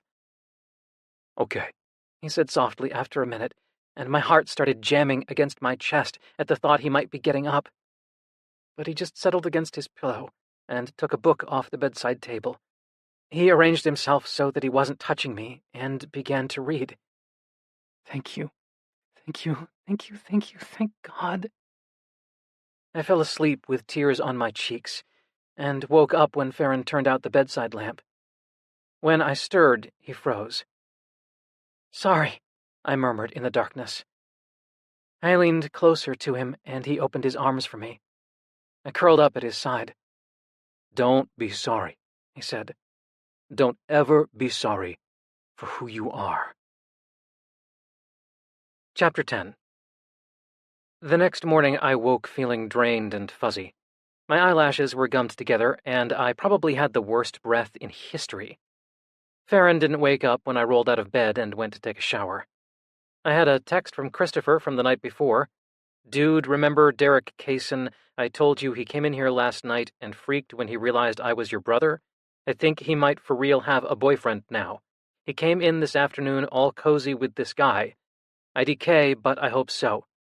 Then he'd sent a heart eyes emoji. Derek Kaysen was the first guy I'd ever been with. I'd tuned out most things at school, I'd barely been getting by, and any energy I had went to piano. Besides, it was easier not to listen when the things people said to you were garbage. But Derek's desperation and fear had cut through. He was twice my size, and he'd made varsity football as a freshman. He was handsome and confident, and people at school adored him. He had everything going for him, which meant he felt like he had everything to lose. We'd been lab partners junior year, and he'd looked at me like he was starving, touched me like I would disappear at any moment. And I'd wanted to feel something, anything. I wrote back, Derek Kaysen was actually a pretty sweet guy, if you can get over the whole football thing. And the whole ashamed that he wanted to fuck me thing. Secrets suck. I hope he's happy now. When I got out of the shower, Farron was still asleep, and I padded over to the bed to look at him. The morning sun fell over him like a benediction, like an acknowledgement that he deserved the spotlight. Against the soft white sheets, his shoulders looked so strong, and his skin looked luminous. His bleached curls were a halo around his face, and his arm was still outflung. Like even in sleep, he was making space for me. I slid back under the sheets and curled into the place he'd left me. He jerked awake immediately. Oh, shit. Sorry. My wet hair on his bare arm must have been shocking. Once he realized what it was, though, he grabbed me and pulled me down next to him, arms locked tight around me and chin on my shoulder. I breathed in the smell of him, and he held me closer. I could feel his morning wood against my ass, so I pressed my hips backward and felt him harden even more. I turned and slid down Farron's body, pushing the sheets and his boxer briefs aside, and took his gorgeous erection in my mouth. This, at least, was something I could do. He was saying something, but I wasn't listening, until I felt a jerk on my hair and he was rolling away from me, and I realized what he'd been saying was, stop. What's wrong? I asked, on my hands and knees. You don't have to service me, he said. His erection was gone, and he looked really upset. Shame washed over me. He didn't want me. I was making a fool of myself. I just thought... I shrugged and turned away to sit at the edge of the bed. Farron sat beside me. You thought you owed me something because you feel bad about last night. That wasn't exactly wrong. It always made Casper forgive me for fucking stuff up. After he had come down my throat, he'd put his hand on my head and smile like everything was fine again. Please, don't, Farron said, voice tight. It's insulting. I just wanted to make you feel good. As I said it, I realized it was true, too. I was desperate to make Farron feel good because he made me feel better than I ever had. But part of that desperation was rooted in fear, in trying to prevent him from being mad at me, disgusted by me. I cringed. I'm sorry. I felt like utter trash. He sighed and took my hand in his. Thank you for wanting to make me feel good. I would love that another time. Let's talk now. I nodded, but couldn't meet his eyes. No matter how understanding he'd been last night, how much he'd seemed to care, in the harsh light of day, there was no way that I wasn't looking like a pretty bad bet right now. What happened last night? It just happens sometimes. I just run out of energy and I can't talk anymore. I thought I had told you. You did. I meant what happened in the concert. I flopped onto my back on the bed and threw my arm over my eyes. Antonio, my conductor in Boston, called. At Marcus and Celine's. He said if I wanted to come back, he would hire me. I was sure I was done. There, anyway. You don't run away and miss performances and get to come back. But now... I took a deep breath and blew it out. Last night, I was imagining what it's like. The heat of the stage lights, the moment when the conductor raises his hands and everything falls silent just before the first note. I opened my eyes to find Farron's intent on me. I miss playing so fucking much, I choked out. It's everything to me. The music, I love it so much. And it isn't easy to get hired. It's competitive and cliquey, but Boston... I shook my head. And Casper's there. All my friends there are his friends. I just started thinking about what it was like, and I felt completely hopeless. I guess I freaked. I threw my arm back over my eyes. I felt Farron soften, felt the energy between us change. He sat next to me and put a slow hand to my stomach. When I didn't pull away, he started stroking me, not to arouse but to soothe. He stroked my stomach and along my ribs. Then he took my hand. Will you tell me about Casper?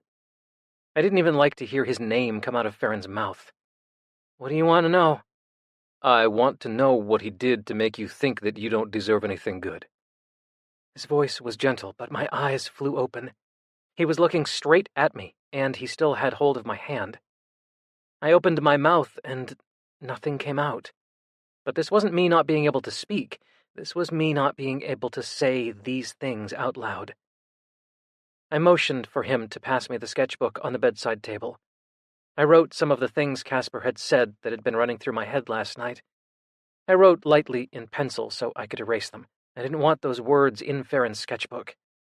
I passed him the book and turned my back so I didn't have to see him react. This is not okay, he said finally. I know. This is not okay, Jude, he said, voice strained and furious. I scrambled out of bed, shame boiling through my stomach. I couldn't believe I'd told him. I know that, I yelled. Don't you think I already feel like an idiot for letting him talk to me that way? Don't you think I know how pathetic it is that I was so desperate for someone to love me that I stayed with him? I already know. Farron was on his feet, but I held out a hand to keep him away. I know that he's an asshole, and I know that he was manipulating me. But you clearly believe him. Or what? Or else I would have left? Yes, I did. I tried to leave, and I fucked that up too. Farron's eyes went wide, and I slammed my mouth shut so hard my teeth clacked together. I shook my head. That's not... I didn't mean that... I mean, I did, but not... I turned away, cursing myself. Farron turned me around to face him, and his eyes were blazing.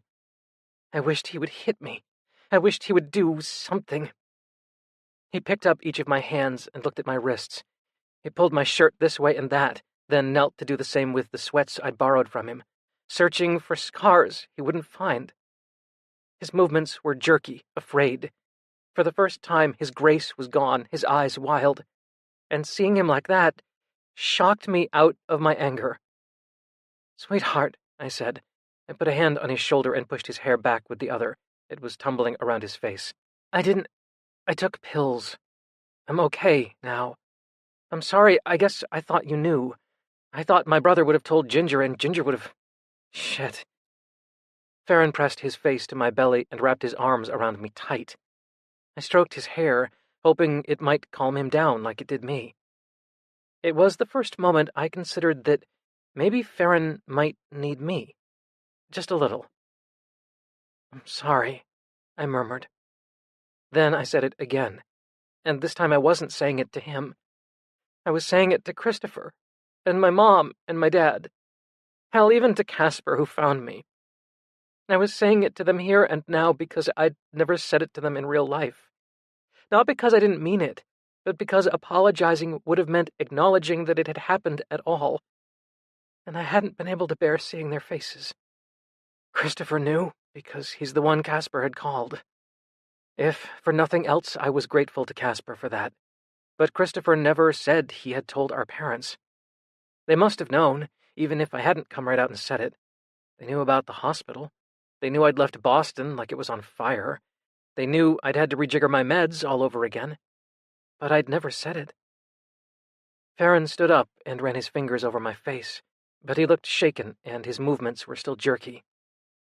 He went to the kitchen and put on the kettle, and I took the rather awkward opportunity to rummage in the pocket of last night's pants for my medication. When Farron clunked a mug loudly onto the counter, I looked up. He raised his hands. I'm not trying to be mad, he said, but I guess I am. I nodded and slid onto one of the stools. My meds were all messed up, I said. I was in a really bad place, and we were in the middle of performances, and I was stressed about time, so I didn't go to my doctor. It got worse, and it got away from me. And I'm doing a lot better now. It was an almost absurd way to summarize a year-long process of sinking that happened so slowly the ooze was up to my waist before I knew I was mired in it. But there was no narrative to these things, no logic or explanation, no code or symbology. I wished there were. The formlessness was its own kind of death. He looked at me for a while, then said, That's part of what scares you about going back to playing in Boston. I nodded. The schedule is hard for me. I do better when I have a little consistency. When I'm performing at night, I sleep half the day. When I do accompaniment, I have to get up earlier. If I'm traveling for a performance, all bets are off. I take my meds in the morning so they don't mess up my sleep. But when our schedule's not consistent, it's hard. Traveling's really hard. When I'm with people, living out of hotel rooms, no privacy, no real chance to recharge away from everyone before going back to it the next day. When I'm by myself, it's so easy to lose the thread, to just hide. But you love the music. I love it so much. I smiled at him sadly. I don't mean to sound all tragic about it, it just feels a little bit like torture that the thing I love to do is all caught up in a bunch of shit that makes me feel awful. At least it is since Casper. Farron sighed and reached a hand across the counter, palm up. I slid my hand into his and watched as he brought my knuckles to his lips, so slowly I almost convinced myself we'd stay that way forever. "I know what you mean," he said, lips against my hand. "Yeah?" He poured the tea, and we took our cups to the couch, and Waffle immediately put her paws on Farron's leg. Usually Farron didn't let her on the couch, but he just sighed, and Waffle shambled up and collapsed on Farron's legs, tail thumping against the back of the couch like a mallet. "You know, Marcus and we've known each other for a long time. I apprenticed at the shop he was tattooing at in New York." "I didn't know." "Yeah, since I was 18 or so. I was doing tattooing as a night job and going to art school during the day. My parents hadn't been keen on art school because they said I could never make a living at painting. They wanted me to go to a 4-year school, get a degree in something practical, have a normal job. But I got a scholarship and I went, and I loved it. All I wanted to do was paint." I nodded. I knew the feeling. My mentor at school was connected, and he always invited gallery owners and agents to the senior showcase. He talked me up to one of the gallery owners who he thought would be into my stuff. The guy loved my work and asked to see more. Before I knew it, I had 3 pieces in a gallery in Manhattan. It was utterly unreal. Holy shit, that's incredible. Yeah. I was done with school, so I had more time to paint, and I had enough money coming in from tattooing to pay rent. So when I sold those paintings, I could use the money to buy more supplies. It was perfect. I thought if I could keep doing that, keep getting a couple paintings in this gallery or that one, I'd be flying. He began stroking Waffle's fur absently, and Waffle snuffled happily. My parents weren't particularly impressed with the tattooing, but I was making enough to support myself and not getting in any trouble, so they didn't give me too much shit for it. That was when Sabian had re-upped with the army, too, so they were busy worrying about him. There was a catch in his voice whenever he said his brother's name. But when I got 2 more paintings in a show, they cared. They were impressed. They'd never been that impressed by me. They loved me, I know that, but Sabian and I were so much younger. They had their own lives, their other kids were adults. Sabian was always a handful. Me? They mostly let me alone. I'd always taken care of myself. Farron bit his lip, and when he looked at me, he looked raw. I wanted that, for them to be proud of me.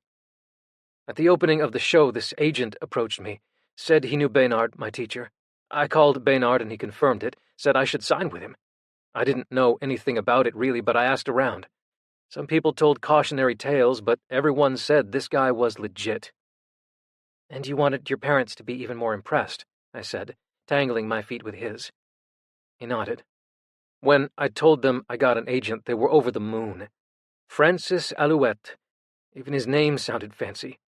It meant something to them, that mark of professionalism, validity. Made them think maybe I wasn't just living this silly fantasy where I would be the next Kehinde Wiley. Francis listened to what I wanted to do with my work, the things that mattered to me. And he was black. He knew the difficulties of navigating a pretty white world. At first, he was great. He made me feel comfortable. He facilitated connections with gallery owners, got me spots in shows I couldn't have gotten myself, helped me apply for grants. "That's amazing," I said, even though clearly the story didn't end well. I think that's why it was so hard to see where things went off the rails. Because I trusted him. I thought he was my friend. My stomach clenched at the thought of anyone betraying Farron's friendship. Over the next year or so, I started selling more paintings and getting more spots. And then this gallery owner, the one who'd first shown my stuff when I was finishing school, he gave me a solo show. It's a big deal. I was over the moon. Francis got art critics from the Times and New York Mag to come. He sent a car to pick my parents up in Brooklyn and bring them to the gallery. He had a faraway look on his face, remembering it, then shook his head. It went really well, and after that, things just changed. Francis was fielding all these calls about my work, but he wasn't keeping me in the loop. He accepted a commission on my behalf for a lot of money without even discussing it with me. I'd never done a commission before, but he said he assumed I'd want to because of the money. He booked another solo show, and another off the back of that one, and I had to paint so fast to meet the deadlines for the shows that I hardly had time to tattoo, so I was canceling work shifts, which screwed over my coworkers. Oh no, I murmured. If there was anything Farron hated, it was behaving in ways he considered unethical or dishonorable. I talked to him really seriously, though, told him he couldn't keep doing shit without telling me, couldn't book shows so close together. He apologized, agreed he'd slow things down, talk everything through with me first. It seemed like he understood, and he kept his word. For a while. Farron's hand tightened on Waffle's fur. But then, one night I went to the opening of a show for a painter I had admired for a long time, and when I went to go introduce myself, Darrell wouldn't even shake my hand.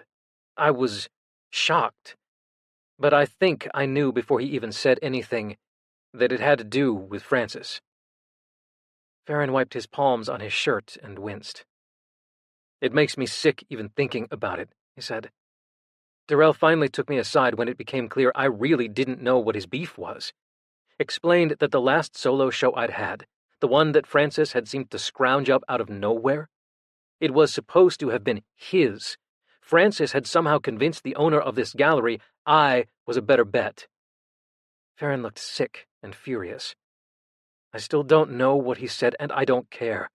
I was mortified, furious, totally gutted. Darrell was an artist I'd admired for years, and he was a brother. I couldn't believe that Francis had stolen this from him, had screwed over another black artist on my behalf. I cried. Darrell told me, and I cried, and I begged him to believe that I would never have let that happen if I'd known. Jesus. He pushed his hair back with a shaking hand. Darrell told me he believed me, but he gave me this pitying look, said that success in this business was a snake pit. He said Francis might have fucked him over, messed with me. But Francis wasn't an outlier. That was the way the business went. If you wanted to succeed, you had to take and take and take everything, or someone would take it from you. There was no room for ethics or good intentions. It was money and politics all the way down.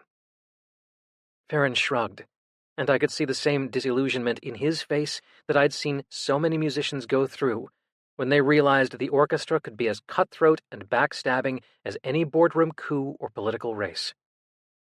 I don't know anymore if that's true, he went on, but at the time it sure as hell felt true.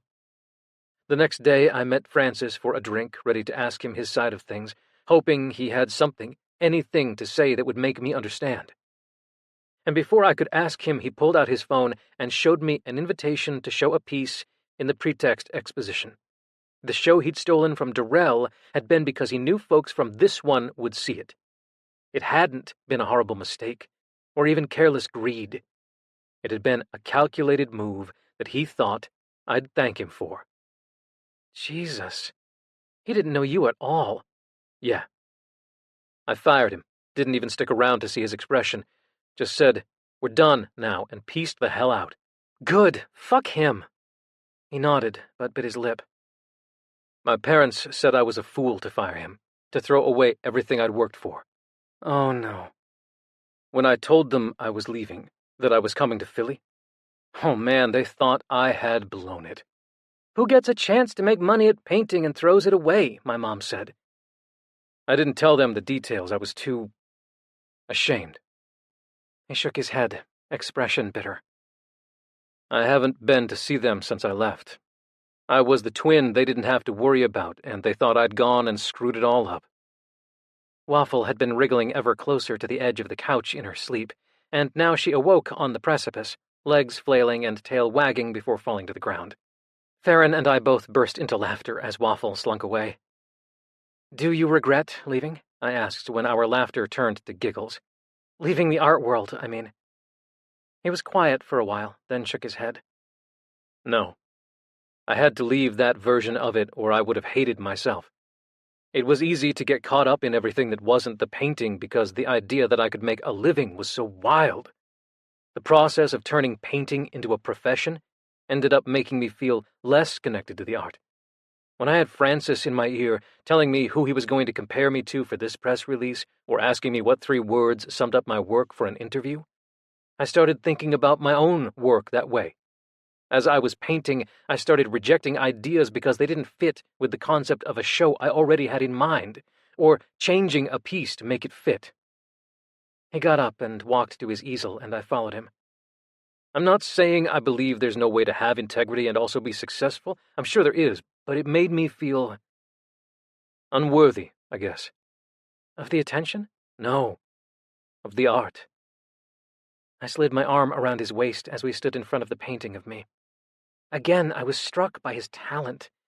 Hell, he'd have to be a genius to make me think a painting of myself was beautiful. But now I'm painting again, he said softly. And I love it again. Truth, I don't know what will happen in the future, but it's not for Francis, and it's not for anyone to see.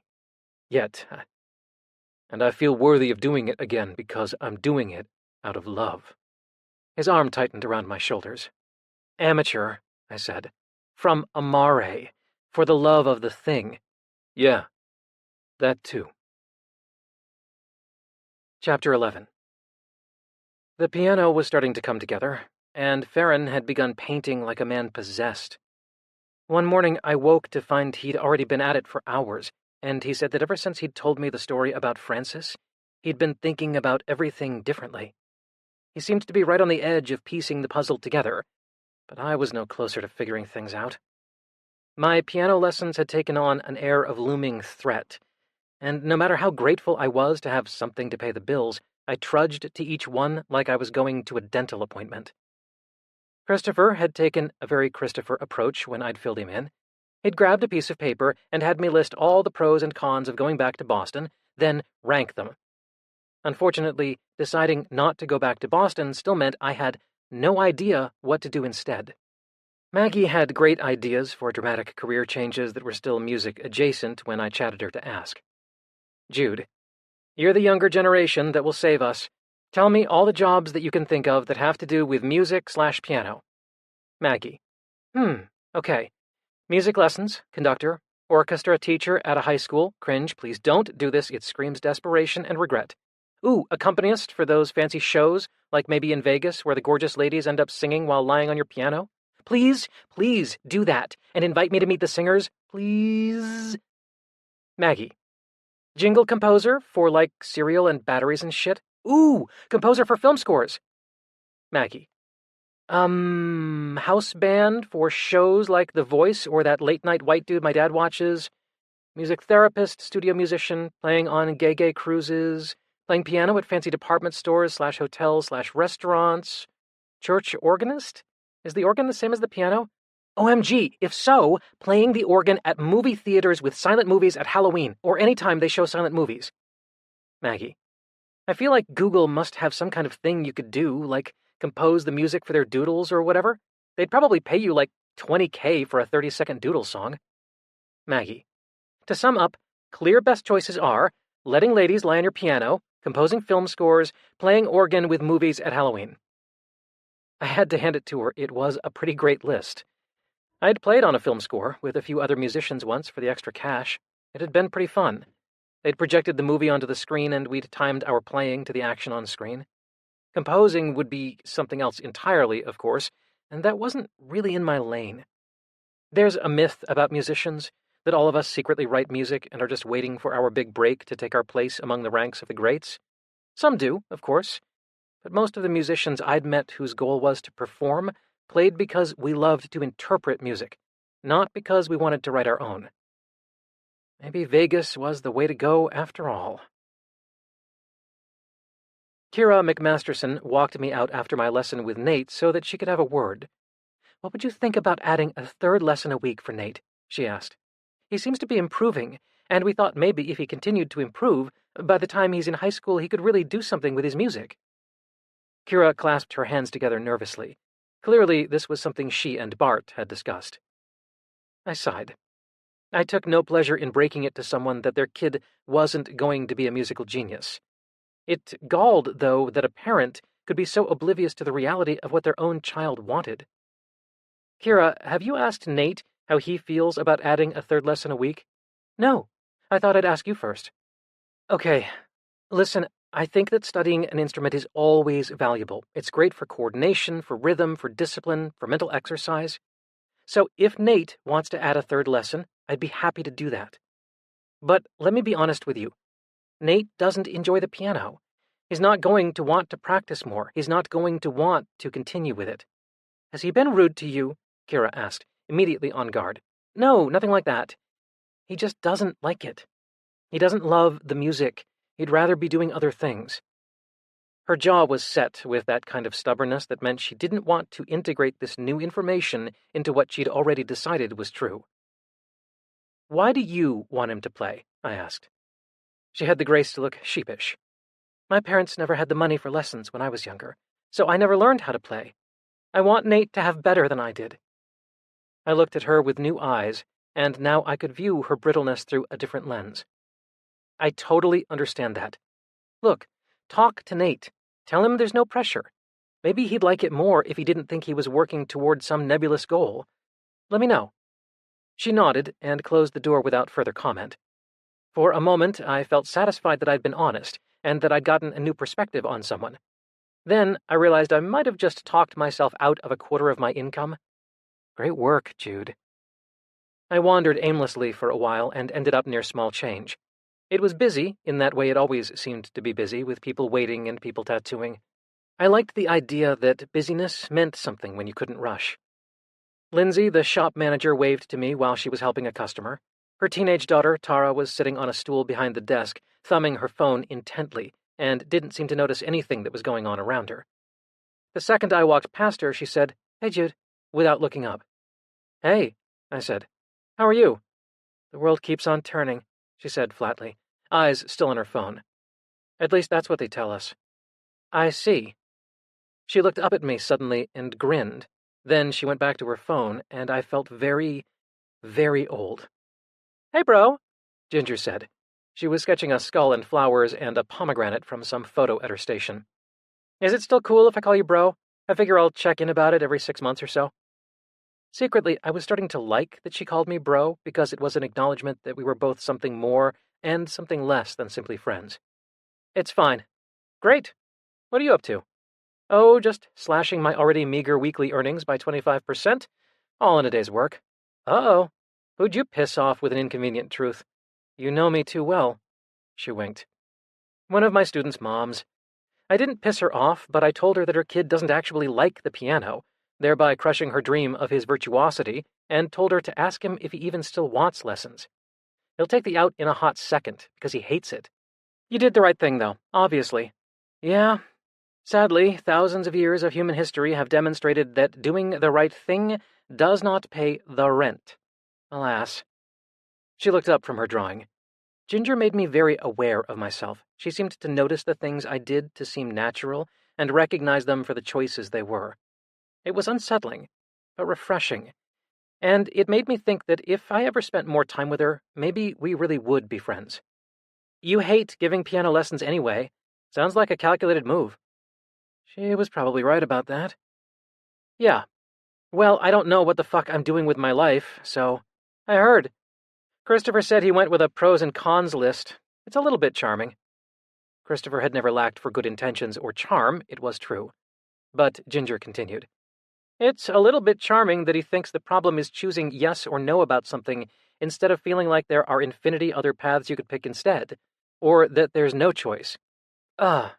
Yeah. My friend Maggie suggested playing in Vegas with women who sing while lying on top of my piano. Yeah, that seems super feasible. I hear you can live for years by creeping from hotel to hotel and never having to actually set foot outside. So there's that. Also, buffets are kind of great. Like, when else do you get to eat mashed potatoes, cereal, lo mein, a bunch of bacon, and slices of Swiss cheese for dinner?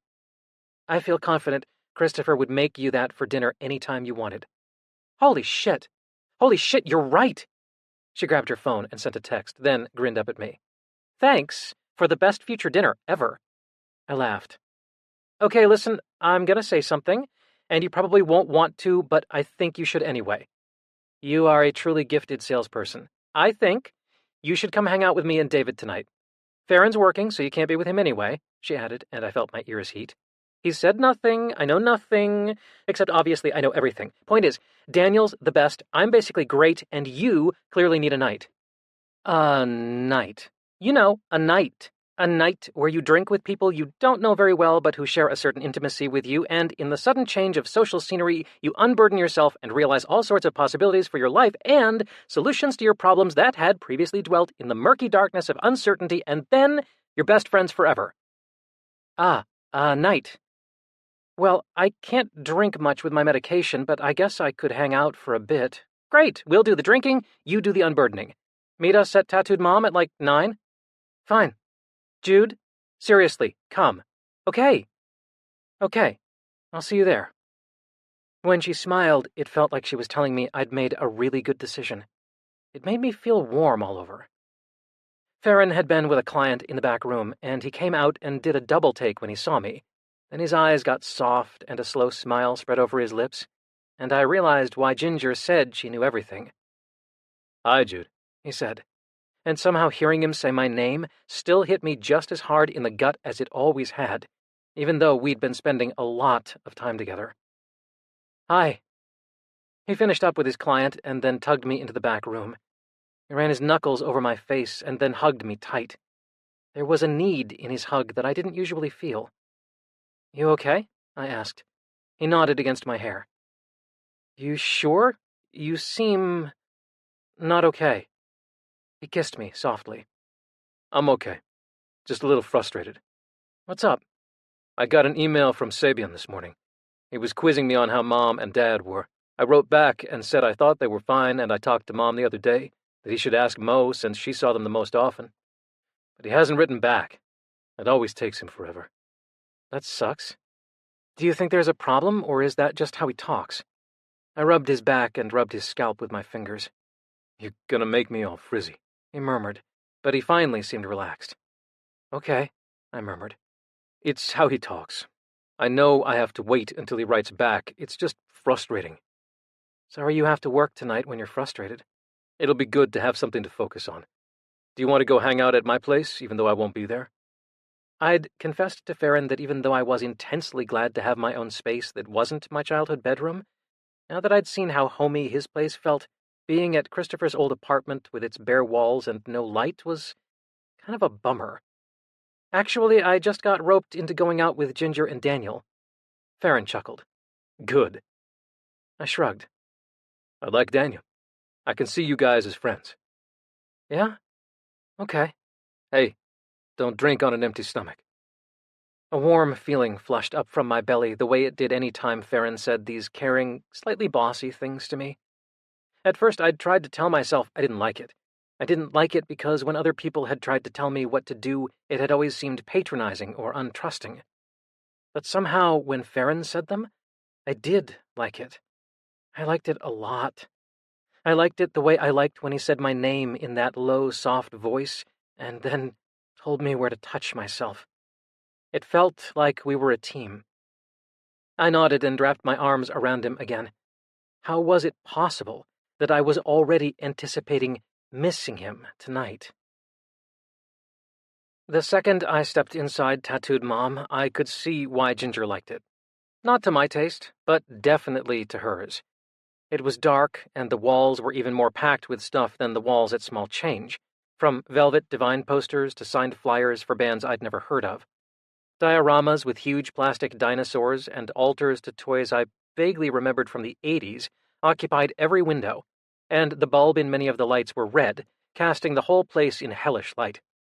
A hand snaked out and grabbed my sleeve as I walked past, and I turned to find Ginger and Daniel in a circular booth in an alcove I hadn't even noticed. Jude! Ginger crowed, and Daniel waved. They already had cocktails, and there was a litter of candy wrappers on the table, along with some broken crayons, scraps of construction paper, and several plastic rings with spiders on them.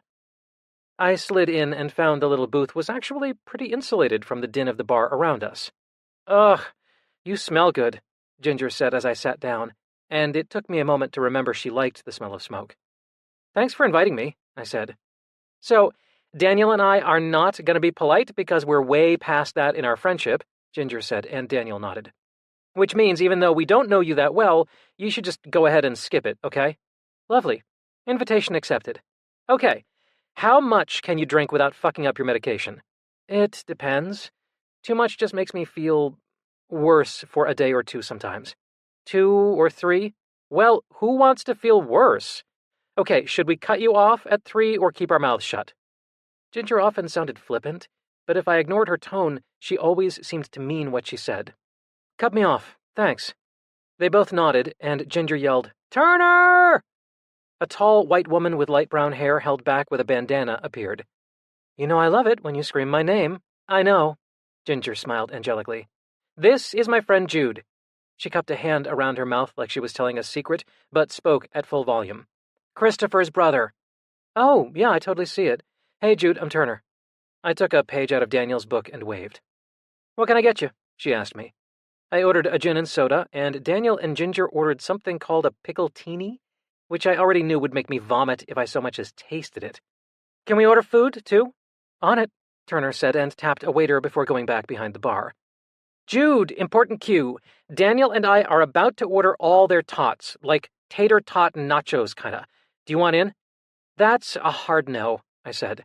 But then I remembered Farron telling me not to drink on an empty stomach, and I ran through what I'd eaten so far and asked, Do they have plain tater tots? Sure, they can just leave the stuff off. Daniel and Ginger commenced an elaborately ritualized order, and I asked for plain tater tots, baked in the oven instead of fried.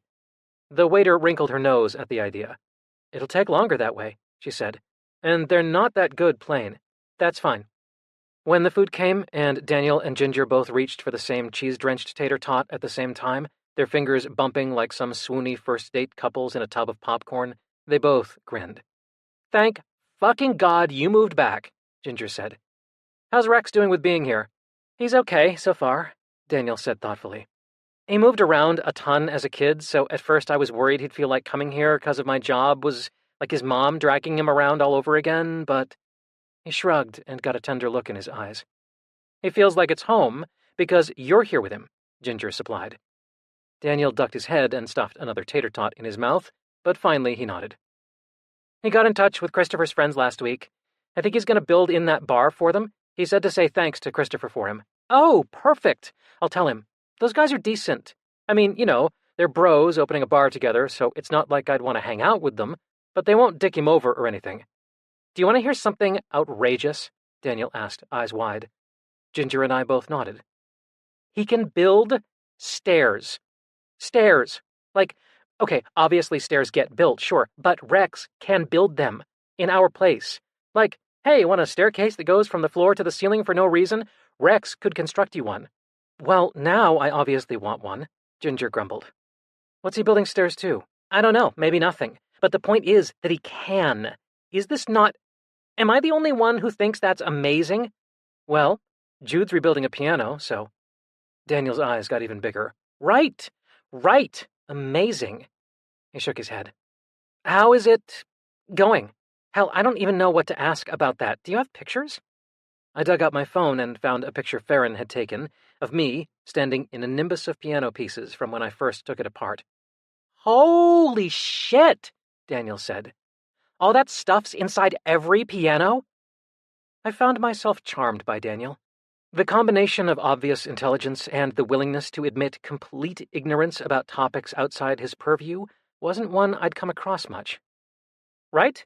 From the outside, they just look like wooden boxes with keyboards stuck in the front, Ginger agreed. I laughed. They'd be a lot cheaper if that were true.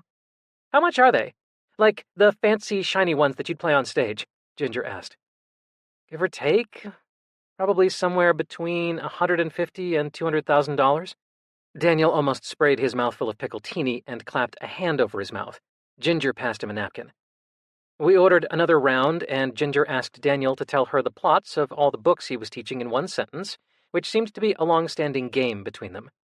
So, Jude might smack me, Ginger said to Daniel, but in the true spirit of jettisoning politeness, which is mostly just social sanctioning to avoid talking about the really important/interesting shit, Jude needs our help.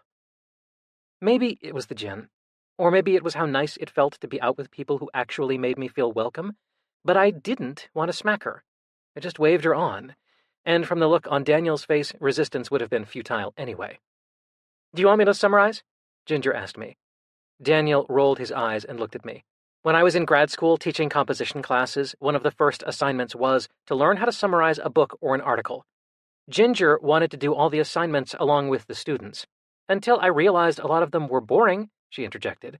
Right, until she stopped wanting to, which was at approximately assignment number 3. But I gave her an A- on her summary, and that set her on a course of believing she's an excellent summarizer ever since. I'm a demonstrably excellent summarizer, unless you think an A- isn't excellent. But she winked at me, clearly giving me permission to summarize my own plight. Curious to see how she would explain it, given that I hadn't told her any details, I told her to go ahead. "'Kay, so Jude was playing piano with the orchestra in Boston. He was dating this dude Casper, who also plays in the orchestra. Christopher clearly does not have the full story on this Casper guy, but I'd bet big money he's a first-rate creep." I nodded. "Jude just learned that maybe he could have his job back if he returned to Boston. He doesn't know if he wants to. Also, he's totally sprung on our bud, Farron, but I'm not supposed to know that, except it's completely obvious, and everyone knows it, and Farron's crazy about him too, but neither of them talk about it because it's all very soulmates, serious connection, next-level spiritual love shit going down." I felt my neck and ears start to flush. "Anyway, the cue is, should he stay or should he go? And, since he should obviously stay, what should he do with his life?" She turned to me, pickletini in hand. "How'd I do, bro?" Pretty well. C- for non-objectivity in the summary," Daniel said sternly. "But A+ for engaging gloss on the material." Ginger blew him a kiss. "Also, not to pull focus, but why doesn't Christopher seem to get that Casper is terrible?" Ginger asked. I sighed. "I was with Casper for a long time. 5 years or so. Christopher just thinks of him as my partner, and when I ended up in the hospital last year, Casper's the one who told Christopher, and then kept calling him to ask about me because I didn't call him when I came back to Philly." "Well, yeah, but why didn't you tell Christopher he sucked?" Daniel tried to kick her under the table. "That was me," I said. "Shit, sorry." I looked at them, prepared to dismiss the question, and saw such compassion it almost choked me up. Ginger wasn't asking to shame me. She was asking because she was worried that Christopher had failed me. Daniel wasn't trying to kick her because it was awkward. He was trying to remind her that these were the things we did for love and hate and fear. I felt all of a sudden that we truly were friends. "Honestly?" I asked, testing the waters. Both of them nodded without hesitation. "I was embarrassed as hell about how I let Casper treat me. How bad he made me feel for having depression and anxiety. Embarrassed that I stayed with him for so long, and I didn't want Christopher to think I was pathetic. So I just never told him." They both nodded immediately, like this made complete sense. "Okay, so you can totally tell us about Casper or not, but I assume he's a big part of why you don't want to go back to Boston," Ginger said. I told them about Casper in broad strokes. Ginger looked murderous, and Daniel looked upset, and both reactions warmed me from the inside. "I guess I'm just trying to figure out what the hell I'm good for if I don't play," I admitted.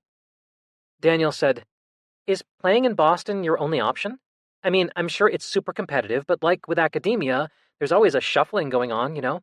Someone takes a new job for X reason, and that frees up Y position that another person takes, which frees up their position, etc." I nodded. "Yeah, that's exactly how it works. It's just... Okay, the thing with the piano is that it isn't actually a part of the orchestra. Often the orchestra plays pieces that feature a piano, and then they engage someone to play it.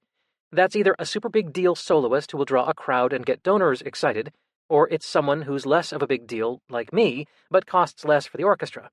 Or pianists also play celesta and harpsichord, which are sometimes needed, but still, we don't play in every piece, so it's not a salaried position, like a violinist." "Oh, it's like being a featured artist at a tattoo shop, but not having a permanent seat there," Ginger said. Yes," Daniel nodded.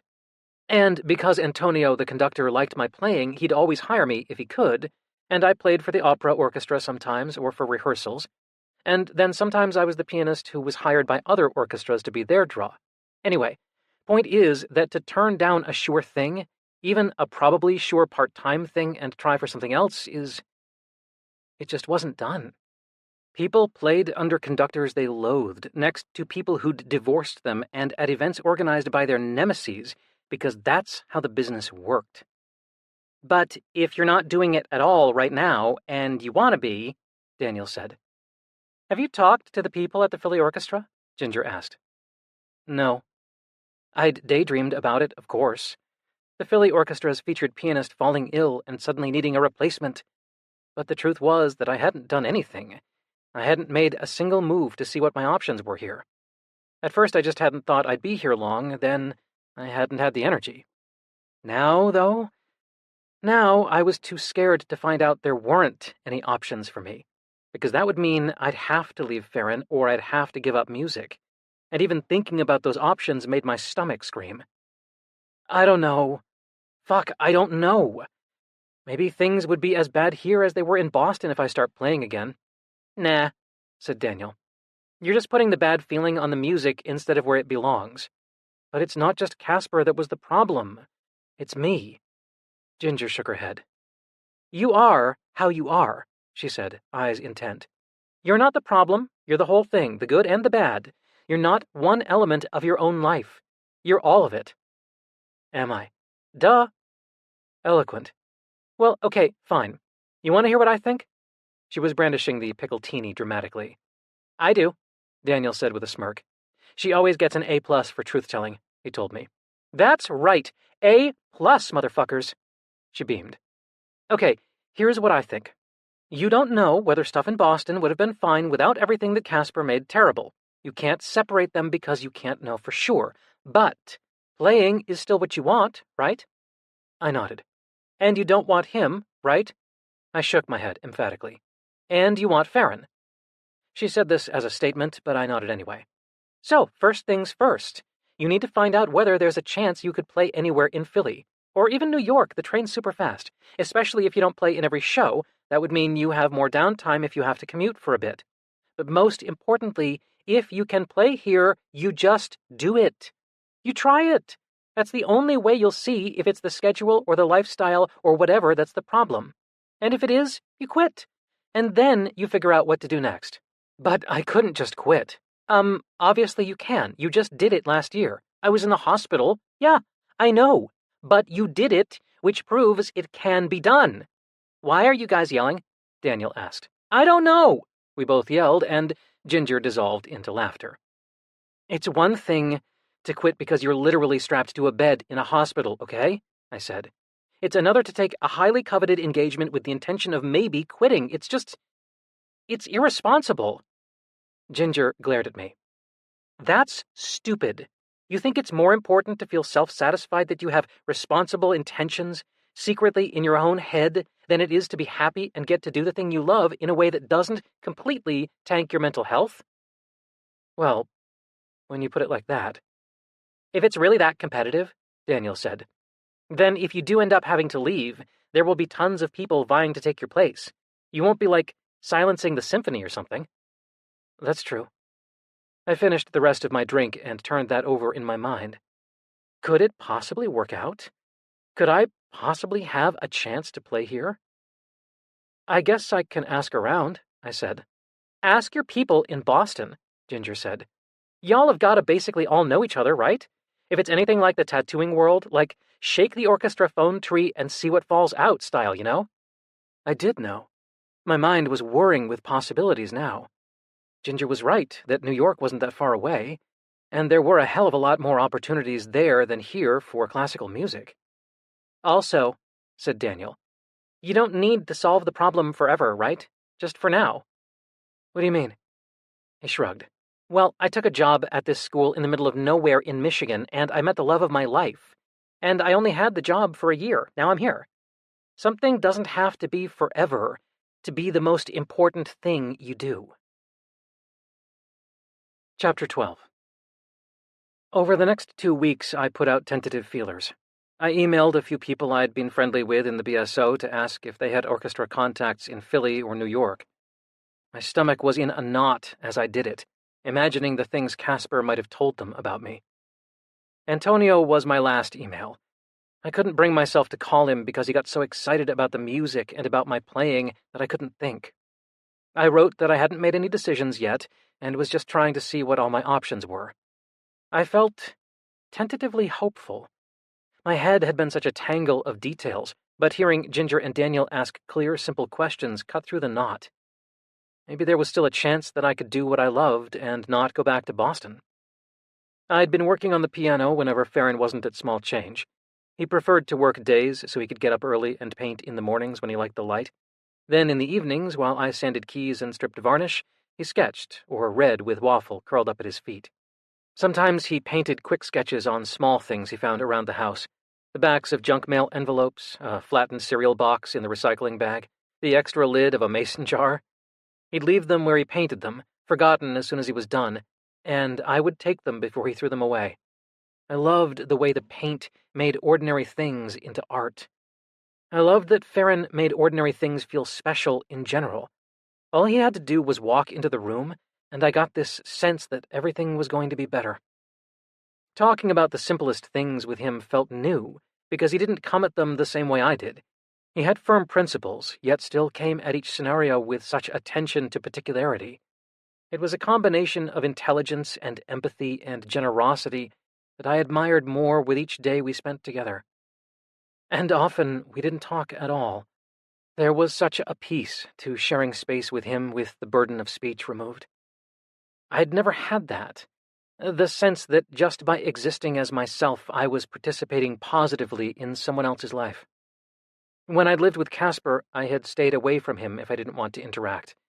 If I didn't have the energy to talk, then I didn't walk into the kitchen when he was getting coffee. If I didn't want to have sex, then I didn't touch him. I learned not to make any promises with my presence that I wouldn't be able to deliver on. It was easier that way. But Farron and I seemed to move around each other with awareness but no obligation. I'd tried testing the waters, kissing Farron on the cheek as I walked by the couch when he was reading. He'd smiled and run a hand through my hair, but when I continued on to the kitchen, he made no comment.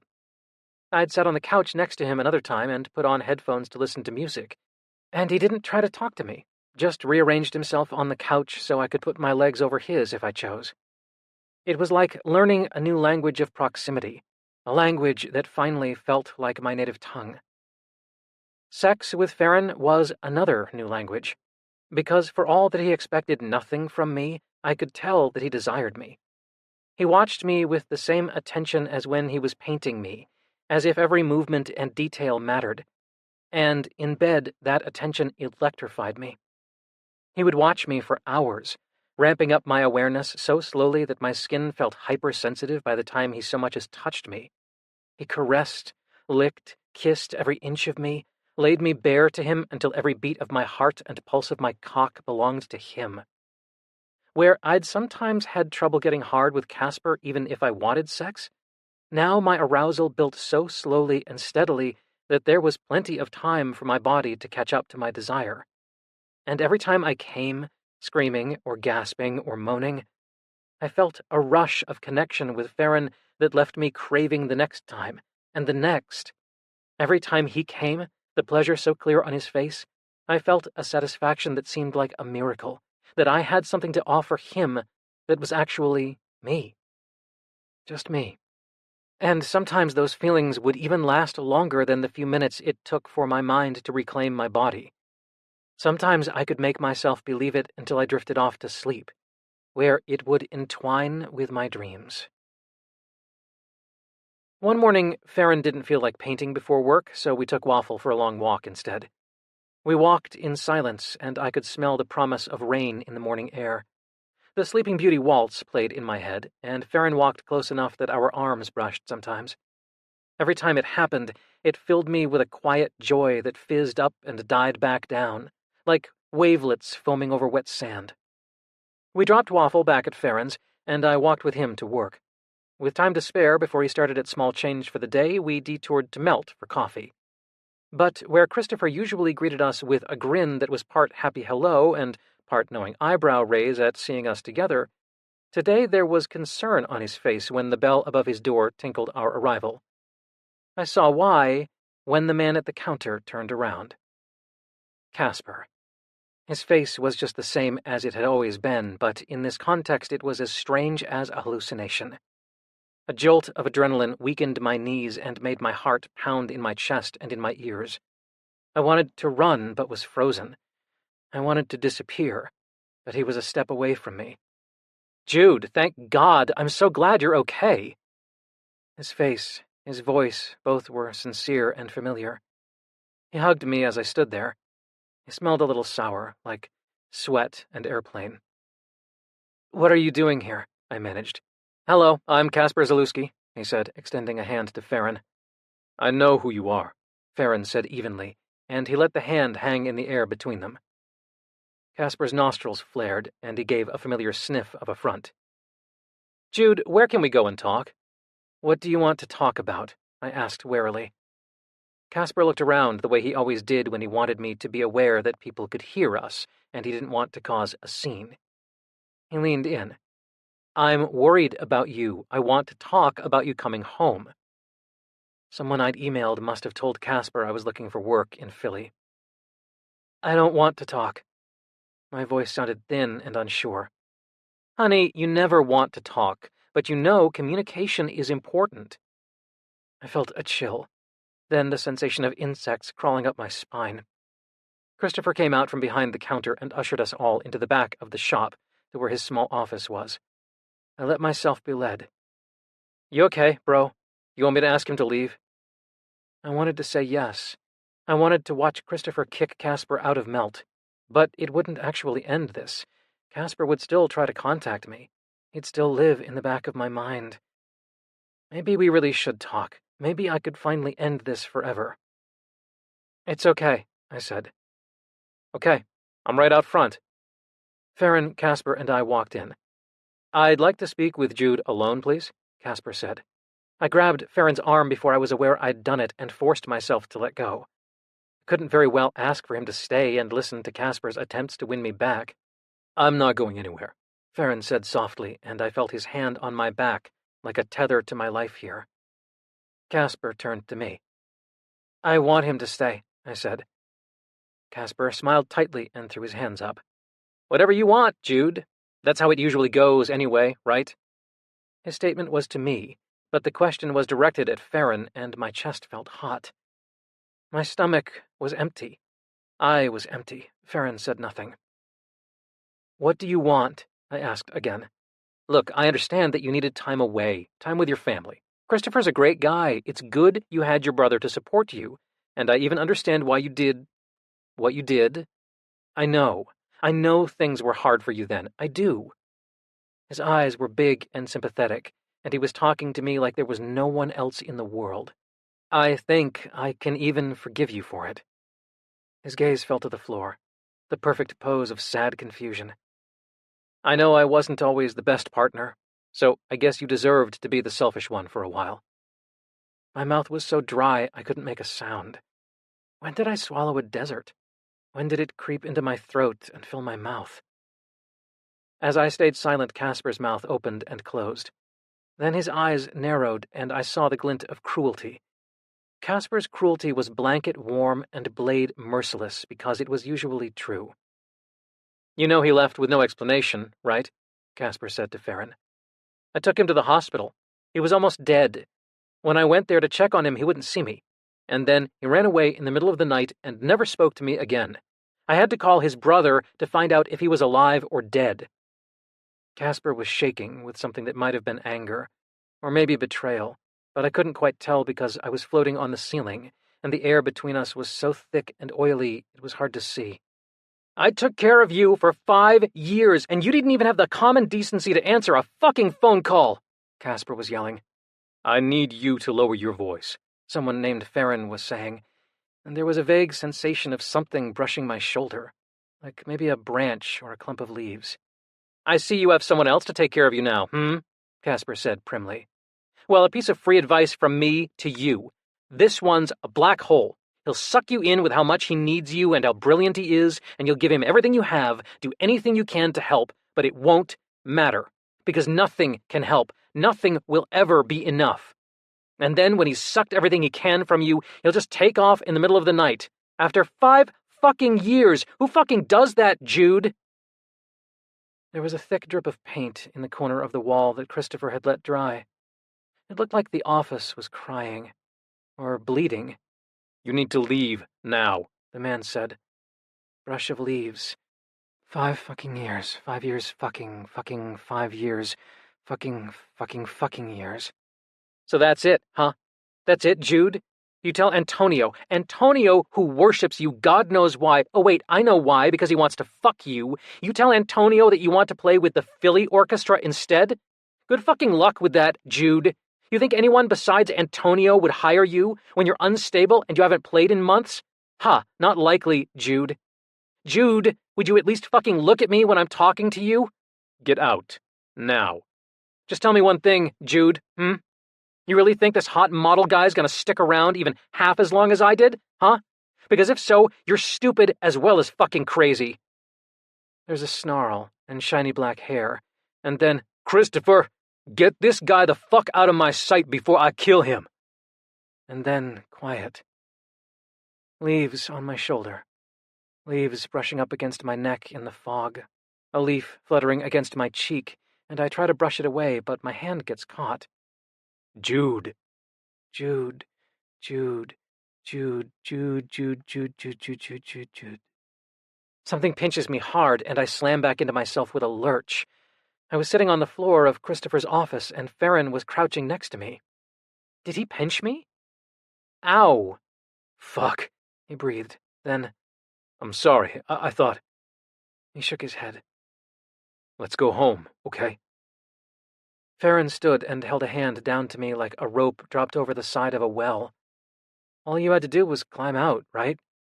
The rope was right there. Just one hand over the other and hold on and trust that the person on the other end in the sunshine can pull you up, right? Trust that they want whatever they pull out of the well, because it's all little Timmy's in the well, right? And they fell in by accident, except Timmy never fell in the well, Lassie did. Jude?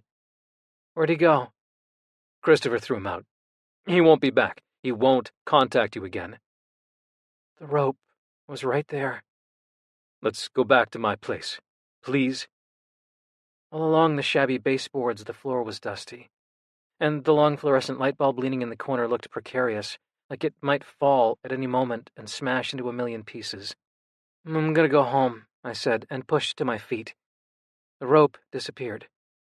Come back to my house? No, I have to go home. Please. Jude, you can't be alone right now. You can't. You shouldn't. You can't. You can't do it. You'll fail. You'll fuck it up. You can't do anything.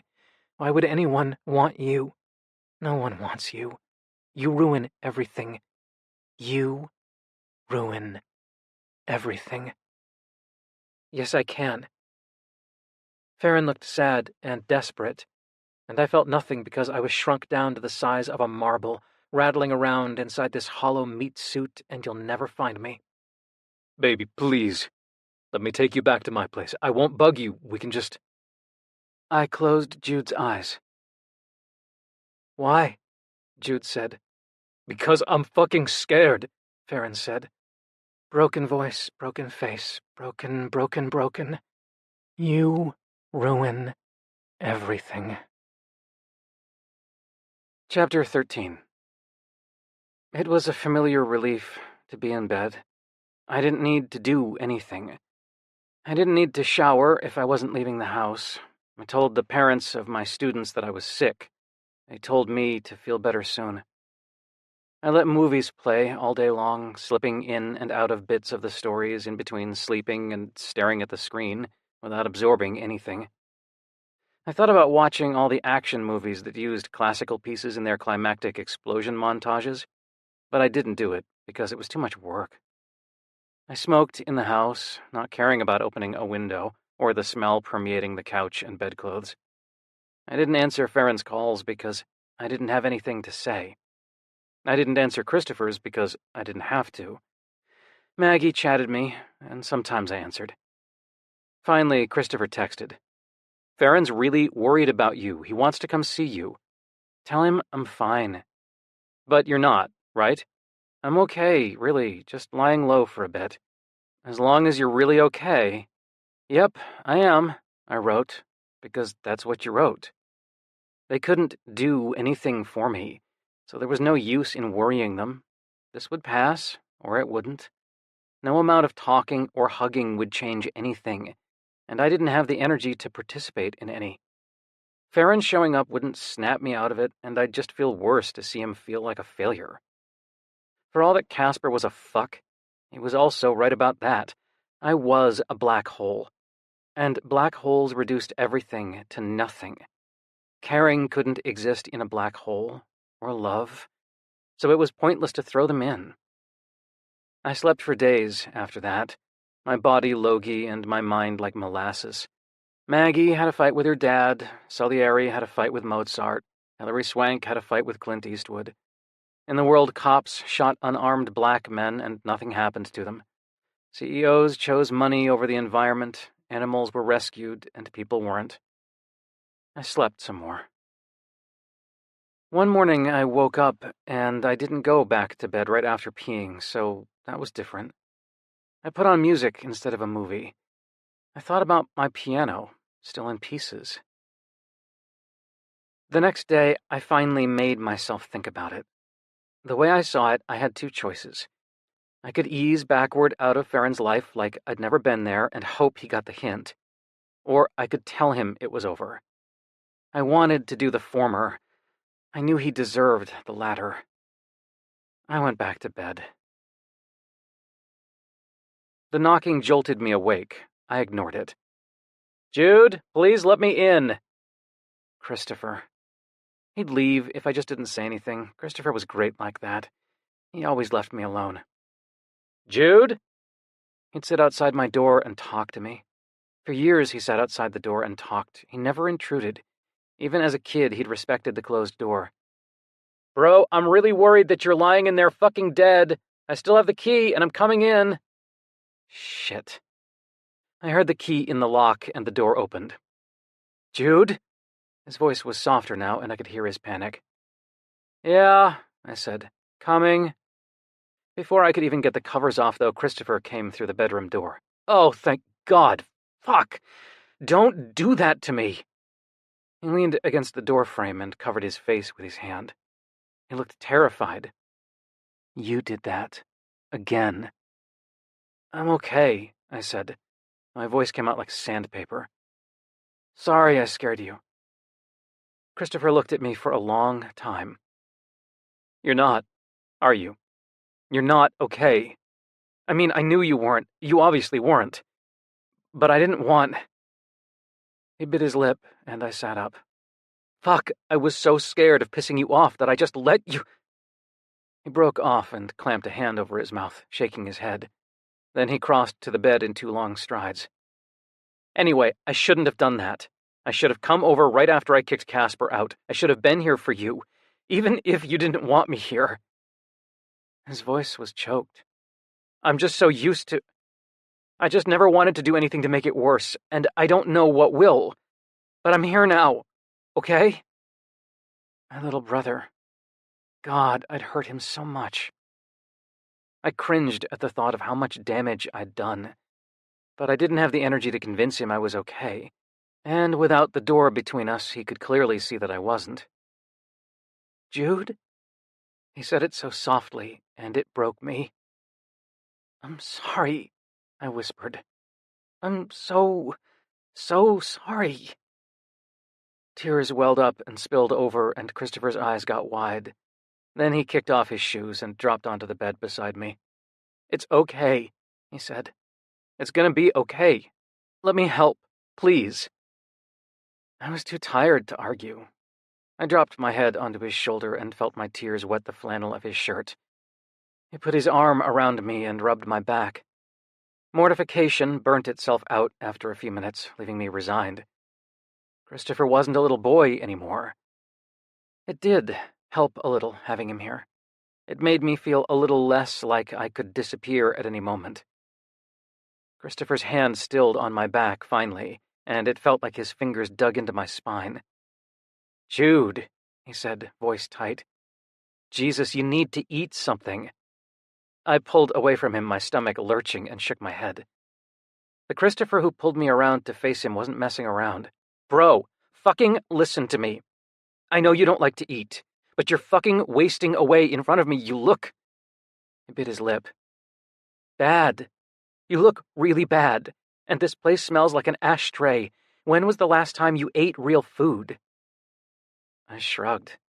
I felt sick at even the thought of eating. I honestly didn't know how long it had been. "Listen, please, I need you to eat, or I'm taking you to the hospital. I'm not messing around." My heart began to race at the thought of going to the hospital, and I nodded. I'm not trying to. It just makes me sick. I don't know why. Everything disgusts me." Christopher was thinking hard, eyes narrowed. "Is it worse when you're down like this?" I shrugged. "I don't even notice." "Okay, I'm gonna go to the store, and then I'm gonna come right back. You're gonna let me in, right? You have a key. I mean, if you throw that chain on, so help me God, Jude, I'll break the fucking door down," he snarled. I almost laughed at that. "I'll probably just stay right here," I admitted. "Okay," he said, easing out of bed. "Okay, you need protein. No eggs at all, no matter what I do to them?" My stomach lurched at the word, and I shook my head. "What about a drink, like a smoothie?" "Maybe, but no protein powder." I could feel the way it coated my tongue with chalk. "Okay, I'll figure it out. I'll be back." He hesitated. Then he bent down and kissed the top of my head. For some reason, that made me cry all over again the second he was gone. I drifted for a while. I lit a cigarette, but got dizzy on the second drag, so I put it out and buried my head in the pillow.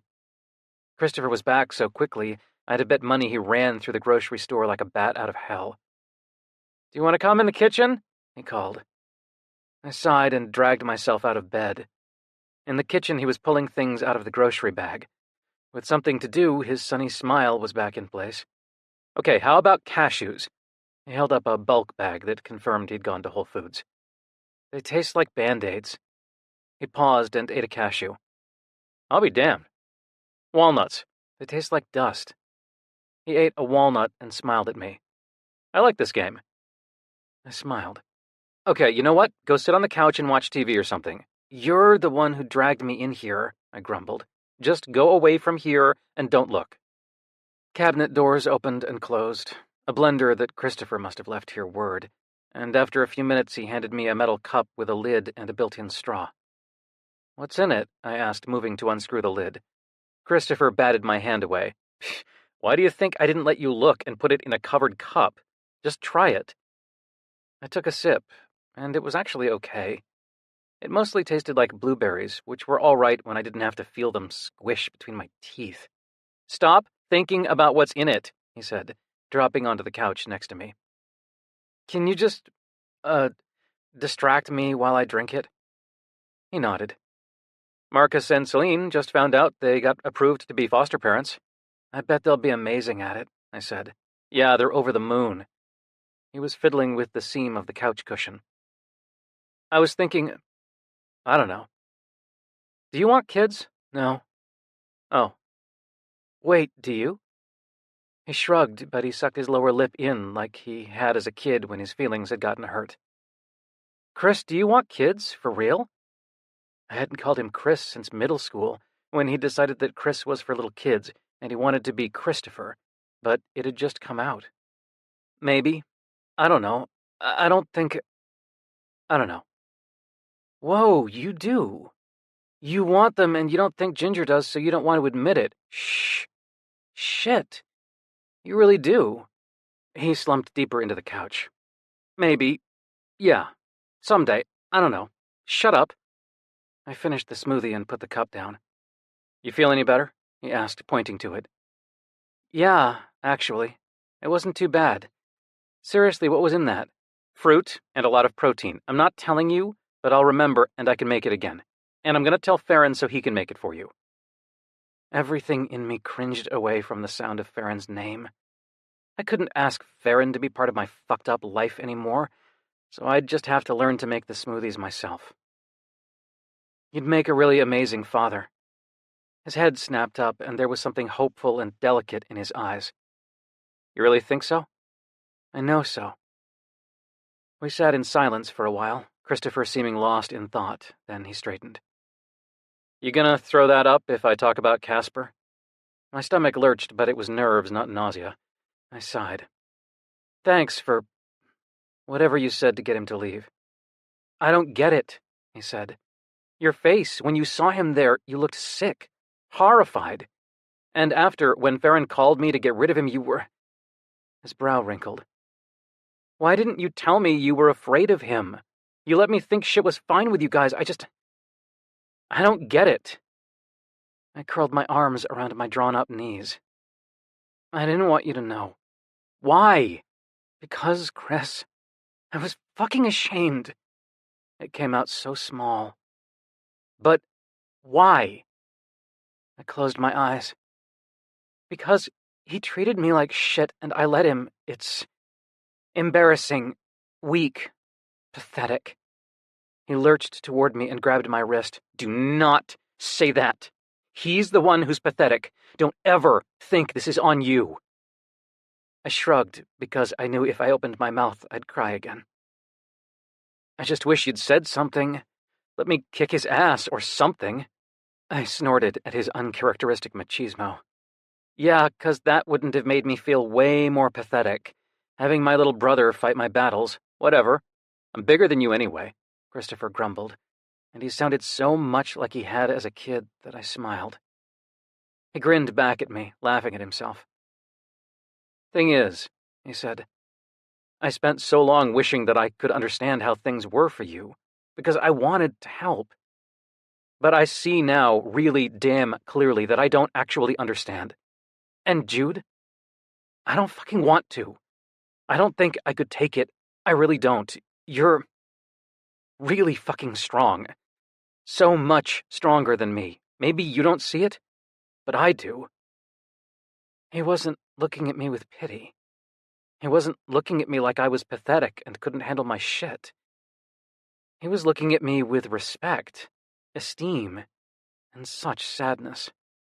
Okay, so you don't need me to kick Casper's ass, but I'm still here, and you're here now, after so long away, and I want my brother back. I want to hang out. I want you to let me make you smoothies and for you to take me to a piano concert. I smiled at the words piano concert. Do you know I've still only ever seen you play with the symphony that one time? Like, I went to your recitals and stuff as a kid, but, they were boring. But I want to see you play. You were fucking amazing when I saw you in Boston. You looked like, I don't even know, some kind of magician. The whole audience was captivated by you. I want to see that again. I want that for you. He was leaning forward, sincerity alive in every word. Don't you want that? Don't you want your fucking life back? A tear streaked down my cheek, then another. But this wasn't a depths of despair leak. These were tears with a source. I did want my fucking life back. But first, I had to give Farron a chance to have his back, too. Chapter 14. It took me a couple more days to get out of the house and head to Farron's, and I got there only to realize that I didn't know his work schedule for the week. He wasn't home, and if he worked until his usual time, he wouldn't be home for 3 hours. But maybe he wasn't even at work. Maybe he was just out with someone else, a friend, or someone who could give him all the things I couldn't. I sat down outside the garage door to figure out how long I would wait and what I should do, and must have ended up sitting there for a while because before I'd decided what to do, Farron turned the corner holding 2 Whole Foods bags and stopped short when he saw me. I stood up and started to shake before he even got to me. I'm so glad to see you, he said, setting the bags on the ground. He stood stiffly like he wanted to hug me but wasn't sure it would be welcome. I wasn't sure either. I'd never wanted to feel anything more than I wanted to feel his arms around me, but it would just make this harder. He looked rough. I'd never seen him anything less than basically glowing, but now he looked worn out and pinched. You did that. You ruin everything. Could I come in for a minute? Farron bit his lip hard. Yeah, please come in. It smelled the same, cool and clean like a river stone. Waffle came running toward me, and I dropped to my knees and threw my arms around her. She wriggled and broke free to lick my face, tail wagging hard. She was so full of joy just at seeing me that tears welled up in my eyes. Farron put one hand on Waffle's head and held the other out to me. This time I took it and let him pull me up and into his arms. He held me so tight, I felt like I didn't even need to depend on gravity, and I squeezed back just as tight, burying my face in his neck. I wished we could stay like this forever. But if I didn't do this soon, I'd lose my nerve. I extricated myself from his arms and sat down on the couch. Farron followed me. I'm sorry you got dragged into that with Casper the other day. Farron snarled and squared his shoulders like he was ready to get rid of Casper all over again, and I held a hand out. But I didn't mean to do to you what I did to him. I didn't mean to disappear. Farron's face rearranged itself into the most neutral expression, and it was like seeing the life drain out of him. I took a deep breath and cut myself open. Because what he said was true. He did take me to the hospital and take care of me, and I did refuse to see him. I left Boston in the middle of the night, and I even used his credit card to get a cab to the airport. I left, and I came back here, and I didn't answer his phone calls or his emails. I let Christopher be the one to tell him I was here. He was my partner for 5 years, and I left him without so much as a goodbye. It was all true. I was looking over Farron's shoulder because I couldn't quite bear to look at his face. The piano stood where I'd left it, with half the keys sanded and replaced, the other half lying on the drop cloth. It looked like a gaping mouth set in a grim, knowing line. Farron, I'm no good for you. I'm no good at this. Not now. I don't mean to be selfish, but I am, because it takes me so much energy to deal with my own shit sometimes that I don't have much left over to think about other people. I've done so many things I'm fucking ashamed of. My heart tripped as light and fast as castanets behind the armor of my ribs. I felt almost lightheaded. It had been so long since I'd just been honest with someone. I care about you so much. I probably fucking love you, but I just ruin everything and hurt everyone, and I can't do that to you. I won't. So I should probably go and let you put the groceries away. Okay, I started to stand up, but Farron grabbed my arm and pulled me back down. Are you kidding me right now? He asked, voice low and dangerous. What? You seem to be in a truth-telling mood, he said. His hand was resting on my arm, but it might as well have been his whole body weight, because I couldn't have moved if I tried. I was trying, yeah. So your truth is that you love me, and now I should go put away the groceries while you walk out on my life forever? His eyes on me were so intense I had to look away. It sounds really cold when you say it like that. You said it. And you are really cold, Jude. To yourself, you have no mercy, no generosity, no forgiveness for yourself at all, do you? I shook my head. How could I have mercy for myself when I'd spent my whole life watching the hurt I caused? When I saw my mother's smile disappear as I didn't eat the food she cooked especially to try and get me to eat? When my father slapped me on the back and I flinched away from it and watched the sadness, the disappointment creep over his face? When I scrolled through my brother's dozens of unanswered texts checking in on me and heard the crack in his voice on my voicemail that spoke of the fear I'd caused him? Thousands of tiny moments over 2 decades of watching the pain I'd inflicted on the people I loved, the people who loved me. Over and over, the very meanness of me sliced into them like paper cuts, but they never crumpled me up and threw me away.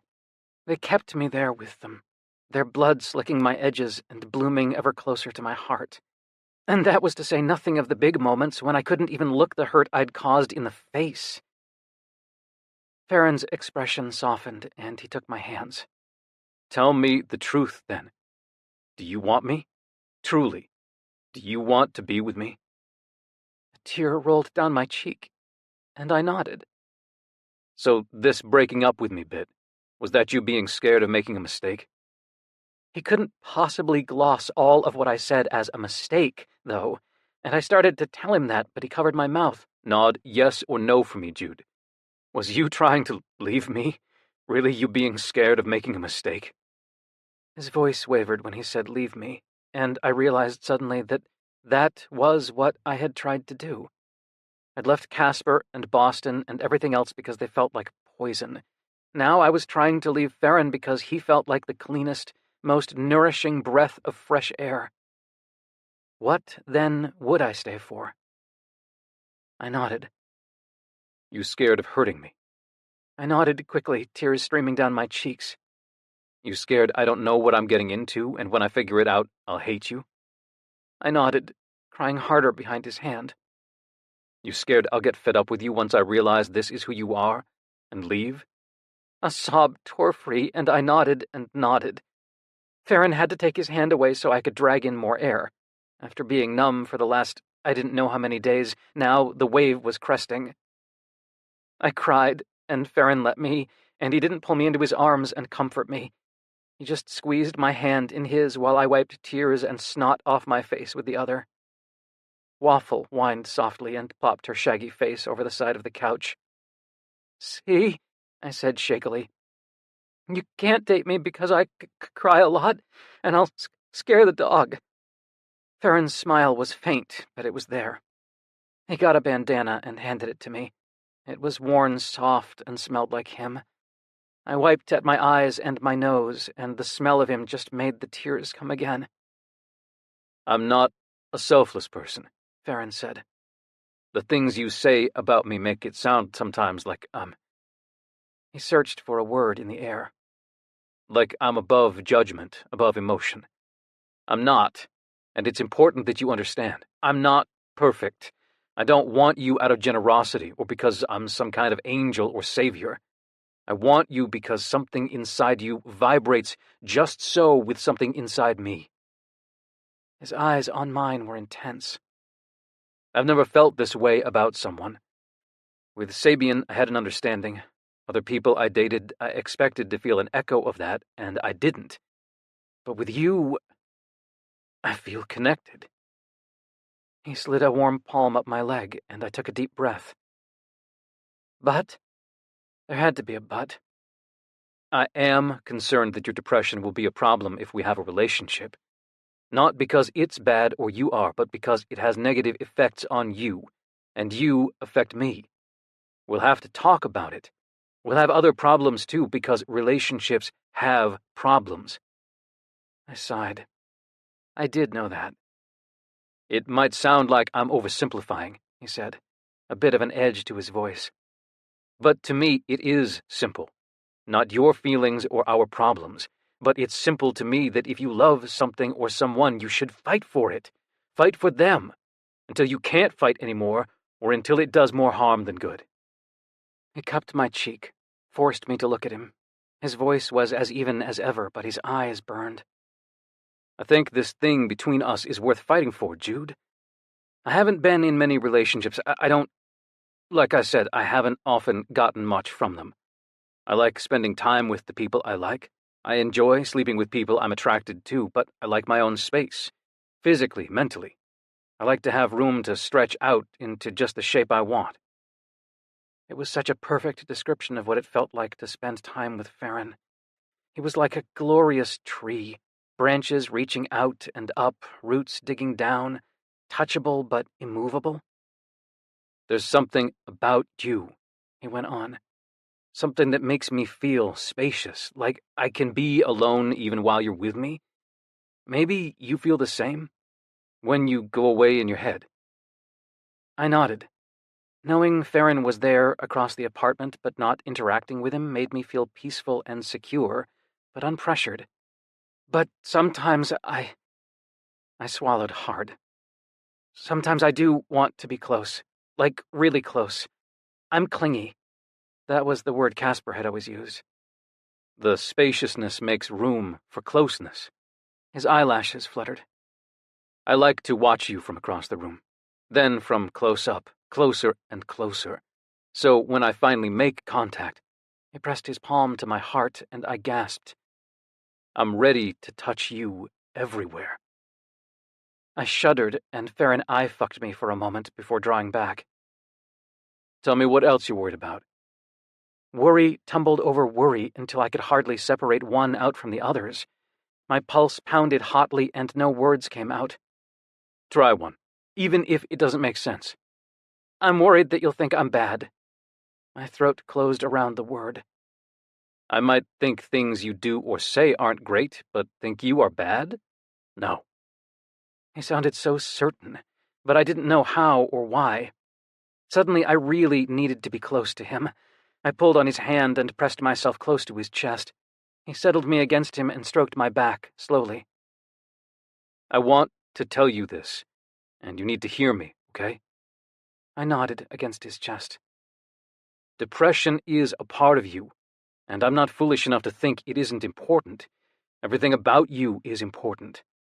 But you've spent so long feeling guilty for the way it's affected you that you have a limited vision of yourself. You're painting the same picture over and over again. Same composition, same angle, slightly different color palette. He was drawing something on my back, tracing lines only he could see. You feel like you've let people down. I understand. But you focus only on the ways you've failed to have relationships on other people's terms, by rules you didn't make. And if you do that, if you only judge yourself by whether you've mastered someone else's game, you'll fail every time. He pulled me up to look at me, and he looked fierce and sad. Because a lot of us, those games are stacked against us. Hell, even if we play by every single rule and do everything right, there's no guarantee. So you have to stop. If we're going to have any chance together, we have to make different rules. Rules about what we expect from each other, what we need, what we won't tolerate, what we hope for.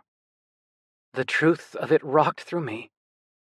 And you'd want to do that? With me? Farron traced my lower lip with his thumb. Yes. I looked down and shook my head. My voice was a whisper.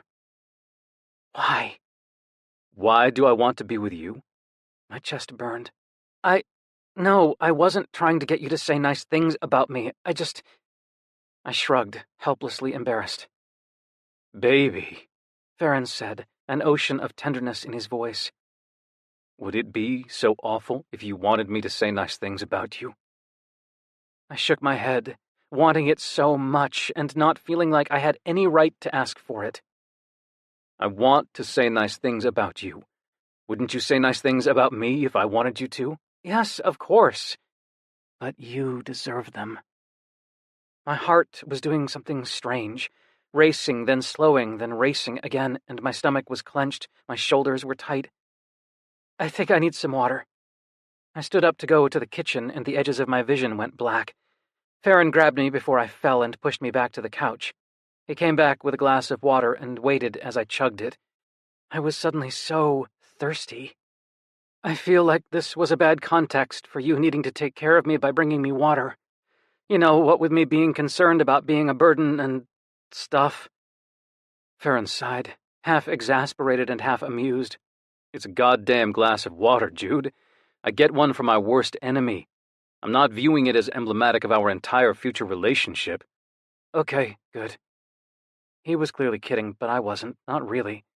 Because given the way I went over every detail of everything, small moments really did echo in my head as emblematic. As soon as I finished the water, Farron took my hands again. I love how you go so still when I touch you, as if you're paying attention to every single sensation. Thank you? I'm telling you things I like about you, that make me want to be with you, since you asked. Oh. Feel free to reciprocate. His eyes smiled, and I was struck by the intensity of my appreciation for him. Not gratitude that he might want me, but appreciation for the person he was. Okay. When I'm around you, I get this feeling like you think anything could happen, anything might be possible. It's inspiring and really brave. Farron leaned in and kissed my mouth, his lips soft and full. It felt like it had been forever since we'd last kissed, and I put my arms around his neck. When Farron ended the kiss, he looked a little dreamy, and I smiled at him. More, I said. I'd meant more kissing, but he said, You make music all the time. Sometimes you hum or whistle, but even when you're just moving things around, you do it in rhythm, like everything in your world is made of music. I swallowed hard and tightened my arms around him, kissing him in thanks. Everything you do is like dancing, I said. The way you walk, the way you tattoo, the way you fuck. You're so graceful sometimes I can't look away from you. Farron's smile was slow and bright, and I could still feel it on his lips when he kissed me. I moaned when his tongue entered my mouth and played softly against mine. You're deeply compassionate. You even have empathy for a man who treated you unconscionably. He caught my chin and didn't let me look down at the mention of Casper. It's not a weakness. Being able to see things from someone else's perspective is never a weakness. I pressed him back against the arm of the couch and kissed him hard. He met me, kiss for kiss, and I could feel his cock hardening beneath me. He looked dazed when I broke the kiss. I love how genuine you are. When you ask questions, you really want to know the answer, and you take everything so seriously, like you believe other people are genuine too. Thank you, he breathed. But then he was kissing me again, mouth so hot and sweet I couldn't get enough. I want you, I gasped against his mouth. I want to try. I want to be with you. Can we try? He silenced my begging with his mouth, and didn't even break the kiss to get us to the bed, just grabbed my ass and walked us over. Yes, he said, and kissed me in the bed that smelled like him. Yes, we'll try. Yes, I want you. His yes was the most beautiful thing I'd ever heard. We were naked in seconds flat, and I needed him inside me, needed his body to deliver on what his words had promised. Please, I gasped. Please, I need you. I spread my legs, wanting to be taken, wanting to be filled, wanting Farron to be a part of me. He kissed his way down my stomach and caressed the insides of my thighs. He was so gorgeous, with his kiss-swollen mouth and his curls everywhere. I'm probably not, I blushed furiously. I had to up my meds, and I don't think I'll get hard. Is that okay?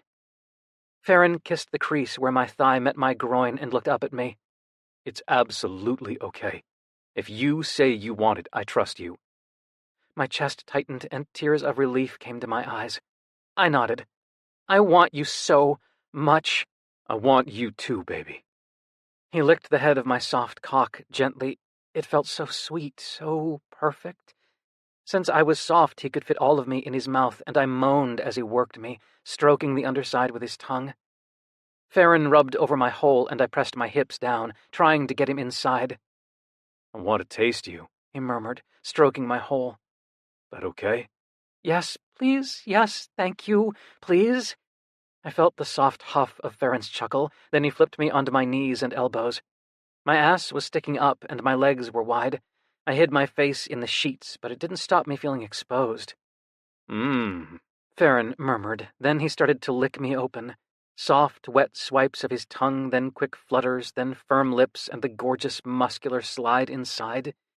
It was like being kissed, tenderly and deep, and it made me shake with need. Please, I said. He kissed my hole and kissed all the way up my spine. Tell me how you want this, love. I want to see you. Farron kissed my shoulder and my neck and turned me onto my back.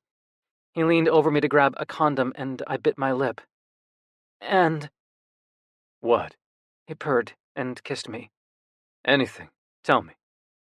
Can we... I took the condom out of his hand and put it back on the bedside table. I want to feel you. I want to feel you come. A shudder rippled through Farron, and he groaned and dropped his forehead to my shoulder. Yeah. His voice was rough, and he took my face between both hands and kissed me. He slicked his fingers and slid two inside me easily, still kissing me, then added a third and curled his fingertips over my prostate. Ripples of warmth ran through me, and I wrapped my legs around him. Now, please, now.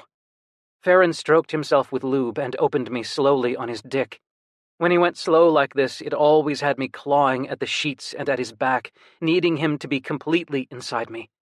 He squeezed his eyes shut and his mouth fell open as he thrust into the root. He ran his left hand up my stomach and then down along the side of my ribs. I felt shaky and hot, and everything was sensitive and throbbing. Then he stroked my cock and balls with his right hand, still slick with lube, and I moaned. I wasn't erect, but the friction as he stroked me was exquisite, and my ass clamped down on him. "Fuck me, please, please, I just want to feel you, okay?" Farron groaned and kissed me again, then let loose. He thrust into me deep and hard, and I grasped at his back so I didn't slide up the bed. His hips were like liquid, his movements smooth and fast. Then he slowed down for a while, and we both shivered at the drag of his cock in my ass. I squeezed around him in pulses, and he moaned brokenly. I was doing this to him. My body, I was making him feel good, even though I wasn't going to get an erection.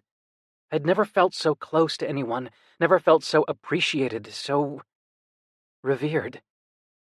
It made my chest tighten and my eyes tear, and I pulled him even closer with my legs. I needed something, a word or a kiss, or I wasn't sure. I heard a soft whimper I didn't mean to make, and Farron's eyes shot open. "How are you doing?" he asked, sliding all the way inside me and stilling. He stroked my cheek. I nodded. "Do I feel okay?" It wasn't what I'd meant to ask. "You feel amazing. You're so hot and tight, and when you squeeze all around me, fuck." He shuddered. He ran a finger over my mouth, then kissed me softly. "You're so beautiful." I could feel myself flush, and I smiled. "You are," I told him, and squeezed my ass around him to watch his eyes flutter shut. He jerked inside me and started thrusting again, slow and deep. He paused to add more lube, and when he pushed back inside, he slid across my prostate, and I shuddered as pleasure pulsed through me. He kept the angle and thrust harder and faster, groaning. The slippery heat of him, the friction, the crush of his hard muscles, and the smell of his hair and his skin, it was everything I wanted. "Fuck, baby, I'm gonna come," he said, and I moaned and nodded. I squeezed around him as hard as I could and watched his face as he came with a broken cry. Wet heat filled me, and as he thrust again and again, I could feel the slick wetness of his cum. "Oh, God," he moaned as I tightened around him one last time, trying to milk every drop from him. I felt shaky and hot, and when he pulled out, I reached between my legs and felt his cum seep out of my hole. "Oh," I gasped, and looked up at him with wet fingers.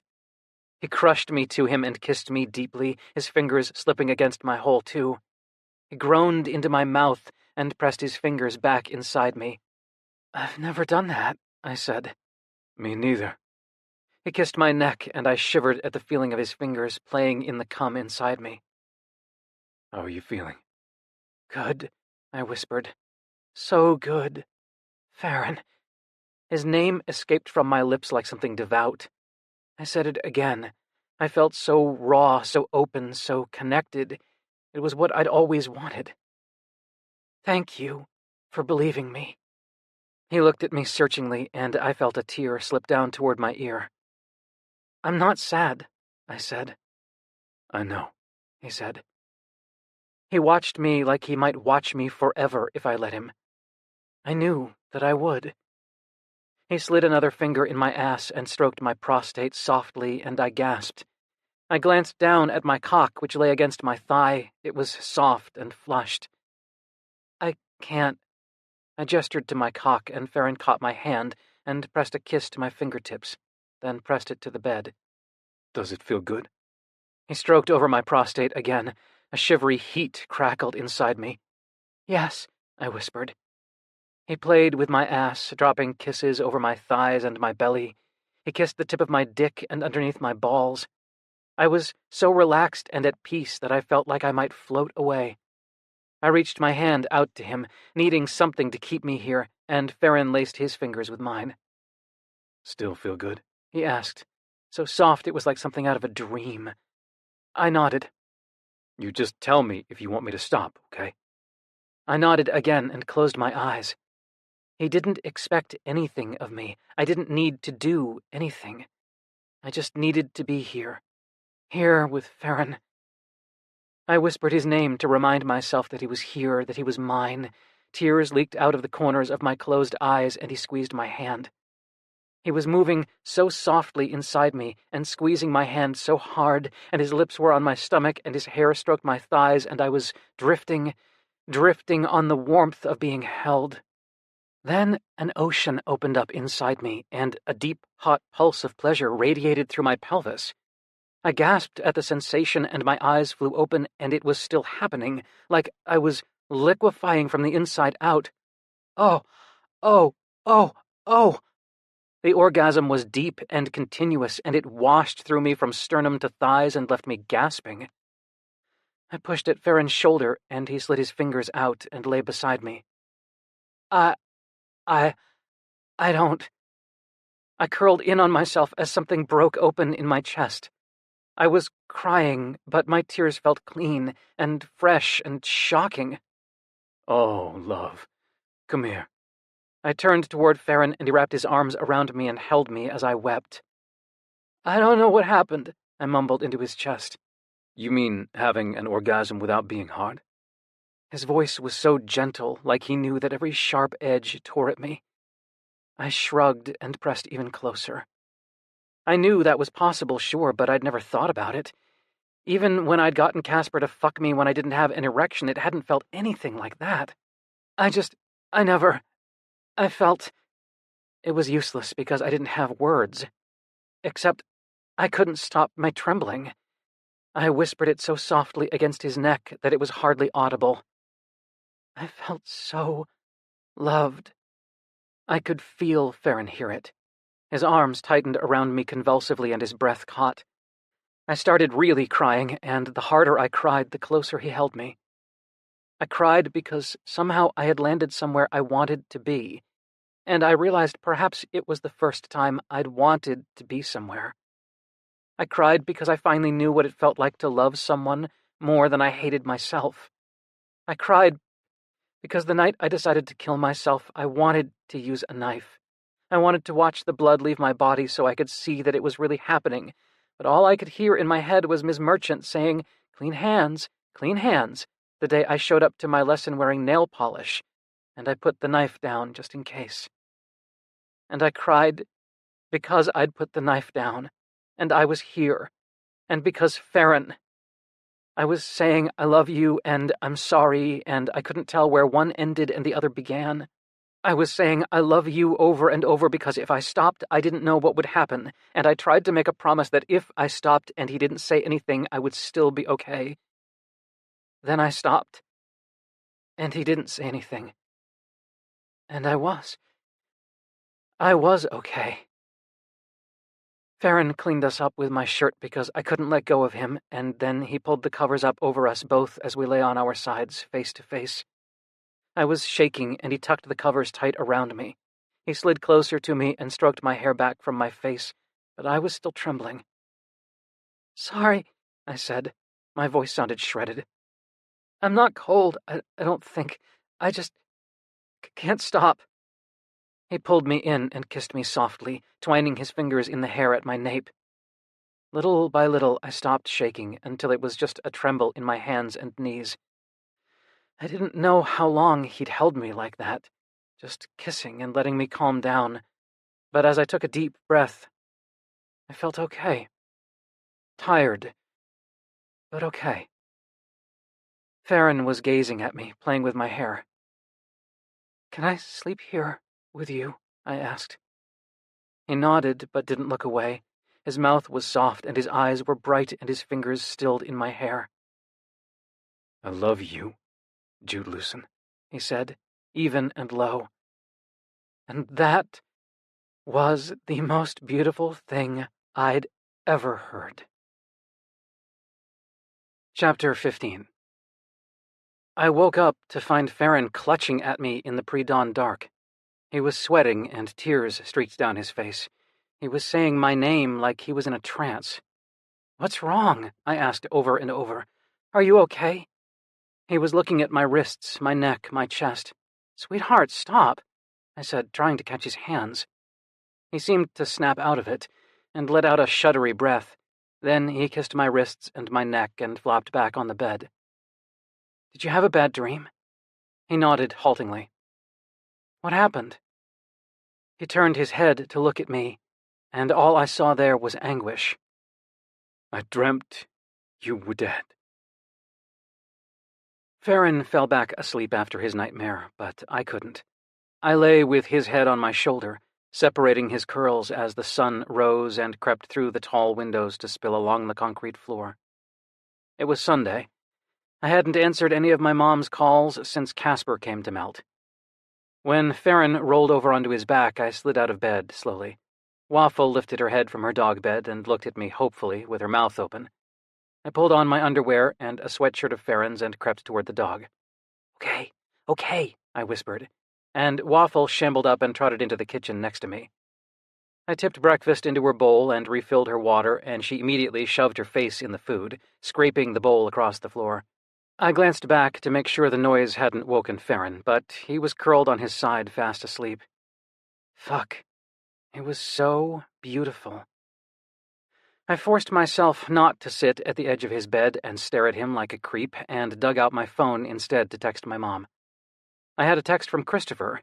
He'd been texting me constantly since he'd come over the other day, but I didn't mind. There was an honesty to it now. As if before he'd been trying to hide that he was worriedly checking up on me, and now he was coming out and asking if I was still alive. You eat? He'd written last night. Then, I'm going to make up a couple different smoothie recipes so you don't get sick of that one. I texted him back, I know you're a food professional and you have a reputation to consider, but I've eaten the same 10 foods for the last 20 years. But I added a smiley face and an apple emoji, so he knew I appreciated it. Then, with a glance at the bed, only Farron's curls and one arm visible in the tangle of bedclothes, I wrote, Farron and I are together. For real, I think. Thanks for helping, bro. We'll hang soon, yeah? Then I started to text my mom, but even though Christopher and I had showed her how to use Do Not Disturb on her phone, I still worried that she didn't do it and I might wake her. I got the feeling that she was afraid to turn it off now that I wasn't staying in my old room. I decided to email her instead. I dashed off a quick, I'm fine, just not feeling chatty email, and groaned at all the unread messages. I hadn't checked my email since Casper was here either. I scrolled through the messages and ignored most of them, but there was one from Timothy. He was the percussionist for the BSO and had been one of the people I was fondest of in Boston. But he'd been Casper's friend first. In the last year I was in Boston, I hadn't seen much of him outside of performances, and I hadn't been in contact with him at all since I came back to Philly. I'd assumed that, like so many of the other musicians I'd thought were my friends as well as Casper's, he'd taken Casper's side when I left. The email was a few days old. Hey, Jude. I know we haven't talked in a while, but I hope you're doing okay. I hope we can get back in touch and have a longer convo, but I wanted to email you because Casper told me he had been to see you in Philadelphia, and he said he was pretty sure that you weren't going to be coming back to Boston. Since Maria mentioned you'd emailed her to see if she had any piano connections in Philadelphia, I thought maybe it was true. Well, I don't know if you'd be interested, but one of my best friends is on the faculty at Curtis, and I'd love to email intro you. Even if you're not interested in teaching or they aren't hiring, Emmeline would be a great person for you to know in the city. She's a truly excellent musician and a kick-ass human being. I think you guys would get along. Also, I don't really know how to say this, so I guess I'll just say it and hope you know what I mean. Jude, you and Casper were both my friends, but I wasn't a good friend to you. Over the years, I watched Casper act really badly sometimes, in front of us, or sometimes the way he talked about you when you weren't there. I saw it happen, and I didn't say anything. I didn't call him on it because I told myself his relationship wasn't my business. But I also didn't say anything to you. I never told you that he was wrong to act the way he did, or that if you needed someone else to talk to, I was there to listen. I guess I didn't want to make waves. Maybe I was just afraid of confronting a friend. But the way Casper's been talking about you since you left Boston makes me realize that he's not someone whose friendship I should value. So I just wanted to say, I'm really sorry. I'm sorry I wasn't a better friend, and I'm sorry I never stuck up for you. I should have. Love, Timothy. I read it 3 times before I put down the phone, and a warmth kindled in my stomach. There had always been some part of me that had thought, since no one ever said that Casper treated me badly, it wasn't really true, that I'd exaggerated it in my head, made him into the bad guy so I could feel better. Reading Timothy's email, something released inside me. His acknowledgement of reality set me free. Farron stirred, and I slid back into bed and kissed his cheek. His arms came around me, and he pulled me on top of him without even opening his eyes. He'd fallen asleep last night without tying his hair back, and now curls fell over his mouth. He wrinkled his nose and tried to blow it out of his face. He was so fucking adorable. I gathered his hair away from his face for him, since I wanted his hands to stay on me. "Do you want a hair tie?" I gestured to the bedside table where he had bandanas and headbands and elastics. "Boy, don't come anywhere near my hair," he grumbled, sleepily opening one eye. "You can't even handle your own." He pulled me closer and ran his fingers through the knots in my hair. I melted against him as he started rubbing my scalp. I curled into him, trying to get closer, and he ran a hand up my spine under his sweatshirt that I was wearing. "You're such a cat right now," he said. He rolled us so we were lying on our sides facing each other. "You look good in this color, baby." The sweatshirt was a plummy color that he could probably name. I shrugged. I just bought everything in black, usually. "Thanks." I traced the lines of his face, glad to see that sleep seemed to have erased the strain I'd seen yesterday, and the nightmare hadn't imprinted itself. I wanted to apologize for that nightmare, but I knew Farron wouldn't think it was my fault, and the way he was looking at me, I could almost believe it. "Do you still—" I clamped my mouth shut. I shook my head. I was a total goon. "Jude." I tried to kiss him to distract him, and he caught my chin. "Do I still what?" My face heated, and I closed my eyes, thinking of how I'd felt last night. "Do I still love you?" Farron's voice was soft and serious, and I opened my eyes. "Is that what you were going to ask?" I cringed miserably, but nodded. "I love you." He said it soft and slow against my lips, so I felt every syllable. He said it like he felt it, and not like he was irritated that I already needed to hear it again. I closed my eyes because it was almost too much to feel. He kissed me, and I fed the words back to him on my tongue. We kissed until my stomach gave a loud growl. Farron would kill me if he knew how bad it had gotten before Christopher came over. We made our way to the kitchen, and I took my meds and ate a handful of dry cereal, but I felt woozy. Will you check your phone and see if Christopher texted you?" I asked. He shot me a questioning look and checked his phone, then tapped out a text. Farron sat me down on one of the stools and plugged in the blender. I couldn't meet his eyes. His phone buzzed with a text, and when he saw it, he tipped up my chin and kissed me. "I'll have to make sure I have this stuff here. You make sure you have it at your house too, okay? Christopher won't tell me what's in it." "Does that help?" "I don't know." "Well, I'm going to make this for you, and you're going to drink it. You're going to see if it makes you feel good. I'll make it for you again and again. Then, after a while, even if you know what's in it, you'll know you like it. Okay?" "I'll try, but I'm not sure." "Good." He kissed me lightly on the lips. "Go sit down so you don't see then." I sat on the couch and tossed a toy for Waffle as the blender whirred. Farron handed me a cup and pulled my bare legs over his. He'd pulled on loose cotton pants that were soft against my skin. I took a tentative sip of the smoothie. It didn't taste the same as Christopher's had, but it was close. I took another sip. Could I drink it? I thought I could. "Chug it if you have to," Farron said, squeezing my knee. "I'm not a frat boy," I snapped, and Farron grinned. "No, of course not. You're very fancy." I glared at him, but I couldn't keep the smile off my face when he blew me a kiss. "So, Sabian's coming back," he said. "What? Back where? When?" "Keep drinking. Back to New York. He's getting discharged soon. My mom wants me to come to a family dinner for him." "Is that why he emailed you all those questions before?" He nodded, and guilt washed over me that I'd forgotten to ask about it before. "I'll do better. I'm going to pay better attention." "Are you going to go?" He traced pictures in the freckles on my pale shins and nodded. "I told her I would. I can't believe it's been so long since I've seen him." I reached for his hand and pulled him closer. "Are you nervous?" He thought about it, and I finished the last of the smoothie and put the cup on the coffee table. Yeah, he said finally. a little bit. Before I could say anything, he pulled me even closer, and my sweatshirt slid up, exposing my thighs. He mmm'd appreciatively and ran a gentle hand up and down the side of my thigh. So I just got this email from a friend in Boston. He said his friend works at Curtis and might have some connections for me. What's Curtis?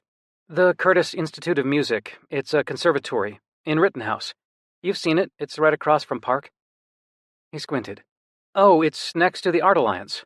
Okay, yeah. Is it a college-level school, like Juilliard? Yeah, exactly. It's pretty amazing. I really would have wanted to go there if it was anywhere besides Philly. It's totally merit-based, so the students don't pay, and you know how unusual that is for an art school. He nodded. I don't know. I don't want to get my hopes up because Timothy didn't even know if they're hiring or anything, but maybe it'd be something. A contact, anyway. A contact is good. A contact is really good. Would you want to teach? You hate giving lessons. I grimaced at the reminder that I'd have to get back to that this week. Working with musicians who are really good isn't like giving lessons to kids.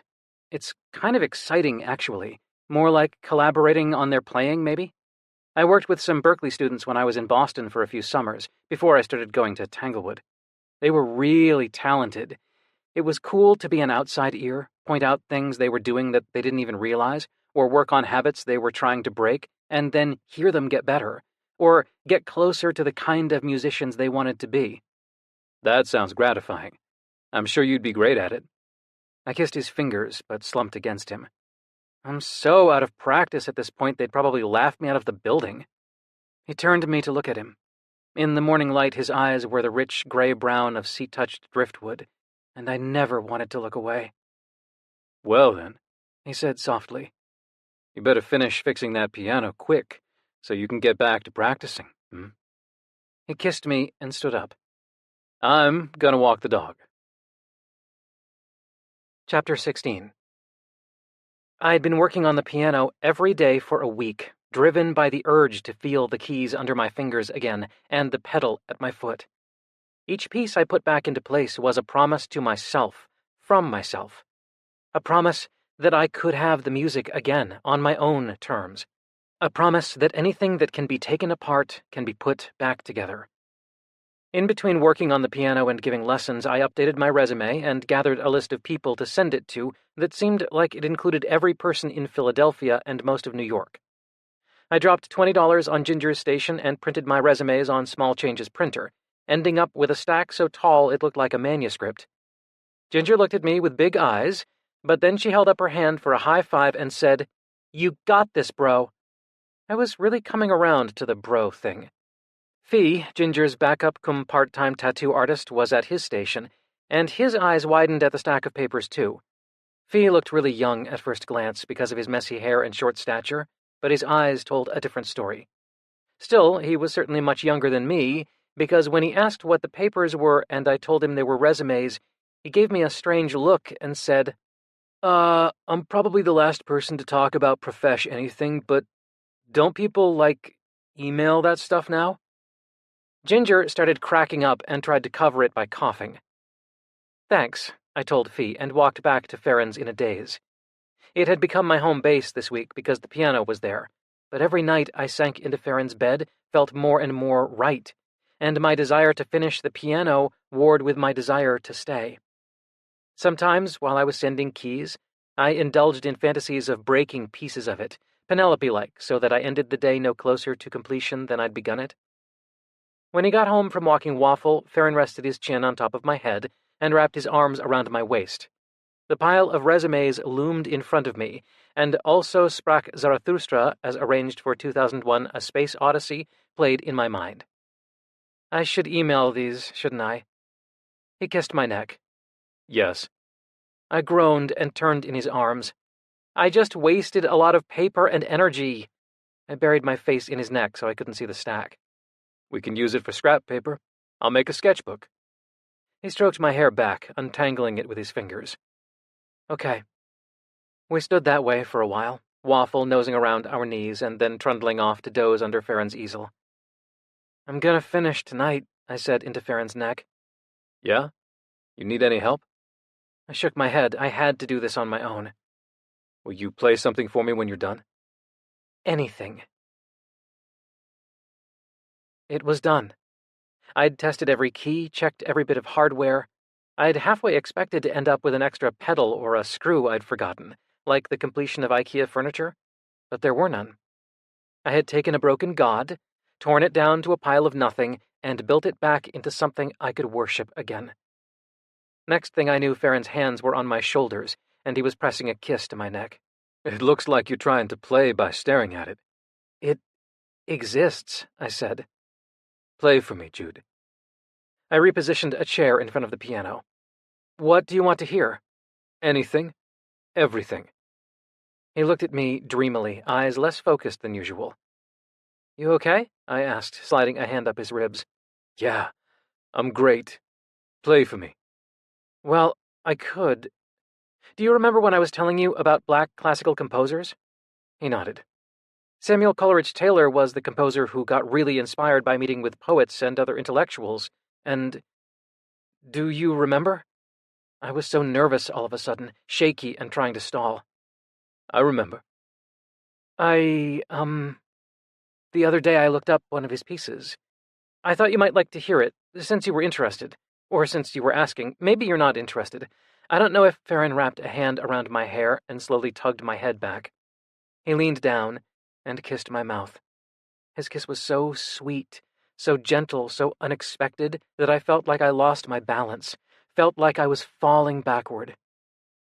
Play it for me, he whispered against my mouth. I forced myself to blink and to take a breath and let it out. I forced my fingers to touch the keys. Then I sank into the music.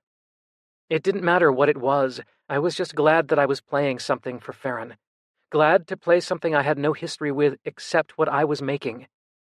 When I finished, I couldn't look at Farron. That was Deep River, I said, eyes on my fingers where they rested on the keys. That was beautiful, he said.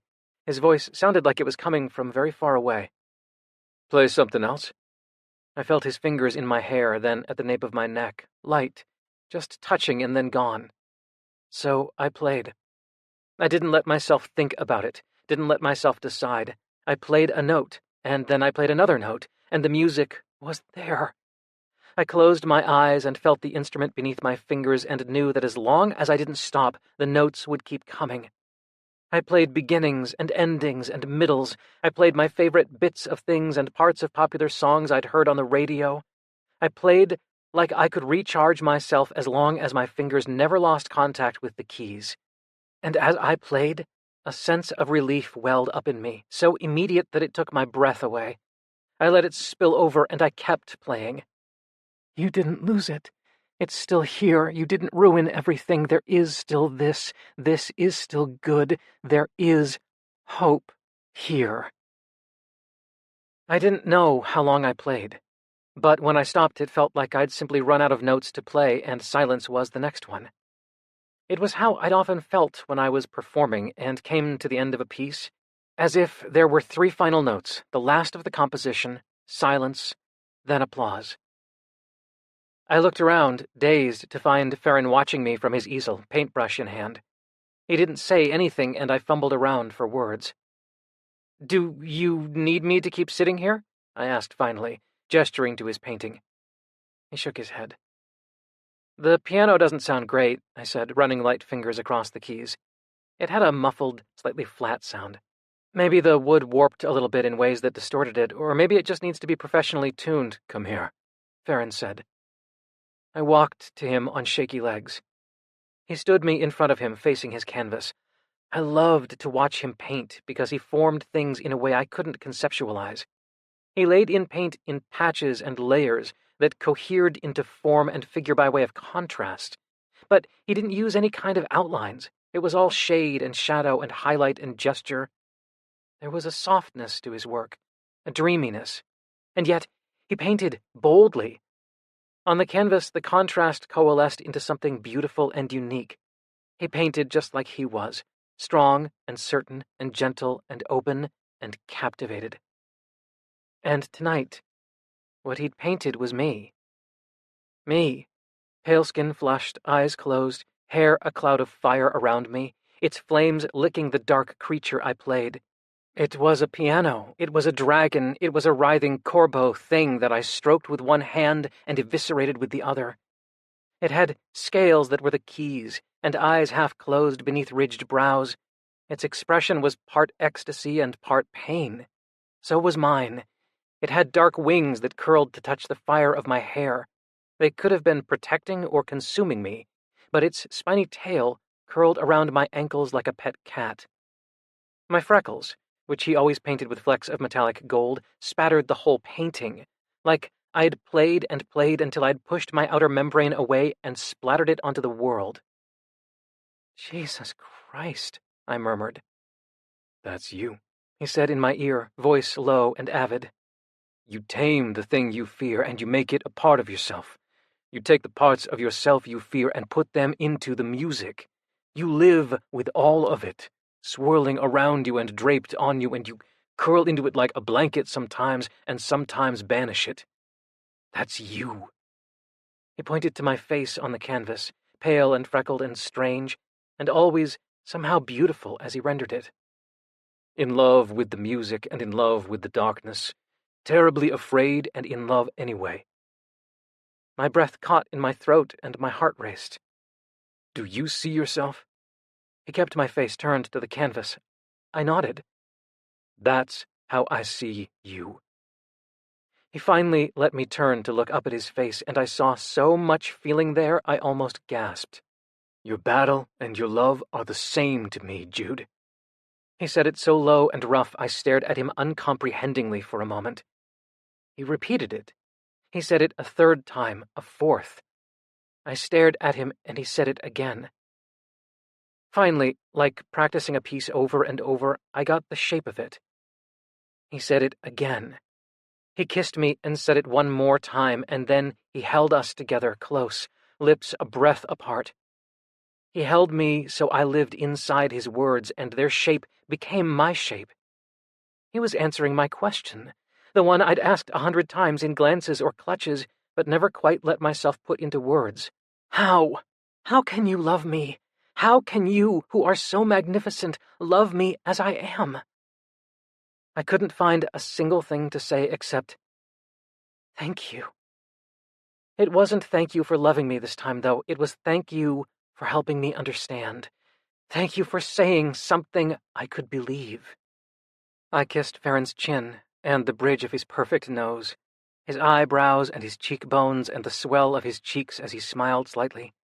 I pulled him down on the bed and we stripped our clothes off, but it felt like moving in a dream. Every desperate motion rendered languid. I licked along the lines of his tattoos, over his shoulders and down his chest, taking his nipples roughly into my mouth until he arched his back and slid his fingers into my hair. Down I went, over ribs and navel, and buried my face at the juncture of his thigh. He smelled like nighttime, amber and salt and something fresh like a breeze off the water. He was gloriously hard, erection straining against his belly even as his thighs were open and relaxed.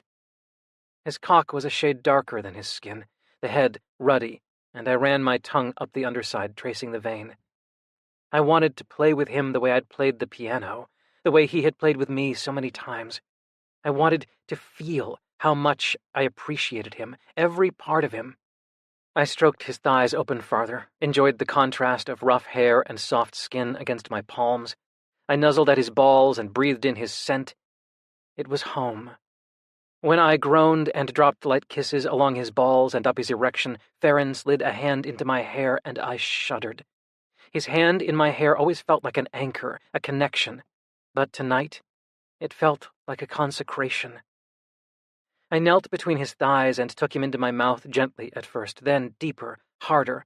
I fluttered my tongue at his frenulum and took his balls in my hand.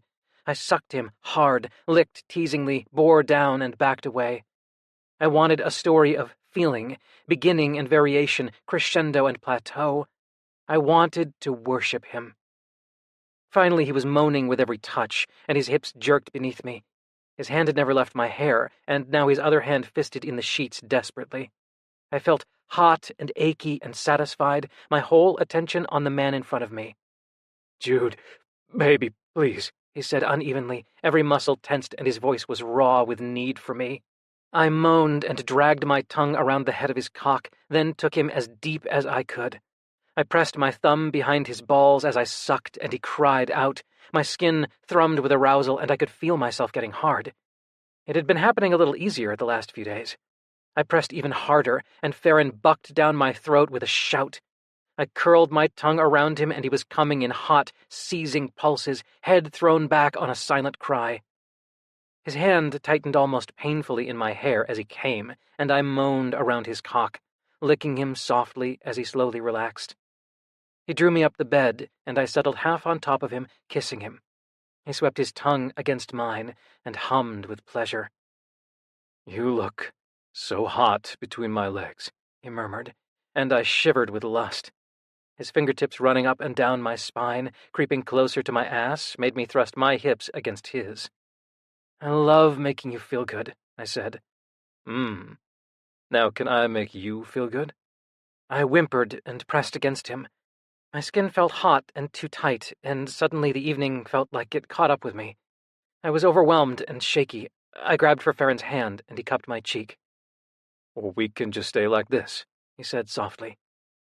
I threw my leg over his and closed my eyes, breathing him in, taking note of the solid feel of his body around me. "I want to feel good," I said. "I mean, I do feel good, but I could—" I broke off, annoyed by words because they were useless in the face of how I felt. "I could make you feel a different kind of good," he said. He ran a hand over my cock so softly it felt like a whisper, and I arched against him, moaning. "Please," I said, eyes squeezed tightly shut. When he touched me like this, so gently, it did things to me. Deep, dark things that made me go inside myself and bring him there with me. "I can take some things away," he murmured. "Help you focus on how I make you feel." I nodded, and he slipped something over my closed eyes. It was the bandana he used like a headband to keep his hair back sometimes. The smell on it soothed me. "Okay?" he asked, breath warm against my neck, and I nodded. He moved away from me, and I reached out for him automatically. "I'm not going anywhere," he said. "I'm just getting something. Listen, can you hear me moving around?" I listened. I could hear him. I nodded because somehow I knew he was watching me. The bed dipped as he sat back down, and then I felt his mouth on mine, warm and familiar. He arranged me on my back, arms and legs starfished. He touched me, gentle and slow over my ribs, but it didn't feel like his hand. I turned to look, even though I couldn't see what he was doing. "Do you know what that is?" He stroked along my stomach this time, and I shivered. It wasn't the feeling of the thing that gave it away. It was how Farron wielded it. "Paintbrush," I said. My voice sounded breathless. He dipped into my navel with the brush and then circled my nipples, the bristles just rough enough to drag a gasp from me. "More than one brush," I said, as a rougher, larger brush swept up my side and under my arm. "Mm-hmm." Farron wasn't touching me at all, only the brushes were. I never knew where they would touch me, or when, so each contact made me jump, and each caress made me moan. A brush snaked down into the crease of my thigh, and electricity shot through my cock. "Pull your knees up and let them fall open." I did, and tried to feel for him on the bed. I felt small and vulnerable in the middle of a vast space. For a moment I had the sensation that the paintbrushes had worked like giant erasers and wiped me out entirely. I couldn't find him. "I'm right here, baby. I've got you." His voice came from the foot of the bed, and I lifted my head up, even though I couldn't see him. His hand closed around my ankle, and I jerked at his touch. It felt like it had been forever. "It's okay," he said. "I'm not going anywhere." My head dropped back, and I nodded. The next touch made me arch off the bed. It was a feather-soft brush stroking my erection from root to tip. Farron stroked every inch of me with maddening pressure, too light to get friction, but so deeply erotic and unfamiliar that it made my dick leak. He feathered the brush over my tip, and I shuddered. There was nothing to press into. The bristles gave way with the slightest force. "You look so gorgeous like this," he said. You're flushed and your nipples are this hot, dark pink from the brush. Now you're desperate for contact, but you can't get it. Jesus. Seeing you try to fuck this paintbrush because you're so turned on. He groaned low in his throat. Exquisite. I was practically choking on shame at his description, but it just ramped me up higher because I knew he liked it. Liked when I was open and wanton and desperate. Then the brush dipped lower and stroked my balls, and I whimpered, clutching at the sheets. It was too much and not enough, and I felt like my whole body came alive with every light touch.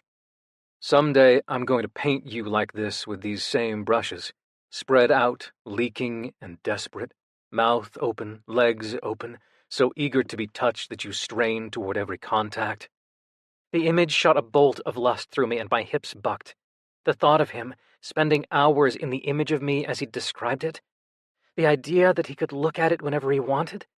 I whimpered, and Farron made a low, satisfied sound. The brush tickled behind my balls, then swept over my hole. I clenched up, but then another brush took its place, short-bristled and slightly rough. It dragged over my hole like a tiny tongue, and I tried to press back on it to get more contact, but it just kept circling my opening maddeningly. Everything felt hypersensitive, swollen and dry and straining, except the line of precum I could feel sliding down my throbbing erection. "Please, please," I begged, scrabbling in the sheets. "Please." "Relax for me," he said softly. Shuddering, I forced myself to breathe and relax every muscle. Then, ever so slowly, something slid inside me. It was slim and smooth, and didn't feel like much until Farron angled it and it brushed over my prostate. I screamed at the contact as pleasure crackled through my whole pelvis. My thighs trembled. "Is that... oh God, is that the paintbrush?" Farron hummed. I knew which one it was, too. A small, slim, plastic-handled brush he didn't use often. He angled the handle again, and I clenched every muscle at the pleasure. Coming after all the light, barely there touches, it was so intense it almost felt like I was coming every time. But it was also impersonal, and I ached for more. I didn't even realize I was saying please again, saying it over and over until I jumped at a warm kiss, pressed to the inside of my thigh. Then the brush slid out, and nothing was touching me. I knew Farron wouldn't have left me, but I felt so profoundly alone that I started to cry. Then Farron's voice was right there again, and one hand was back on my ankle. "You need more, love?" "Please, please, please, please, please."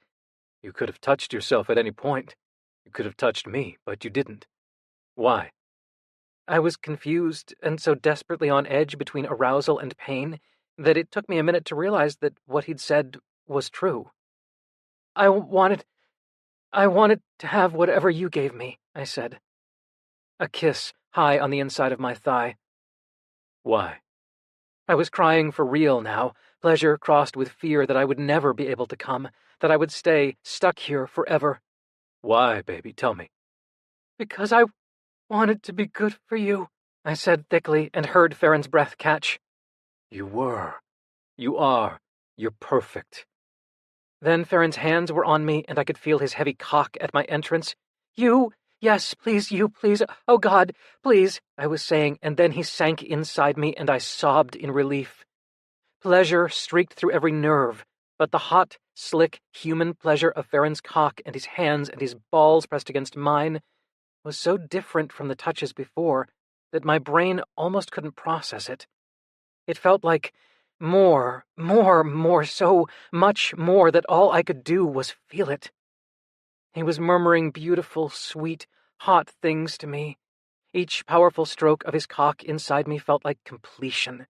Every sweep and caress of the brushes over my skin had been the outline, the prelude, and now they coalesced into this throbbing, pulsing crescendo. Bass notes and high notes, muscular splat of paint hitting canvas, squeeze and slide and harmony and thick minor chord all at once, and I was coming on his cock without even touching myself, coming in shuddering waves that made me clutch at Farron and tensed every muscle in my body to a great, explosive release. Farron snapped his hips and groaned into my neck, and I pulsed once more around him, my body totally overtaken by pleasure and release. And then sweet darkness. I relaxed into the softness of the bed and drifted in outer space, stars floating past me, bright and safe. I'll be right back, okay? I heard Farron say from somewhere back on Earth. Do you want this off? He touched the bandana. I shook my head. I kept drifting and vaguely registered what sounded like water and then light switches flicking off. A warm touch to my shoulder told me Farron was back. He ran a damp washcloth over my stomach and back between my legs, and then slid into bed and pulled the covers up. I rolled into him, wrapping an arm around his stomach and burying my face in his neck. Hey, he said softly, stroking along my spine. You back with me? I nodded. Can I take this off? I nodded again, and the bandana slipped off. It was dark, just the slight glow of the bedside lamp on one click. I blinked, and Farron's face came into focus. Love and battle, I said, staring at him. At least I tried to say it. It came out slurred and low, but I knew he heard me, because his eyes went soft. Love and battle, he said. Chapter 17. My meeting with Emmeline, Timothy's friend who taught at Curtis, was at noon, and I had been up since 5 when I'd started pacing around the apartment because I couldn't sit still. Waffle had thought it was a fun game and had begun walking beside me, but she'd taken to barking one single bark every time we reached the kitchen and turned around, as a gentle suggestion that while we were in there I might as well give her breakfast. The barking woke Farron up, and he took one look at me and dragged me back to bed, where he proceeded to screw the living daylights out of me until I calmed down a little. So, the morning wasn't all bad. He'd walked with me to Rittenhouse Square, taking my cigarettes after I chain-smoked 3, and said he was going to browse the work at Philly Art Alliance while I was meeting with Emmeline. He said he'd forgotten all about the place, but I couldn't help but suspect maybe he just thought I'd freak if I went on my own. I tried to be mad about that, but I did want him there. I told myself that he'd never hesitated to tell me the truth about his motivations before, even when they weren't flattering, so I didn't know why he'd hedge now. I met Emmeline at Park, the bistro on the corner right across the street from Curtis, facing Rittenhouse Square. I was a little early, so I stood awkwardly at the corner, trying to keep far enough from the host's stand that they wouldn't try to seat me. It was always easier to let people find me, since all I had to do was tell them the color of my hair. Jude? I spun around to see a woman crossing the narrow street. I waved and smiled, immediately struck by the picture she cut, striding toward me. Emmeline was very tall, with broad shoulders, and her dark hair was held up in a loose twist with a pencil. She had perfect posture, and walked with her toes turned out like a ballet dancer. It's so nice to meet you, she said. I'm glad Timothy thought to put us in touch. Then she looked right at me, and somehow I knew that Timothy had told her the whole story. But instead of feeling shifty and resentful as I often did, I found myself immediately comfortable with her. Well, shall we get a table? Is outside all right? I'm positively starved for fresh air today. Outside's great. She had us seated and drinks ordered so easily that I felt myself relax and sent up a silent thank you to Timothy. So, first things first, I actually have a recording of yours, I realized after Timothy called me. It's from the Modern French Composers Showcase in Tanglewood a few summers ago. Timothy sent it to me because I love that Miel piece so much, and people rarely ever perform it. I like the live recordings so much more, you know? And I've listened to it so often, but never realized who the pianist was, so thank you for many hours of great music. She smiled easily, and I found myself smiling back. Wow, I said. You've really got the whole charm them immediately and disarm them with flattery thing going on, huh? She nodded, sagely. It is terribly effective, but in this case also completely accurate. Thanks. Seriously, thank you. I love that piece, too. I'm so glad someone else listened to it. You know the Tanglewood crowds. You can never tell who cares about the music and who's just there to eat macaroni salad from the fancy food tent with their grandchildren and fall asleep on the lawn. Emmeline grinned. So, listen, I hope you don't mind if I snarf food while you talk. I was running too late for breakfast today, and I only have an hour before my next class. Of course. She ordered food, and I got coffee, and I filled her in on my situation. I'd sent my resume to the personnel managers of the Philly Orchestra and the Opera Orchestra to see if they were in the market for a pianist to play with them when pieces called for it, or if they needed a rehearsal pianist. Contacted every faculty member at Temple, Villanova, Penn, and some schools I'd never heard of to see if they needed someone to accompany students, and contacted the best churches and synagogues in town to see if they needed an organist or someone to accompany the choir. The next step would be writing to the members of the orchestra to see if they were looking for collaborators, or if they had the need for a pianist in a trio. I was exhausted just thinking about it. I told her I'd done a slightly more limited version of the same in New York, and she nodded and agreed that was what she would do. Then, for no reason I could imagine, except that she had her mouth full and couldn't talk, I found myself telling her about Farron. I could go back to Boston, but there's this guy here in Philly, I said, and I really want to make it work. She gave me a dreamy smile and nodded knowingly. Got it. We have to keep you here, then. She paused with a thoughtful look on her face, shoved the last bite of her food in her mouth as she was standing, and motioned for me to follow her with her mouth full. Don't we have to? Put it on Curtis's tab, okay, Manny? She called as she passed the host station and pressed a bill into his hand. Thank you. See you next week. I jogged across the street after her and up the stone steps of the building that housed Curtis. It was actually 3 large mansions that had once stood individually, and that the founder of Curtis had bought and renovated into a single building that now made up the school. Or so Google had told me last night. Emmeline bounded up the stairs, and I followed her down a hallway. I could hear talking, laughing, and music coming from the left, but we turned right, and it got quieter. Emmeline ducked into an empty office with a desk covered in files and a Steinway with notated sheet music on the music shelf. You know Bloch's 3 Nocturnes? Sure.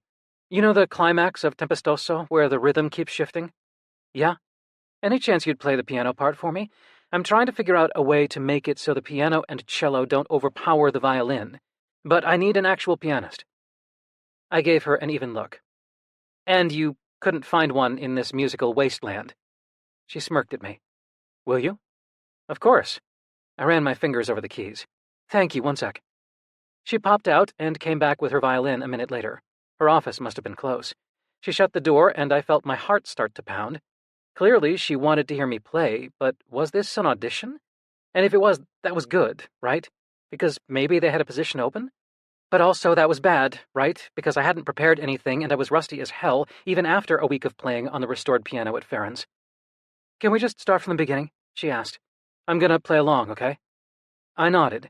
We both knew we could hear the cello even when it wasn't there, the bass notes rounding out our rangier instruments. I closed my eyes. I'd performed the piece a handful of times over the years, and I knew it, give or take a bar here or there. But playing with another person was never about getting it note for note, not casually.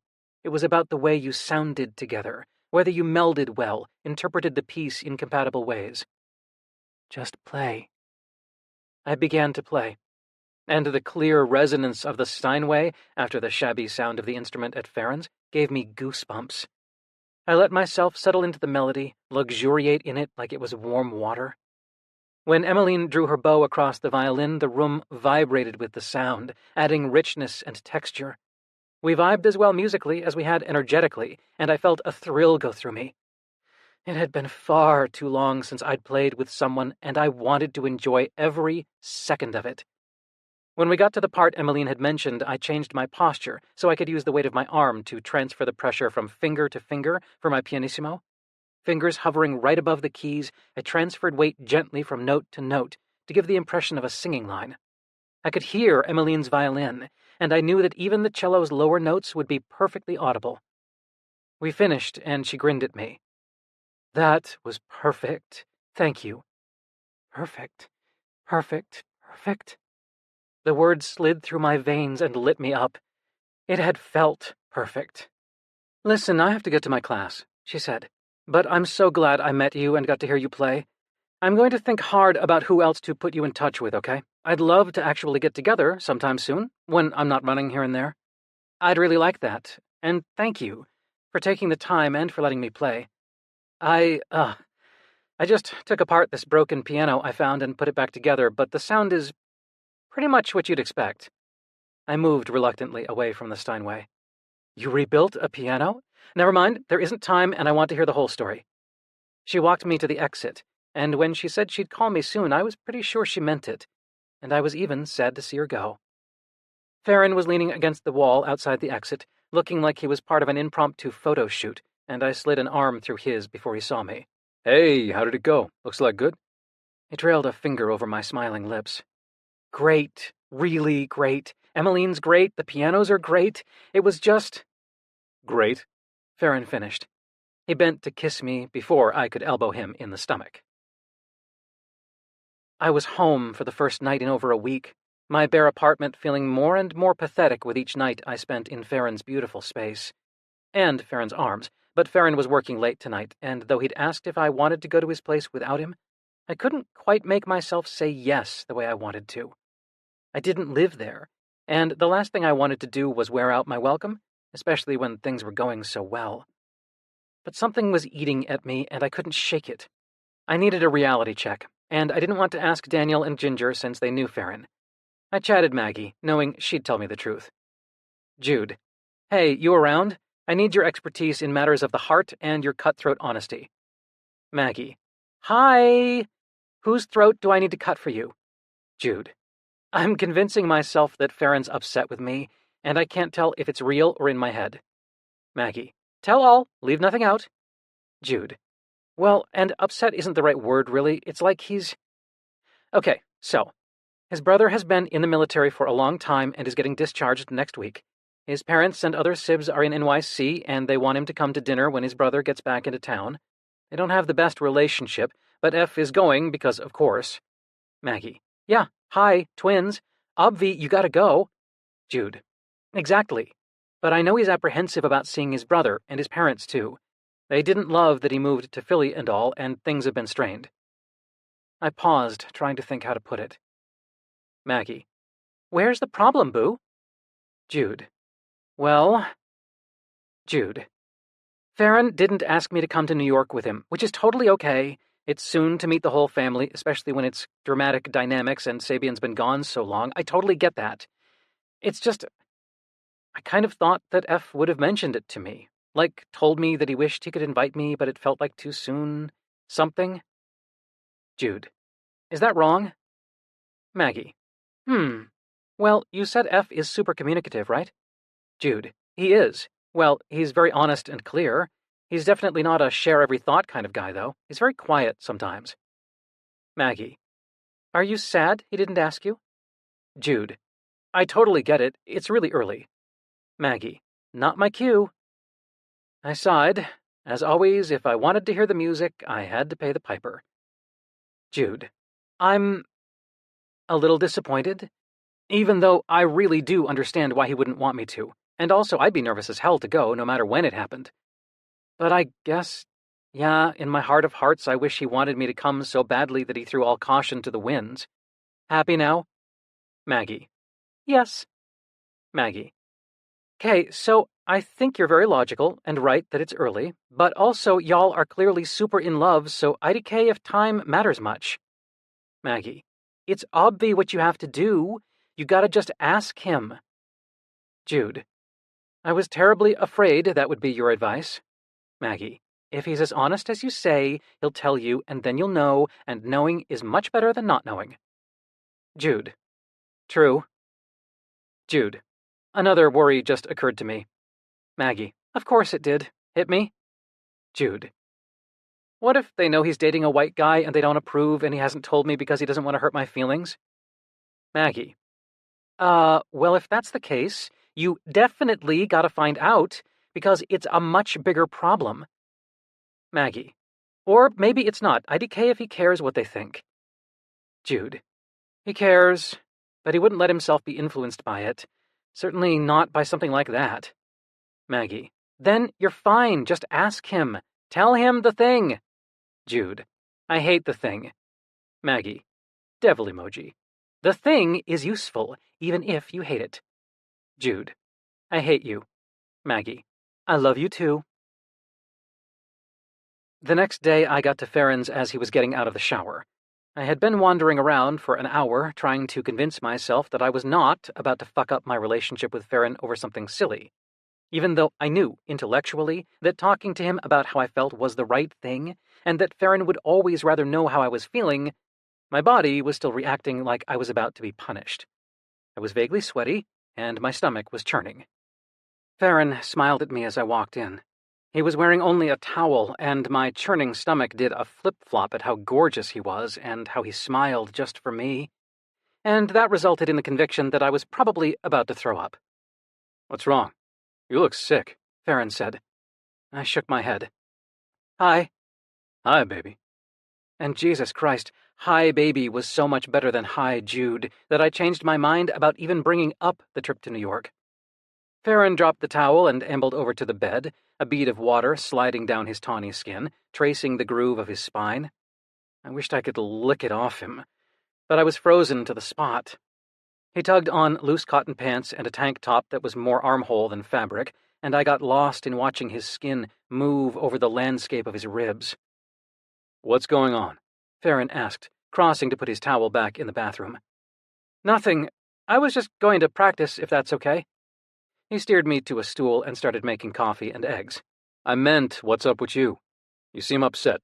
Want a smoothie? I shook my head, stomach lurching threateningly.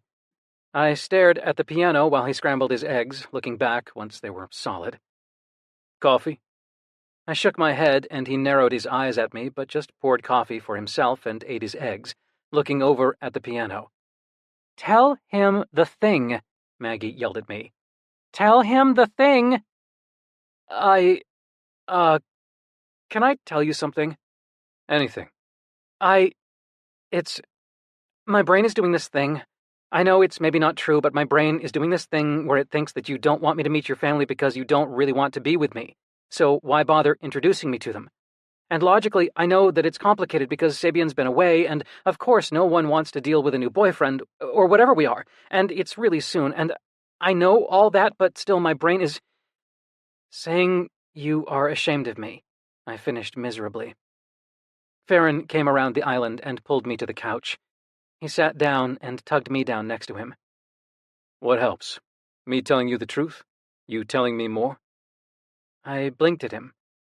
I guess it depends on if the truth is that you really are ashamed of me, or that your parents will hate that you're dating me because I'm white. Shit, that was not the thing I meant to say. Farron chuckled, and I ducked my head. Yes, the truth. Please tell me the truth, sorry. He caught my hand and kissed my knuckles.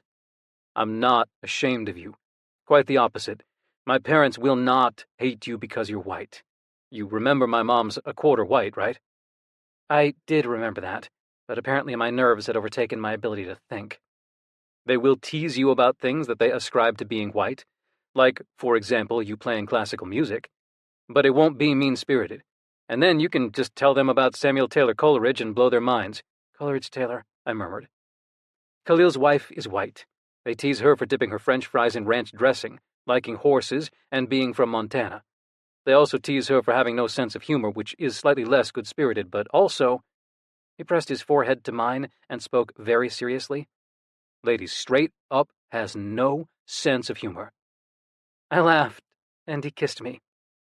Baby, honestly, I'd love you to come to New York with me. I've been debating whether to ask you. You have? He laced our fingers together. Yeah. It feels a little like bad timing, though. I haven't seen Sabian in so long, and I don't know how things will go.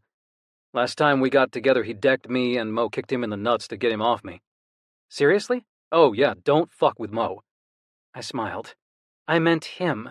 I know what you meant. He got up and got his coffee and dropped back beside me on the couch, throwing his legs over mine. Now that I knew he wasn't ashamed of me, my stomach had settled, and I eyed his coffee greedily. He held it out to me, and I took a sip. Sabian's angry, and honestly, he has every right to be. I fundamentally disapprove of what he's chosen to do with his life. I'd be mad as hell if he told me that painting wasn't an ethical way to live my life. Hell, I was mad when he was in a bad mood once and told me painting was pretentious. He sighed and reclaimed his coffee. But he's out now. That might change his feelings, I don't know. You're so calm about it. It must feel awful to have that between you. He shrugged. It helps that we know where we stand. Well, I used to, anyway. That's why I'm nervous about bringing you this time. I just don't know how it'll be. I played with the hem of my shirt, trying to figure out why I didn't feel as much better as I'd hoped. If you don't want me to come because you need to focus on stuff with your brother and your parents, then I understand that. I really do. He tugged the elastic out of my hair and threaded his fingers through it. It was still a little damp from my shower, and he spread it over my shoulders. I think I wish that I could be there for you because it's hard. I finally got out. I don't want to make it more stressful, but if you're nervous about it, I guess I wish it would make you feel better to have me there, instead of thinking of me as something that would make it worse, or someone you have to take care of in case things go bad. I traced his eyebrows with my finger. I want to take care of you this time. He pulled me against his chest and wrapped his arms around me. We sat like that for a few minutes, and I thought he wasn't going to say anything else. Then he grabbed his phone from the coffee table and dialed. "Mama," he said when someone answered. "I'm going to bring my boyfriend to dinner. That okay?" Then, after a pause, he smiled shyly. "Yeah." Then he darted a mischievous look at me. "Oh, and he's white." My eyes went huge, and he grinned. "Wait, let me ask him. Jude, do you like ranch dressing?" I couldn't say anything, and I shook my head in horror. Farron laughed. "Nah, he doesn't like it." "Okay. Bye, Mama." "Tell me that you just fake called your sister or something?" "Why?" he asked, and ducked when I tried to swat at him. He started laughing again. "Baby, you should see your face. Were you really this worried that my parents wouldn't want me dating a white man?" I shrugged. I hadn't honestly given it much conscious thought, but apparently I had been that worried about it because my heart was pounding. He pulled me down on top of him and wrapped his arms around me. "Why didn't you say anything before?" he asked. I don't know. Maybe it seemed like one more check in the con column? Farron snorted and spoke in a melodramatic voice. Poor Jude. He found the one context in which being a white male might be to his disadvantage. I laughed and pushed at his shoulder. They already knew you were white. My mom asked all about you weeks ago. You told her about me? He nodded, laughter gone, and ran a finger over my lips. What did you say? I said that I met someone. He drawled and kissed me. And that he was amazing. Another kiss. And talented. Another kiss. And that I hoped I could introduce her to him sometime. Oh. Okay. Okay. Farron rolled us so that we were leaning against the arm of the couch and looked at me, hand back in my hair. How's your brain? I smiled at the question and did a quick scan. I was good. Well, now I'm cataloging everything about myself to try and figure out which things other than piano your family will decide are white person things to make fun of me for, but other than that, it's okay. Farron smiled. That's natural. Then he cupped my cheek. Thank you, he said, for wanting to be there for me. I didn't know I wanted that, but I do. I'm glad you're coming. Me too. I turned my head to kiss his palm and forced myself to sit with this feeling. I felt needed, wanted, useful. I felt like part of a team. I didn't think I'd ever felt it before. Chapter 18. For the third time in as many minutes, Farron put a hand on my knee and pressed down, stopping me from bouncing it. The train was just passing Newark, and I was officially more nervous than I'd been since my first piano recital, when I threw up in the wings before going on. I still couldn't hear Chopin's Mazurka in B-flat minor without tasting vomit. It wasn't just meeting Farron's family. The last week, my mood had been up, which felt great. Things with Farron felt so good, it sometimes took my breath away. Unfortunately, my anxiety had been up too. I'd been right about Nate. Kira had called to say that he'd chosen not to continue with piano lessons, so even though I was glad Nate didn't have to spend time doing something he didn't enjoy, it was a hit to my meager earnings. I'd begun to hear back from people I'd sent my resume to, and so far none of the responses had been positive. It was only a few people, but I'd felt the hit. Felt convinced that no one would play with me, that I'd have to go to Farron and tell him that I'd failed, that the person he somehow miraculously thought he wanted to be with was a total loser. But this trip wasn't about me. This was about Farron, and I was supposed to be helping him instead of the reverse. I crossed my legs and grabbed Farron's hand. Last time I was in New York, I went to a contemporary opera with some very traditional opera fans, and they hated it because they hate anything composed after 1890. But I thought it was beautiful. I realized I was bouncing my knee again and made myself stop. I realized I was squeezing Farron's hand too tight, so I made myself loosen my hold. So will we just take the subway from the train station? I should have brought them something, a bottle of wine, or I could stop in a liquor store and pick one up. Do you know what they like? I don't even know what's going to be for dinner, and I don't want to bring something that doesn't go and then they feel obligated to open it, but it doesn't go. Maybe whiskey. Do they like whiskey? I almost never did this nervous talking thing, but words were just leaking out of me. I didn't like being nervous in front of Farron. It made me feel like we hardly knew each other. Farron covered my mouth with the hand I wasn't holding and looked deep into my eyes. He kept his hand there and kept looking at me, and it was like I could feel how much he loved me in the way he was looking at me.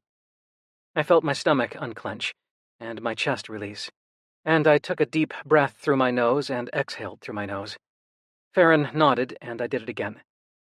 When he still didn't move his hand, I pressed a kiss to his palm and closed my eyes. I know you're nervous, he said, lips brushing my hair. It's a lot. I'm nervous too. I snorted against his hand. Trust Farron to admit he was nervous only when I couldn't ask him about it. Yes, you win in the competition of who is more nervous, he said, sounding amused. He made his hand nothing but a gentle reminder against my lips, and I settled into the feeling of him giving me permission to just be quiet. So guess what? He said. I raised my eyebrows in question. I got a call at work yesterday from the Art Alliance. Remember I went there when you had your meeting?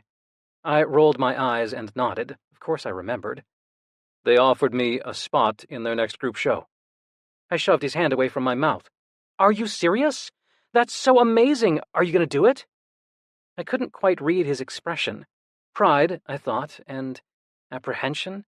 Or was that about going to visit his family? I told them I'd get back to them next week. I tucked his hand into my lap and squeezed it. I'd learned to wait for him to gather his thoughts. I want to do it, he said softly. It feels like a good way to step back into those waters, but I have a lot of bad associations and not a lot of trust. I was so fucking proud of him, but I forced myself to put my pride on the back burner. A group show seems like not too much pressure, huh? It doesn't have to be just about you.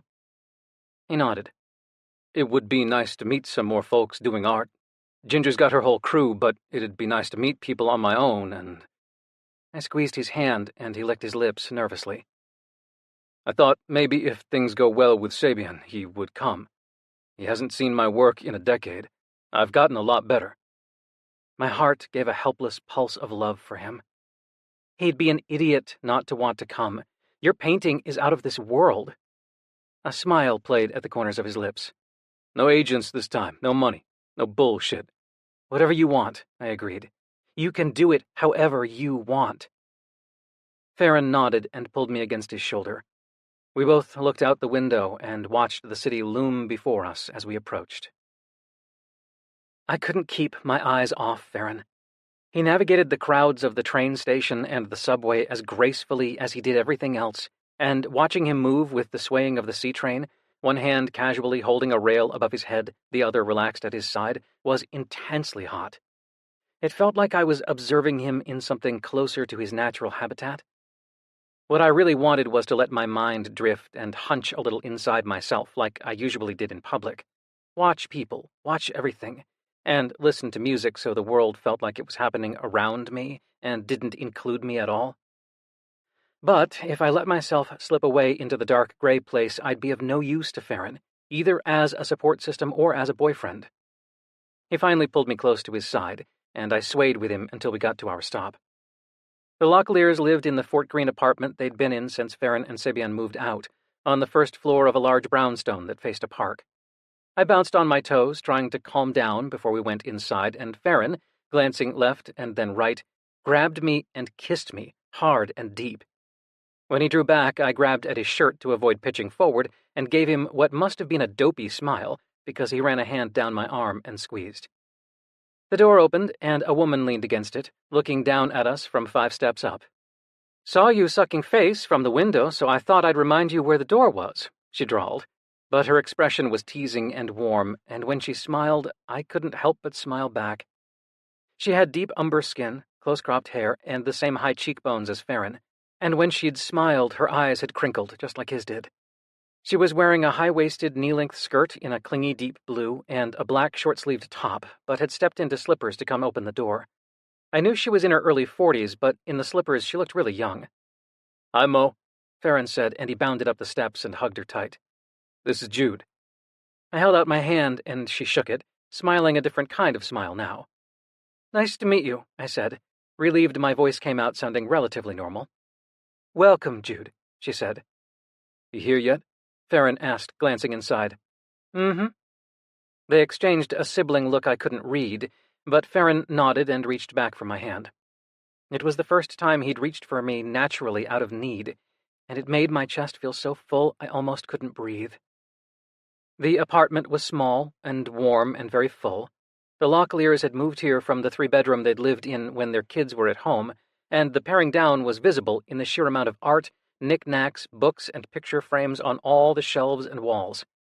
There was a line of shoes at the door, and I towed out of mine when I saw Farron doing the same. Muffled talking and laughter came from what I assumed was the kitchen. "You ready?" Mo asked. Farron nodded resignedly. Mo called, "Hey, look who I found!" toward the back of the apartment. The voices cut out for a moment, then came back louder and footsteps approached. Mo raised an eyebrow at Farron. A woman came through the door first, and she clearly saw nothing but her son. Gloria Locklear was in her 70s, but she moved like a much younger woman, marching up to Farron and dragging him down to kiss his cheek and examine him. She gave him a once-over, clucked at his bleached hair, and then pulled him down again to hug him. "Hi, baby," she said as he squeezed her back. "Mama, this is Jude," he said, hand at the small of my back. She looked at me intently, and I warmed to see that she had the same brown-gray eyes as Farron. "Nice to meet you. Thank you for having me." I didn't know whether to shake or hug, so I kind of half held my hand out, hoping she'd decide. I felt myself flush, and she was looking at me so intently. "I'm ridiculously nervous to meet you all, and it's either probably say dorky, embarrassing things or say nothing, so I guess I've gone with dorky and embarrassing," I said, ducking my chin. Soft laughter came from around the room, and Farron's mom pulled me into a quick hug. "Call me Gloria," she said. "I'm glad you're here." "Son?"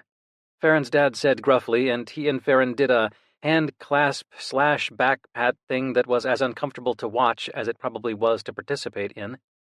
When I held a hand out to him, he shook it and smiled, and just said, "Charles." Clearly, it was from Charles that Farron had gotten his height. His father was a large man, an inch or so taller even than Farron, and broad, with a barrel chest and stocky hips. He had deep brown skin and dark freckles, and his short hair and mustache were liberally shot through with white. As soon as his parents had said their hellos, Farron got mobbed by 2 men, who had to be Cyrus and Khalil. But while they were fake punching him, at least I was pretty sure it was fake, and talking over each other, Farron froze, and I looked up to see another man standing in the doorway. Farron approached him, and they stood, looking at each other. Seeing Sabian was like seeing Farron aslant. They were the same height, but where Farron's muscles were lean, Sabian's were thick. Sabian's hair was shaved, and he held himself with military bearing. They had the same high cheekbones, but where Farron's bone structure was beautiful, Sabian's looked too stark. His cheeks hollow, skin stretched just a little too tight. He had the same gray-brown eyes, but where Farron's were dreamy, Sabian's looked trouble. Sabian's nose was a little broader, his chin a little narrower, but their mouths were the most different. Farron's generous mouth always looked sensual to me, lush and inviting, but Sabian's lips turned slightly up at one corner, giving the impression that he was smirking, and it threw his whole face into chaos. Those troubled eyes were fixed on Farron now, facing off. "Brought a friend?" Sabian said without looking at me. It was Farron's voice, but harder, the same notes played on brass instead of strings. "Boyfriend?" Farron said softly. He'd told me Sabian had known he was gay since they were kids and never had any problem with it, so presumably this was just an opening gambit. "Needed backup?" "Wanted it. Scared I might kick your ass again? Mo would take you down." Sabian's voice had edged into warmer territory, and Farron matched him. "Didn't want to get stuck alone with me? Thought maybe you wouldn't want to be alone with me." I recognized the raw honesty in Farron's voice, and I could see that Sabian did too. He rolled his shoulders. "Been a while. Too long." I'm out. For good? For good. You okay? Farron's voice trembled ever so slightly. Sabian rolled his shoulders again. Not really? Then they were in each other's arms, clasped tight together. Sabian kept pounding on Farron's back like he wanted to get away, but he was holding on just as tight.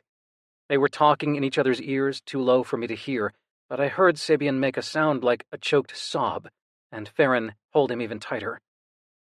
They stayed that way for a minute, and I couldn't look away. Somehow it soothed an ache deep inside me to know that Farron was generous and caring with all the people he cared about, not just me.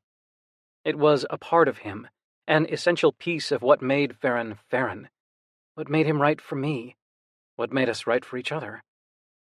He'd told me that he didn't love me in spite of my struggles, but saw them as just a part of me, and I had believed him. But watching him with Sabian burned the truth of it into me. This was how he loved. This was how he was made to love. Hardship and struggle were a part of it, and he needed every shade to paint the picture. Needed them for contrast and harmony, for shadow and highlight. I watched him with Sabian, and I finally believed he wasn't going anywhere. The brothers broke apart, wiping their eyes with hands on each other's shoulders. Farron's eyes found me right away, and his smile was so full of peace and relief that I felt it like a physical jolt. I smiled back at him, trying to put all of what I felt in my eyes. Farron reached out a hand for me and elbowed Sabian. This is Jude. Jude Sabian. Sabian looked me over, eyes narrowed. Now that I'd seen him embrace his brother, seen him cry, seen the armor he wore fall away like so many rose petals, his face rearranged itself for me. His eyes didn't look so troubled anymore. They looked curious, wary but warm. His smirk didn't look cruel anymore. It looked playful, like he was daring you to do something you might not want to do, but promising it'd be fun anyway. He looked away finally and glanced at Farron. Okay, I get it, okay. Farron just shook his head resignedly. Hey, Jude, Sabian drawled, and he pulled me in for a hug. It didn't feel like hugging Farron, but there was an undeniable resonance that fascinated me. When Sabian let me go, he winked at me and elbowed Farron. I think he likes me better. He turned to me, preening and slick. What do you say, Jude? You want to ditch him and hang with Big Brother? Sabian managed to sound filthy and completely playful at the same time, and I thought I could see how he got into a lot of trouble as a kid. Yeah, I said, making my eyes soft and wide and looking up at Sabian. Gosh, I can't believe you feel the same way, but ever since Farron showed me your picture, I can't help the way I've been feeling. Sabian said and froze. His eyes darted around for a minute, and I took pity on him, giving him a wink and sliding my arm around Farron. Everyone started laughing and heckling Sabian, and Farron drew me tight to his side, squeezing me happily. All right, Sabian muttered, embarrassed, but he took the teasing good-naturedly. Farron introduced me to Cyrus and Khalil, and we all sat around chatting for a while. I leaned a shoulder against Farron and listened to their family chatter, happy to be there and happy that no one seemed to want to ask me 101 questions about me or my intentions for their son. Where are Mike and Sharon and the kids? Farron asked. Mike was Amo's partner, and Sharon was Khalil's wife. Amo and Mike had a daughter, and Sharon and Khalil had a daughter and a son. Farron had never mentioned Cyrus having a partner or kids. Boy, we've hardly got enough chairs for all of you, Gloria said, flicking her hand at the room. But Sabian caught Farron's eye and gave a single nod, and Farron changed the subject. Dinner was fun and chaotic with so many people in a small space, but it also served to distract people from the fact that I was talking more than I was eating. As Farron predicted, Cyrus teased me about worshipping at the altar of dead white composers, but was interested when I told him about Chevalier de Saint-Georges, George Bridgetower, Samuel Coleridge Taylor, Florence Price. It was Sabian who noticed first. He leaned across Farron and said, Yo, do you not eat? Then he turned to Farron. Seriously, bro, do you not cook for his skinny ass or what? I knew he was just teasing, and I wouldn't have cared if it was just us. But my stomach clenched, and I glanced at Gloria, waiting to see that look of offense that my own mother got when I didn't eat what she'd cooked. The look that said, "This is how I show you I care, and you reject it." But Gloria reached over and grabbed Sabian's wrist, her delicate fingers an iron grip. Did I teach you to make comments about other people's food at the dinner table? She asked, her voice calm. Sabian wilted immediately. No, ma'am. There was a beat of silence, then the conversation continued around us. I glanced up at Gloria, wondering if I should apologize, but she had already turned to Mo and was asking a question. Farron's hand pressed into my lower back. I told her, he murmured close to my ear. Hope that was okay. Relief flooded me, and I nodded. After we'd finished eating and cleared the table, Gloria said, Farron and Sabian, do the dishes, please. I think the rest of us will take a little walk to help us digest.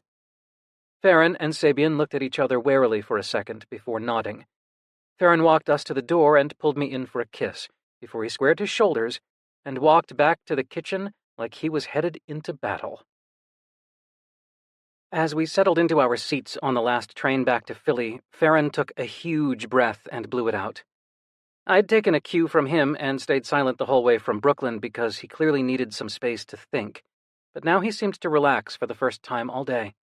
There weren't many people on the train, so I turned to face him and threw a leg over his and took his hands in mine.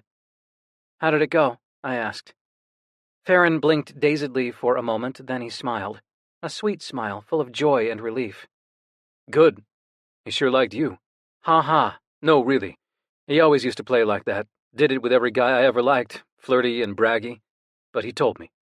He hardly got to know me, I protested. Farron shrugged. He knows me, though. I kissed his cheek and settled my shoulder against his, drawing his hands into my lap. Did you guys hash it out? Didn't really have to. He's done. He chose not to make a career out of it because it's not what he wants. I don't need him to condemn it the way I do. We've never been the same person. But things will be different between us now that he's done. I think. I hope. I rubbed my thumb over his hand. I hope so, too. I think he got scared, Farron said slowly. Not of being hurt, he's been hurt. And that isn't what scares him. What scares him? I asked as the train pulled out of the station into the dark. Himself. We left the city behind, bright lights and tall buildings glittering outside the scratched and cloudy windows. With the solidity of Farron beside me, they looked as insubstantial as fireflies. I get that, I said. Farron nodded. Thank you for coming with me, for having my back. I'll always have your back, I said. That's what partners do, right? Farron brought our joined hands to his mouth and kissed my knuckles softly. That's right, baby. Epilogue. 3 months later. I stood outside the open garage door, shivering as Waffle batted at the snow falling in fat, lazy flakes. It had just started, but the forecast predicted we'd have an inch or two by the evening and more overnight. Hey, baby, you should probably start getting ready, Farron called from inside. Hear that, Waffle? No more snow for you. Waffle barked, her shaggy fur now crusted with snow. I nudged her inside, and she pulled her leash out of my hand. Look out! I yelled, and Farron came through the door with a towel and snagged Waffle's collar before she could get into the apartment from the garage. You muppet, I told Waffle, and Farron shook his head and dried off the dog. Inside, the apartment was warm and cozy. We got a Christmas tree last week, and I'd brought home a box of plain glass ornaments and given them to Farron, thinking he might like to paint them. I don't know what I expected exactly, I'd just thought he might enjoy it. But Farron had shattered any expectations I might have had. Some were abstract swirls of color, some were fire and water, some were snowy. He said he'd painted them listening to me play the piano, and had me guess which one was which piece of music. Then he'd painted an ornament of me, and when I asked him, one of himself, too. They gleamed on the tree, and the colors glowed richly when we turned the white lights on. It was so cozy that I almost wished we could stay in all night. But that was mostly nerves talking. Things had been both incredibly good and incredibly hard since we'd gotten back from New York. I got a few bites from people who needed an accompanist every now and then, which I couldn't turn down since I needed the money, but was nothing like what I wanted to be doing. Mostly what I got was silence, and that was worse than rejection. I retreated to my apartment and wouldn't let Farron or Christopher in for a week as I lay in bed and nursed my wounds. In the end, it was Ginger I'd let in. Ginger, who'd sat with me watching movies and eating noxious Chinese takeout I wanted nothing to do with. Ginger, who'd called Daniel and told him to come over to my apartment. and bring cake. They'd sat there, mostly ignoring me, talking to each other, eating noodles and cake. Daniel graded papers and grumbled about students, and Ginger sketched tattoo designs for her clients the next day. Around midnight, they'd left, the half-eaten cake and the greasy takeout containers a constant reminder that someone had been there other than me. I'd called Farron the next day and told him I needed him, but I couldn't move. When I turned the lock and held the door open for him, I tried to say I was sorry, but he just held me. He'd brought a smoothie in the cup I used at his place. I don't like your apartment, he'd told me after we lay together in silence for hours. I'd told him I didn't like it either, and then I'd gone home with him, and I'd kind of never left. A few days later, Farron came home from work late, wheeling my suitcase. I want you here, he'd told me. I want you here all the time. Do you want to be here? And I'd nodded and watched as he wheeled my suitcase to the bed and placed stacks of my black among his beautiful colors. A week later, the call had come. Emmeline apologized for taking so long and invited me to join a piano trio with her and her friend Zoe, a cellist. They'd played for 2 years with another pianist, but he'd moved and wasn't playing much anymore. They were looking for a replacement.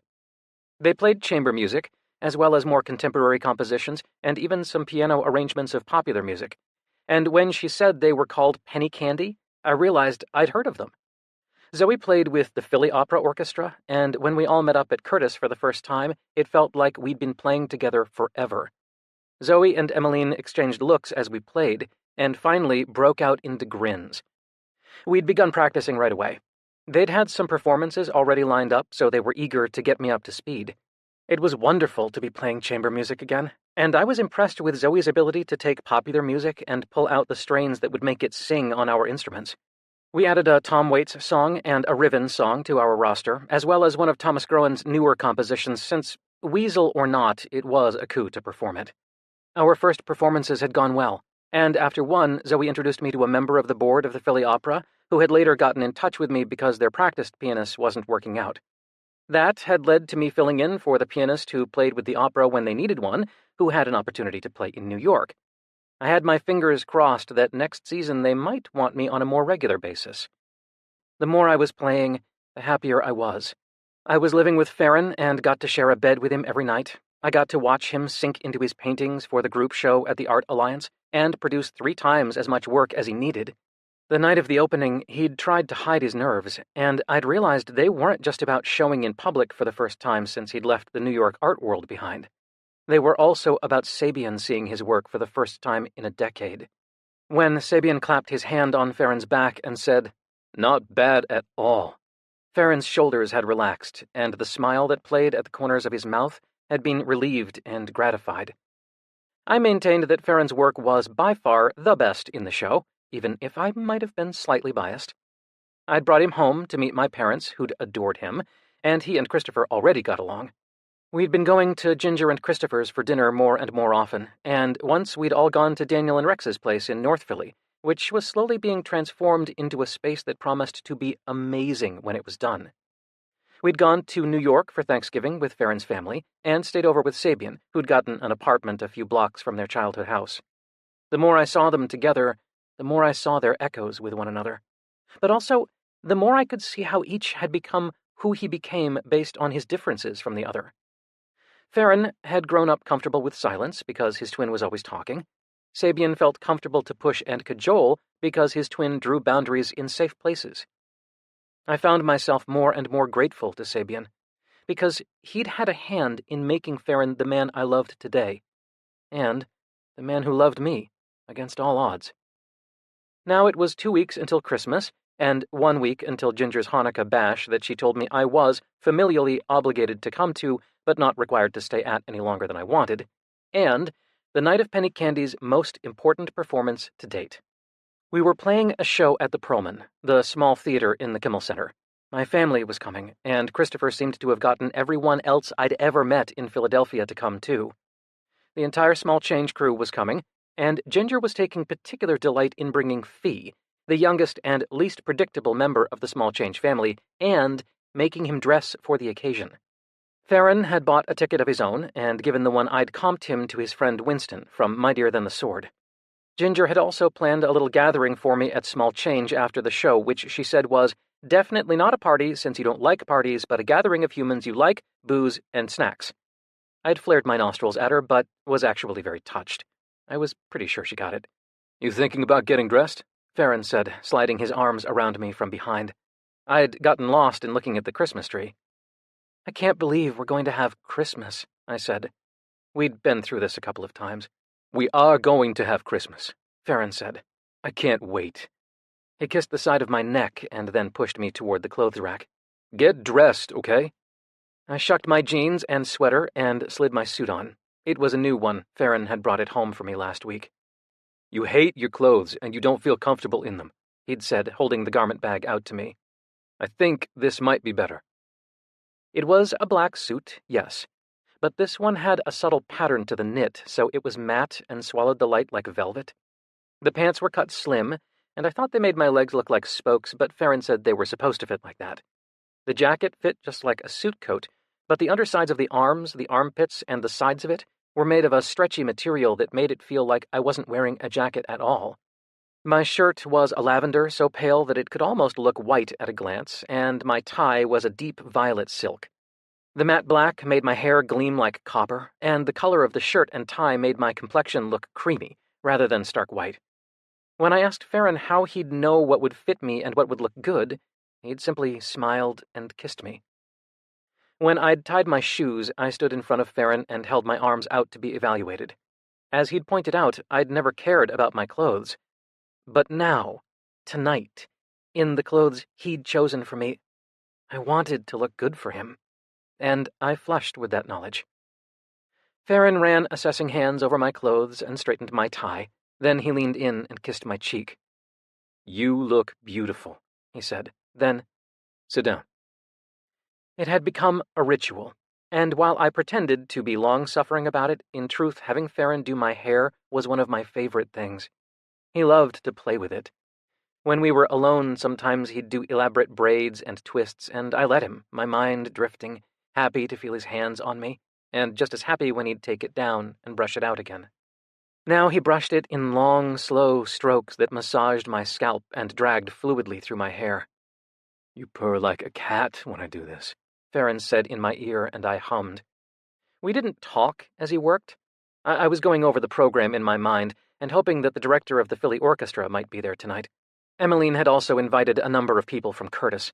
Every contact was a good contact to have. Okay, all set. Farron picked a few stray hairs off my shoulders and steered me into the bathroom. He'd parted my hair in an imperfect diagonal and done the French braid slightly to the side, making the whole thing look cool and a little edgy, even while it was neat and matched the suit perfectly. How the hell do you always know exactly the right thing to do? I asked, staring at myself in the mirror. Farron's smile bloomed in the mirror behind me, and he pressed a gentle kiss to my jaw. I'm trying to decide about the mascara. The stage lights always washed me out and turned my eyelashes invisible. Do whatever will make you feel most confident and most like yourself. Most like myself. It sounded so simple and felt so complicated when myself wasn't always something I liked very much. I don't need it, I told him. He squeezed me tighter and kissed my lips. Then he slid a tiny tin of lip balm into my jacket pocket. I'll see you after? I asked, though I knew I would. You'll see me after, he said. Then he bent and whispered in my ear, though there was no one else there.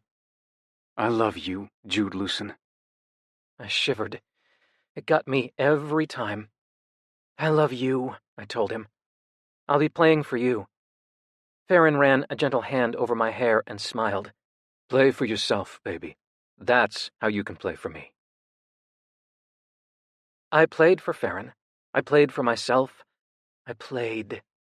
The show rushed by the way really good shows always did, and when we neared the end, I felt that subtle shade of loss that meant I was having a good time. We played the Tom Waits and the Ribbon songs to the delight of part of the audience and the mystification of another. I was pretty sure I'd heard Ginger whisper, "Holy shit, is that Tom Waits?" a couple of bars in, and I'd winked. We finished the program off with Zoe's arrangement of Carol of the Bells, because seasonal music never failed to bring the house down, and then it was over. When we took our bows, I saw Farron sitting third row, center, with his hand over his heart, looking at me like I was everything. Tears sprang to my eyes and made the lights kaleidoscope magically. Zoe, Emmeline, and I hugged in the wings, falling into our typical post-show debrief of this transition and that diminuendo. The problem with the Perlman was that when you exited the theater, you were directly out in the lobby. This was only a problem if, like me, you didn't want to have people pay attention to you after a show. But I tucked my shirt in firmly in the back where it always got mussed as I played, checked to make sure my hair was still in place, and hooked arms with Zoe and Emmeline to walk through the door. We'd lingered backstage on purpose. So many people had left, but our families and friends were waiting for us, and they clapped when we emerged. Zoe and Emmeline squeezed my arms from either side and went to greet their people. I only had eyes for Farron.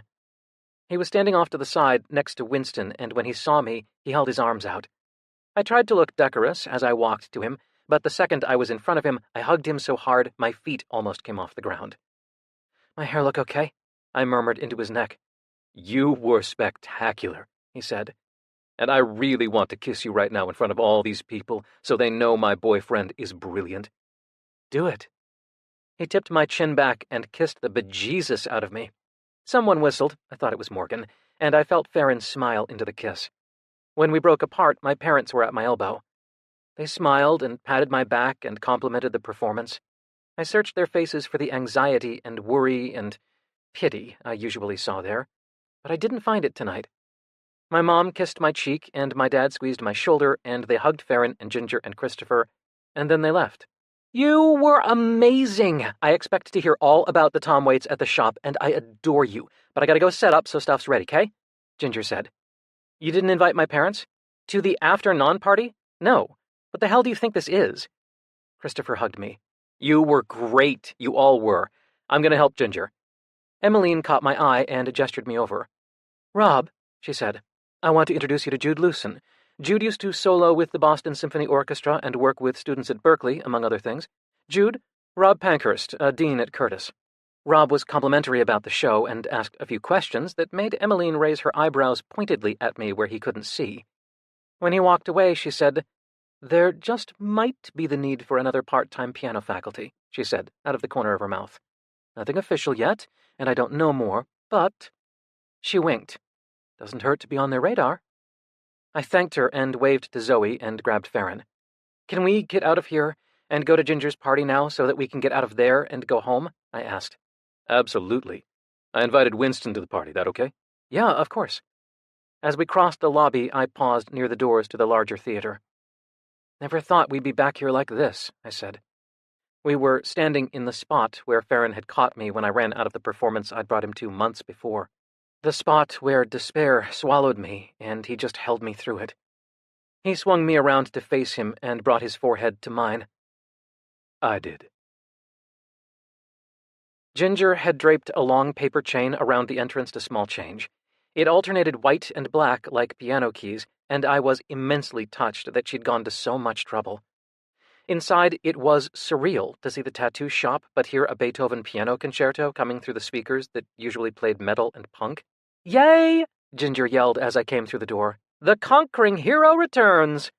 She slung an arm around my waist and pulled me inside. "Seriously, bro, you were amazing! Also, you do know that Tom Waits is my all-time favorite musician, basically, right? Oh, good. Fee, thanks. Put those over there." She untangled herself from me and pointed to the table she'd set up near the front of the shop. It was half makeshift bar and half food. Fee slid a tray onto the table and tugged at the collar of his shirt, glaring at Ginger. I could imagine the joy she'd taken in getting him out of his usual slouchy jeans and sweatshirts and buttoning him up. Ginger had a streak of the sadistic in her. I looked at what Fee had just put down. "Are those?" "Yep," she said. "Christopher made them." I turned around to see my brother smiling at me. I know, you actually like the ones in the box better, but I couldn't bring myself to serve guests store-bought Pop-Tarts." "Psh," Ginger said. "You just wanted to show off, because you know people would be all, 'Oh my God, did you make Pop-Tarts?'" Christopher grinned. "Yeah, that too." He pointed. "Those are the brown sugar cinnamon ones, and the rest you won't like." "What are they?" I asked. If he'd gone to all the trouble of making them, I was sure he wanted to tell me what they were. "Okay," he said delightedly. These are blueberry, and those are cherry, but these are awesome. They're s'mores, and they have actual toasted marshmallow inside. I made the crust with part graham flour. I took the idea from a sandwich I made for Ginger once. I put it on the menu for a while, but no one really ordered it. Too confusing that it wasn't dessert but was a sweet sandwich. The world is not ready. He shrugged and smiled. Chris, thank you. For this, for everything. I love you a lot. You know that, right? He'd always been so painfully easy to read. Surprise flashed across his face, then a moment of fear, then such relief I almost cried. Yeah, he said. Yeah, I know, man. I love you too. He pulled me into a tight hug. It was clearly the night for them. People drifted through the door in twos and threes. Marcus and Celine, Daniel and Rex, Morgan and Lindsay. Winston came in and went to stand with Farron. Daniel took one look at the snack table, turned to Christopher and said, "Oh my God! Did you make Pop-Tarts?" Ginger shot Christopher a raised eyebrow, and Daniel tried to be surreptitious about taking one of every flavor, but I was pretty sure later I heard him ask Rex, "Wait, could you make Pop-Tarts?" After a little while, Ginger couldn't stand the music anymore, and she changed it to something that sounded like orchestral music with metal vocals. I felt light and a little fizzy, even though it was kind of a party. People were really complimentary about the show and seemed genuinely curious about the music. I felt even lighter and fizzier after Ginger brought me a gin and soda. After a while, I left Celine and Marcus talking with Rex about Blossom Dearie and went to stand with Farron. How are you feeling? He asked. Really fucking grateful, I said, and grabbed his hand. Across from me, Christopher held up the bottle of gin, and I nodded. Just tell me when you want to go, Farron said after a minute, squeezing my hand. You know what I want? I want to have this second drink. Then I want you to take me home and fuck me in our bed. Happy to assist on this end of things, Christopher said, overhearing. He handed me the gin and soda and departed, quickly. Farron chuckled. I sipped my drink with one hand and held Farron's hand with the other, and felt the deep contentment that came from being somewhere I felt like I could belong. Winston was standing in front of the Pop-Tart table with an odd expression on his face. Is Winston okay? Farron sighed. I knew he would never break a confidence, so I didn't ask, just said I was glad he was here. Yeah, he will be. Probably. Just a rough time right now. I wanted to distract him a little tonight. I squeezed Farron's hand. Fee approached the table and stood next to Winston, pointed at the Pop-Tarts, and said something that made Winston laugh. Do you think we could sneak out the back? I asked. Farron gave me this look that I could now recognize as one borrowed directly from his mother. If you must, he said. Ugh, fine. I gestured Ginger over. Hey, listen, this was an amazing afternoon party. Thank you for doing all this for me. Now, I desperately need to go home and make out with Farron, and I don't want to say goodbye to everyone individually. Can you, party ferry it for me? My pleasure. Ginger handed us our coats and guided us to the front door, then faced the room. Hey, everyone! Jude and Farron are leaving now, and Jude loves you all. Everyone say congrats and bye to Jude on 3, okay? 1, 2, 3. A chorus of congrats and bye and congrats and bye to Jude rang out, and I smiled hugely.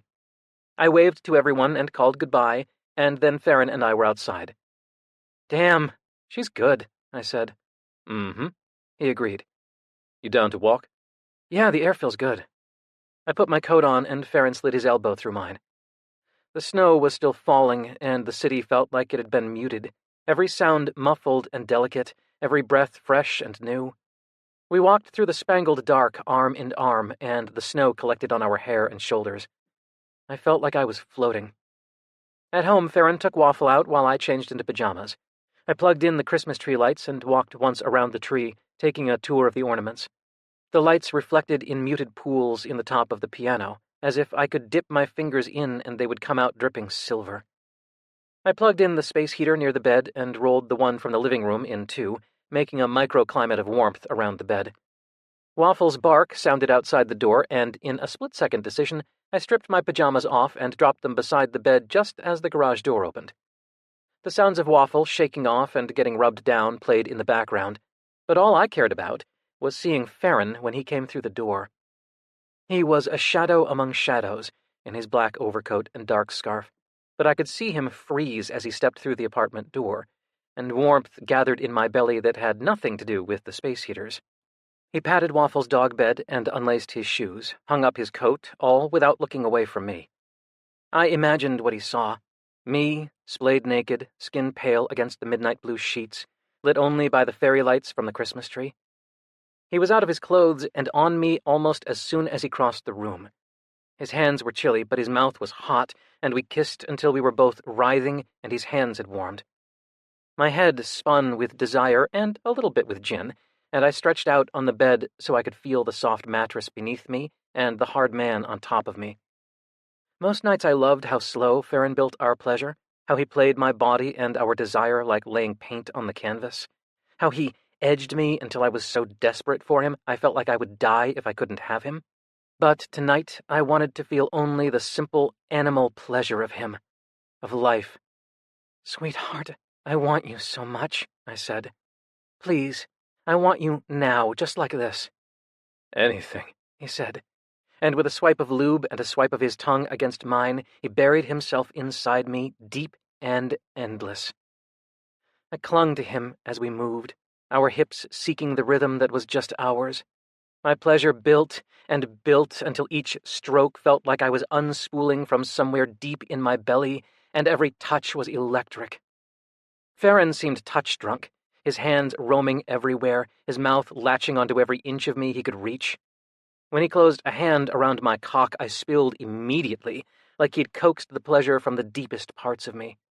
I shook as wave after wave of orgasm crashed through me, and as soon as mine ended, Farron's began. His chest was a dreamscape, and his throat a fantasy, and he shook above me and inside me, like we were one creature made of tinder and fire and drowning in each other. He gasped my name as he came, and when he shot inside me, I clenched up around his offering like a devotee and trembled with it. "My love," he murmured, and kissed my neck and face. My arms around him felt barely big enough to contain all that they held. In the warmth of our bed, we clung to each other as our breathing evened out. I almost couldn't look at him because, when I did, my heart threatened to overflow, but I held tightly to his hands until we met in a kiss. After a few minutes, we made our way to the shower and rinsed off quickly. Farron ran his fingers along my braid. I hadn't taken it down before because I wanted to keep the evidence of his hand on me. But now I nodded at him, and he unbraided my hair slowly, kissing my neck as the strands fell free. I felt so very on the edge of something that was beautiful and frightening and huge. We dried off, but didn't get dressed again because we kept reaching for each other, kept needing the comfort of skin on skin. Farron rolled a space heater over near the piano. "Will you play for me?" he murmured against my lips. I'd bought a bench for the piano months before, and I sank to its silky surface and touched the keys. Farron knelt behind me, arms wrapped around my waist, and rested his cheek on my back. "Don't let go," I murmured. "Never." I played. I drifted from piece to piece and movement to movement because it didn't matter. Farron's arms held me tight, and he pressed kisses to my back every now and then. Sometimes he hummed along, and I felt the vibration up and down my spine. Mostly, he drifted with me, anchoring me to him as I sent my music up into the night.